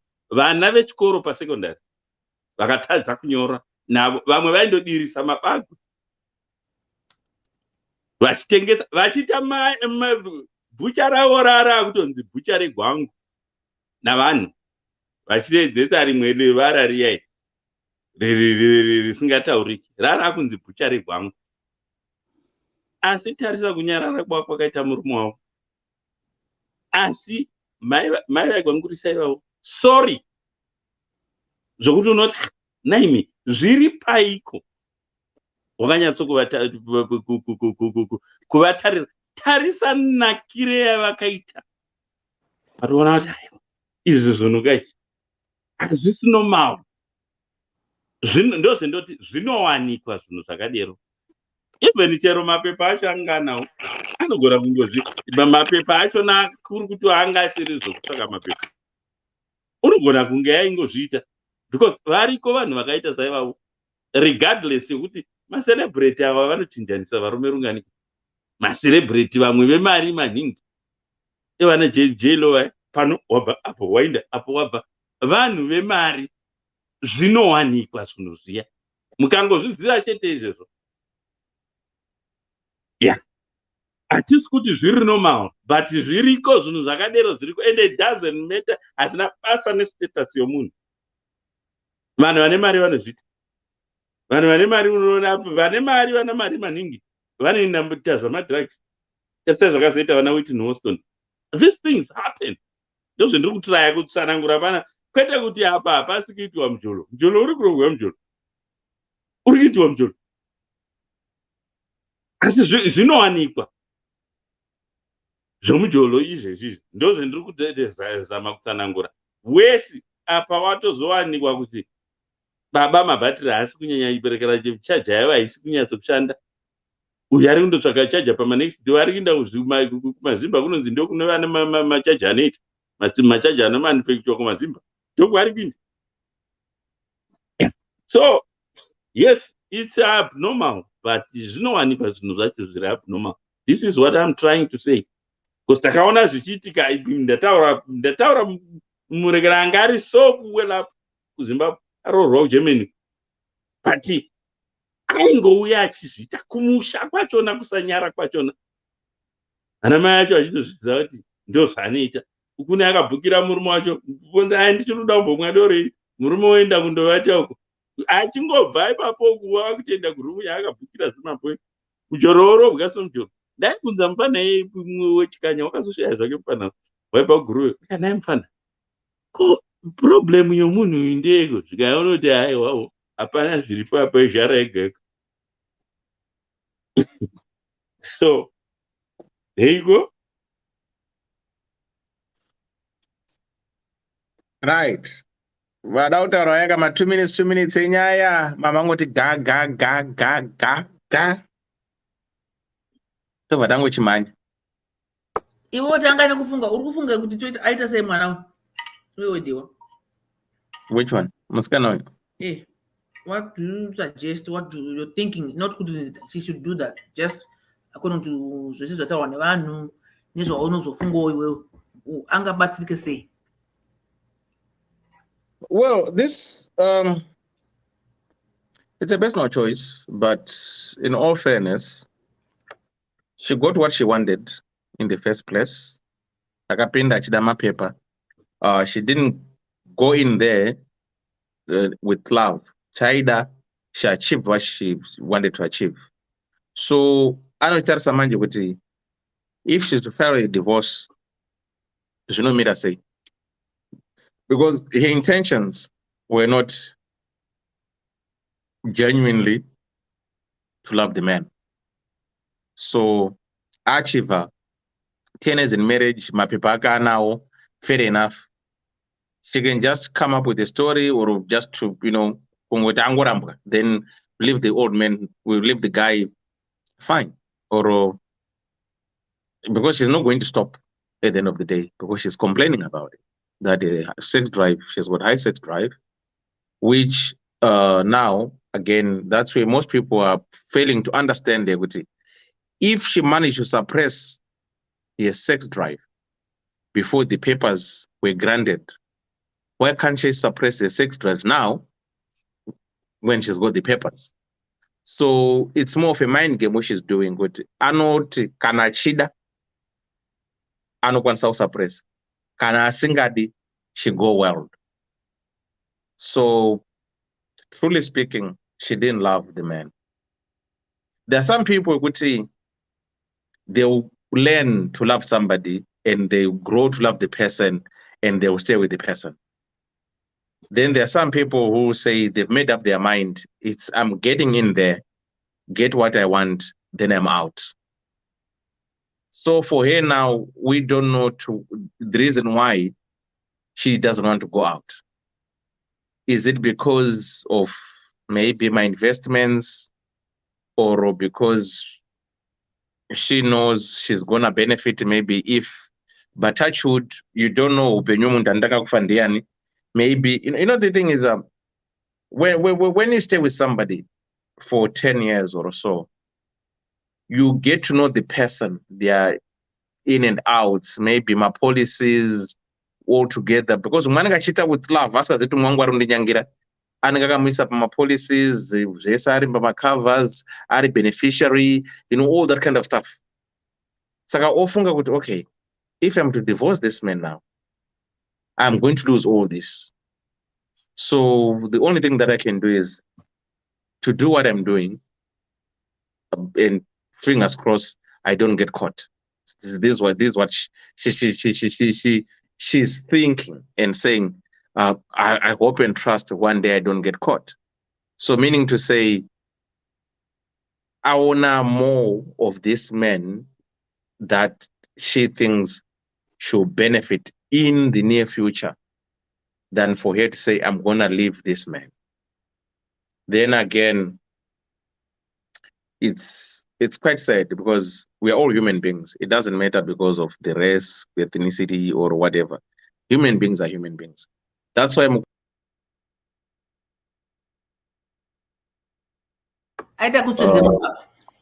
yeah, that's why Mkoma Gwangwa was saying with he was quite surprised with the tone that you women were using. But Maita more like a little bit lenient because is different ethnicity. Kudai muzimba anzaurwa nemukadzi wainzi nebhero vanonetsa stereko aita mushi rambo wakadzvanya papo rambo wakadzvanya sambomire samire ndana ebhero vakatitambudza bhero dharadhara vanhu ivava. We hear women talking of their grandmothers, their mothers. Makatambudzana mai vedu stereki. Uri mai vako here iwewe? Women fight the battles of their mothers and their grandmothers.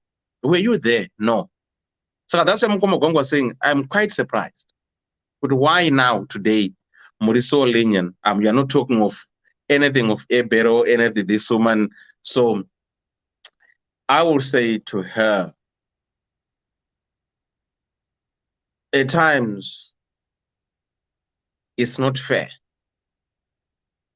Like, I think, was it Lisa or Ondeandi Clay? I can't remember.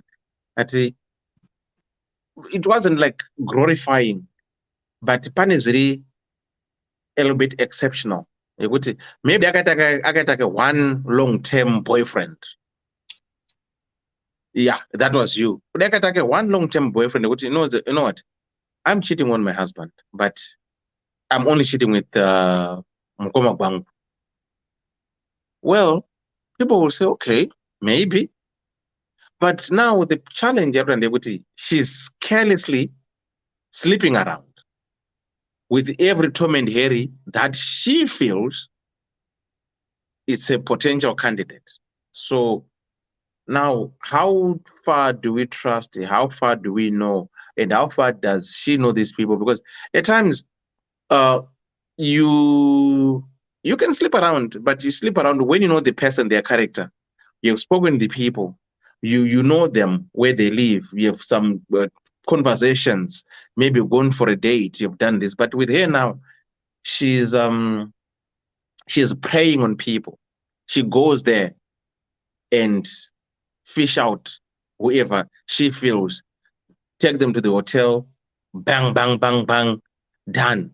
Then that's it. Which is quite weird to per se.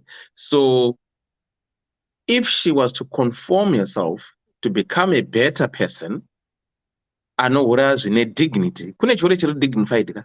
Pane chimwe chiro chiri so dignified. Mangazviramba zvemungaita seka chiri so dignified. Ndachitsvaga munhu wani vanoti this is my permanent boyfriend. If push comes to shove, like what Mkoma Gwangwa said, can I have one permanent boyfriend yacho? Then anokwanisa. I think culture yavarungu ndeyekuti they don't want to find out themselves. They prefer to be told easier than for them to find out. Or no, look, this is what I'm thinking. I think I've got a potential candidate. Meet this person, and see what they say. I'm just trying to say. But years after my sleep around the managers, guys. I think no problem with it. She's not going to go far at the end of the day. Saka, that's all I can say to her. But at times, the grass is greener on the other side. But may time when do you have a 80-20% relationship here? But Zari Queen does 20%. 20% Bangu chet. You know, 80% I thought my husband is caring, loving, everything spot on. The husband is good 80%. 20% is just Bangu. Saka ER sacrificer who lose 80%. nekuda settler only for 20%, you know. In the gwangu racho unomboita 7 hours muchingoita ne 5, 10, 15 minutes boom matorana zvatopira, then ari kuluza 80% because of 20%. Second times she needs to think through and see kuti zvikazoenda nepamwe anozoita sei. That's all I could say to her. Thanks for giving me this opportunity to express myself without any interjection. I'll appreciate it. You're welcome. And 200 stars for you,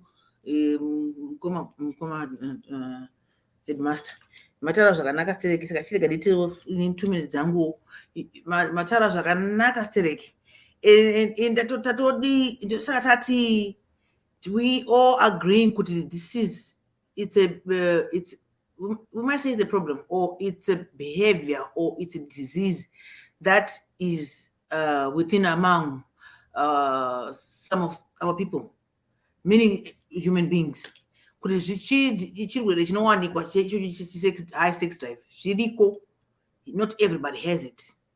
And also to also side with Mkoma Claude, yes, not everybody can also control it. This treatment this is out of control.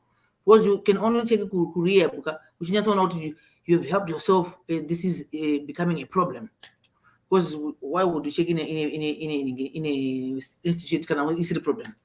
So we've already established that, and established the behavior she's going about.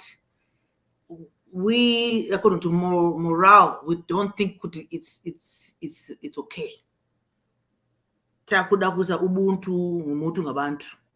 Atifunge kuti zvineka uremu kekuti anopoda achiti nasi ndina diki ndina tumbu mangwana ndinachi, even if asingade attachment, asingade strings attached. And patingatoti anotori nehake ne-achievement ne-certificate rake rekukwanisa kuda sei kwanisa kunhonga achijolwa as per her zvanoda zvacho. She's guaranteed kuti akaenda kwacut anotonhonga, anotonhongwa munhu anotoenda naye kuko anenge akabhuka and unorwa mujolo. Of course ndozvaari kuda. Saka ende iri panda mataura zvandataura zvezvekuti at least dai akadi akakwanisa kuwana munhu wani wanoti uyu ndiye chidzidzo changu, ndiye anondisatisfya besides murume wangu yo 80% uyu, then 20% yakaona kuna uyu. I'm leaning on that. Ndichida kuagree on what you say kuti ngaasage excuse inoita kuti asiyane nemunhu wanaye. Zvekuti akasiyana nemunhu wanaye hachatsange futi kutsvaka kuti ndinoda kutsvaka agara atori naye wake ari padhuze, pasina hapo guarantee wekuti munhu yeye ndiye anogona kuzomuwana. Because 100% of things zvinhu zvakadai so ukadaona panoita marelationship evakadzi nevarume kana zvatsonyana yaye kuti kana mumwe akazofa uya anga ari girlfriend most likely, and makedzi akawanda haaziye anozoitwa mukadzi kana kuti murume nevanhu vangoidana navo. For some reason I don't know how sei zvichidaro. Because kana une kana small house yako yemurume kana small house yako yemukadzi, kana wasiyana nemain house yako, at least uneliwe une advantage yekuti gara unotori newako wakanga wakachuza among kuti vamwe vese uchimuti ndiye padhuze next to ukuthi unokwanisa kuchitora iyeye. Hauchambopindi busy kutsvagana manje. That's what I'm thinking kuti she should do.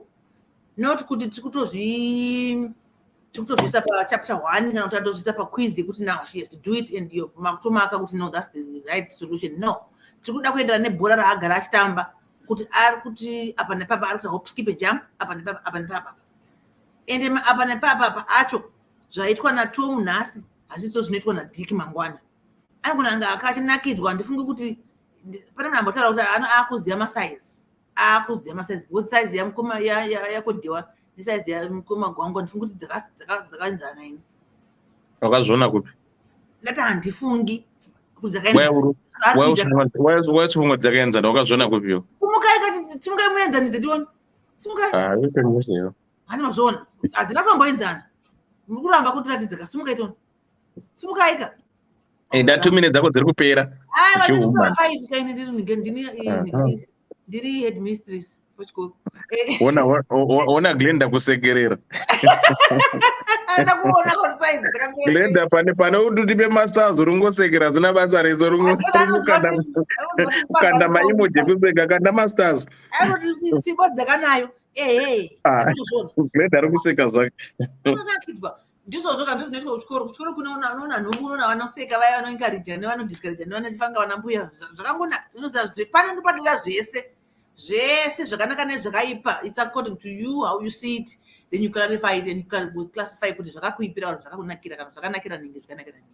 Saka tiri kuti inini I'm going with the behavior yemusikana uyu. I'm not arguing kuti she loves sex.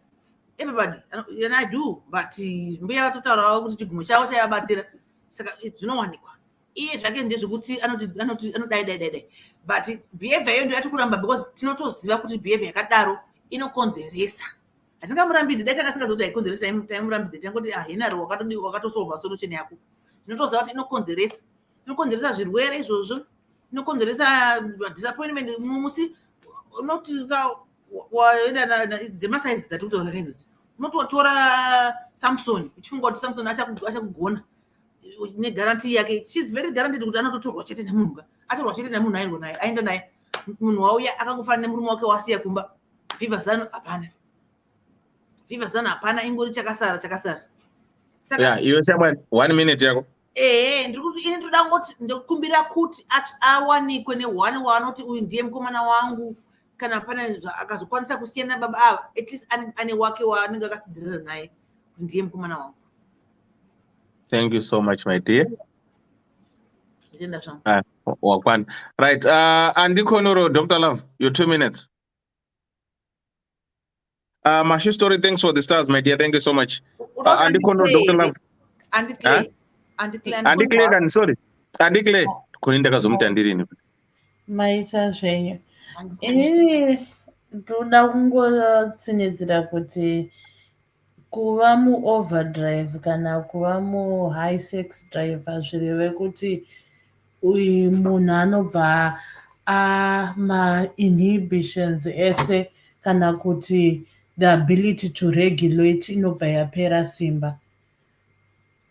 Tikangoda kuzviita kunge munhu ari mu-high sex drive zvinoreva kuti cannot regulate, they cannot function, taakunyeperana.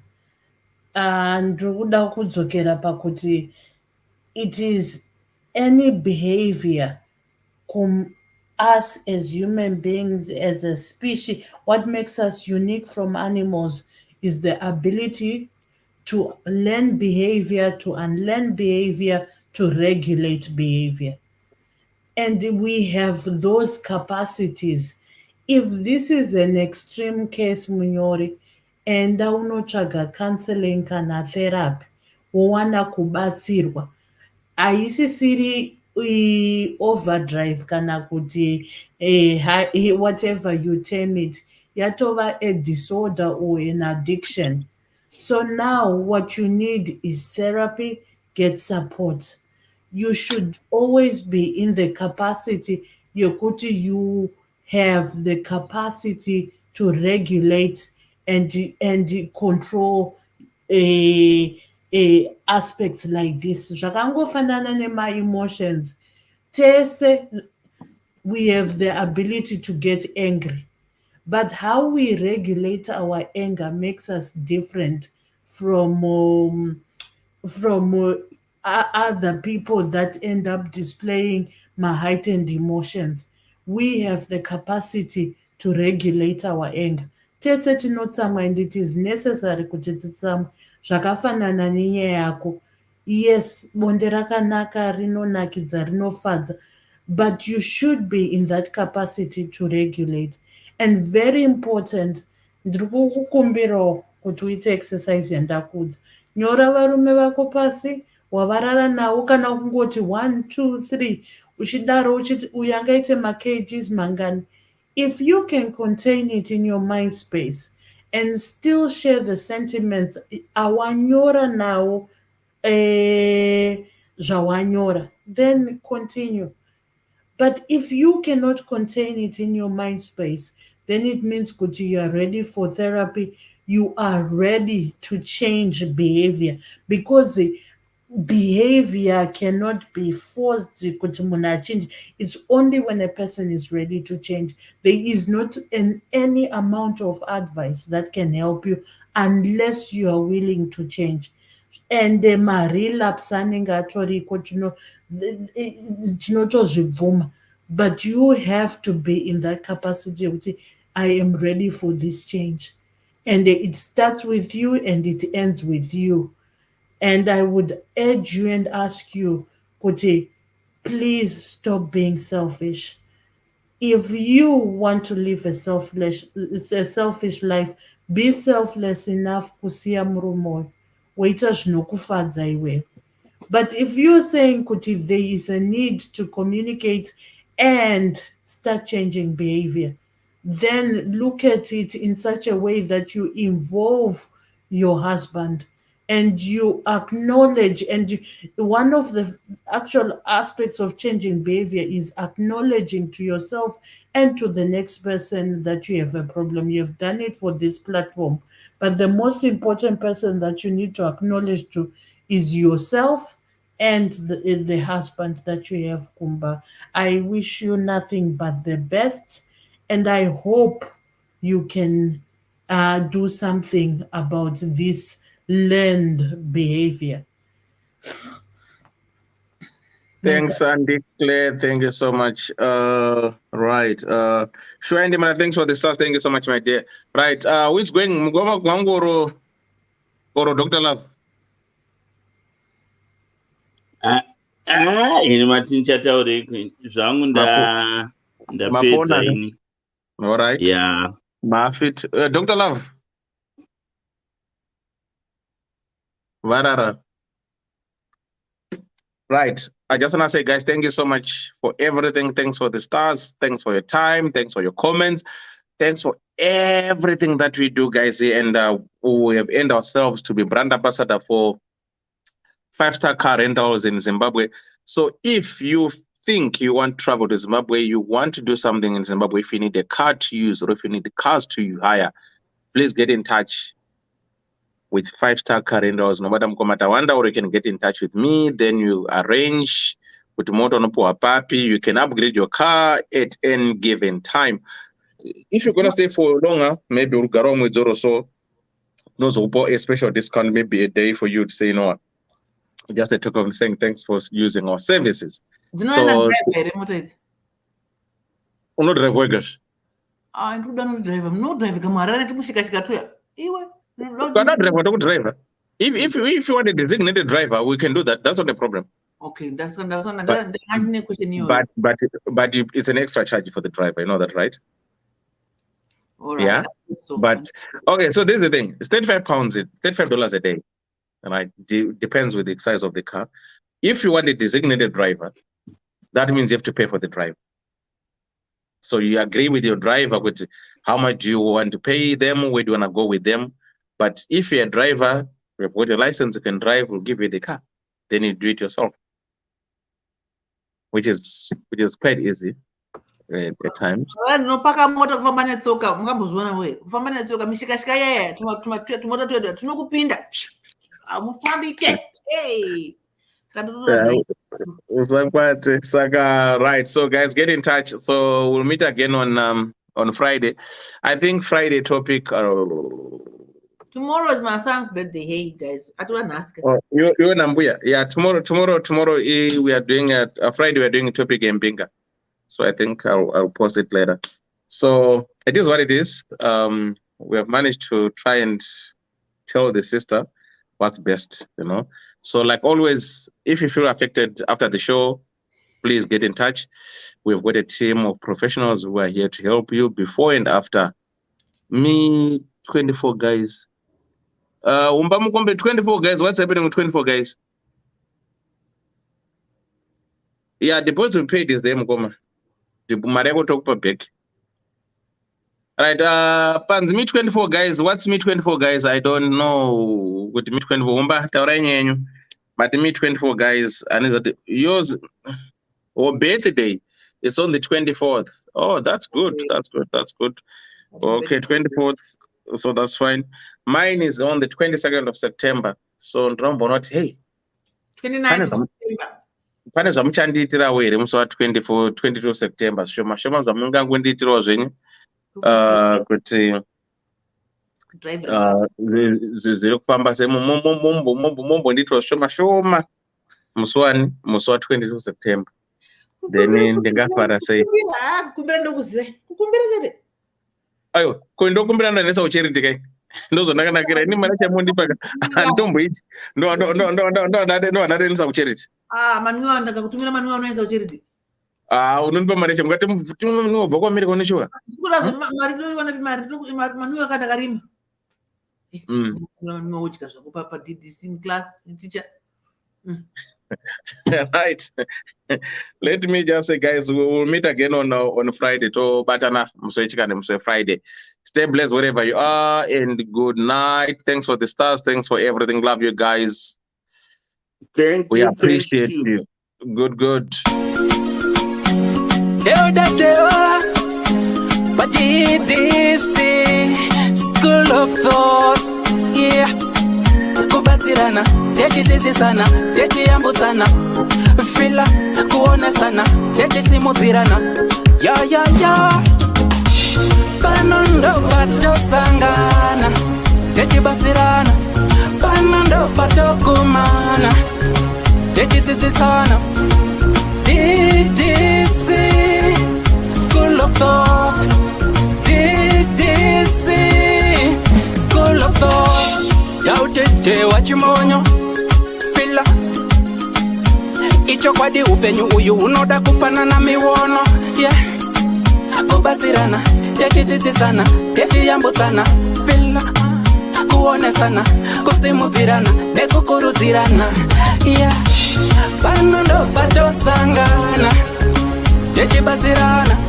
Pano ndo patokumana, techibatsirana. Ddc Skool of Thoughts. Ddc Skool of Thoughts. Ddc Skool of Thoughts. Real life matters now. Mondays and Fridays, 8:30 p.m. UK time. Live here on Facebook. Ddc Skool of Thoughts. What?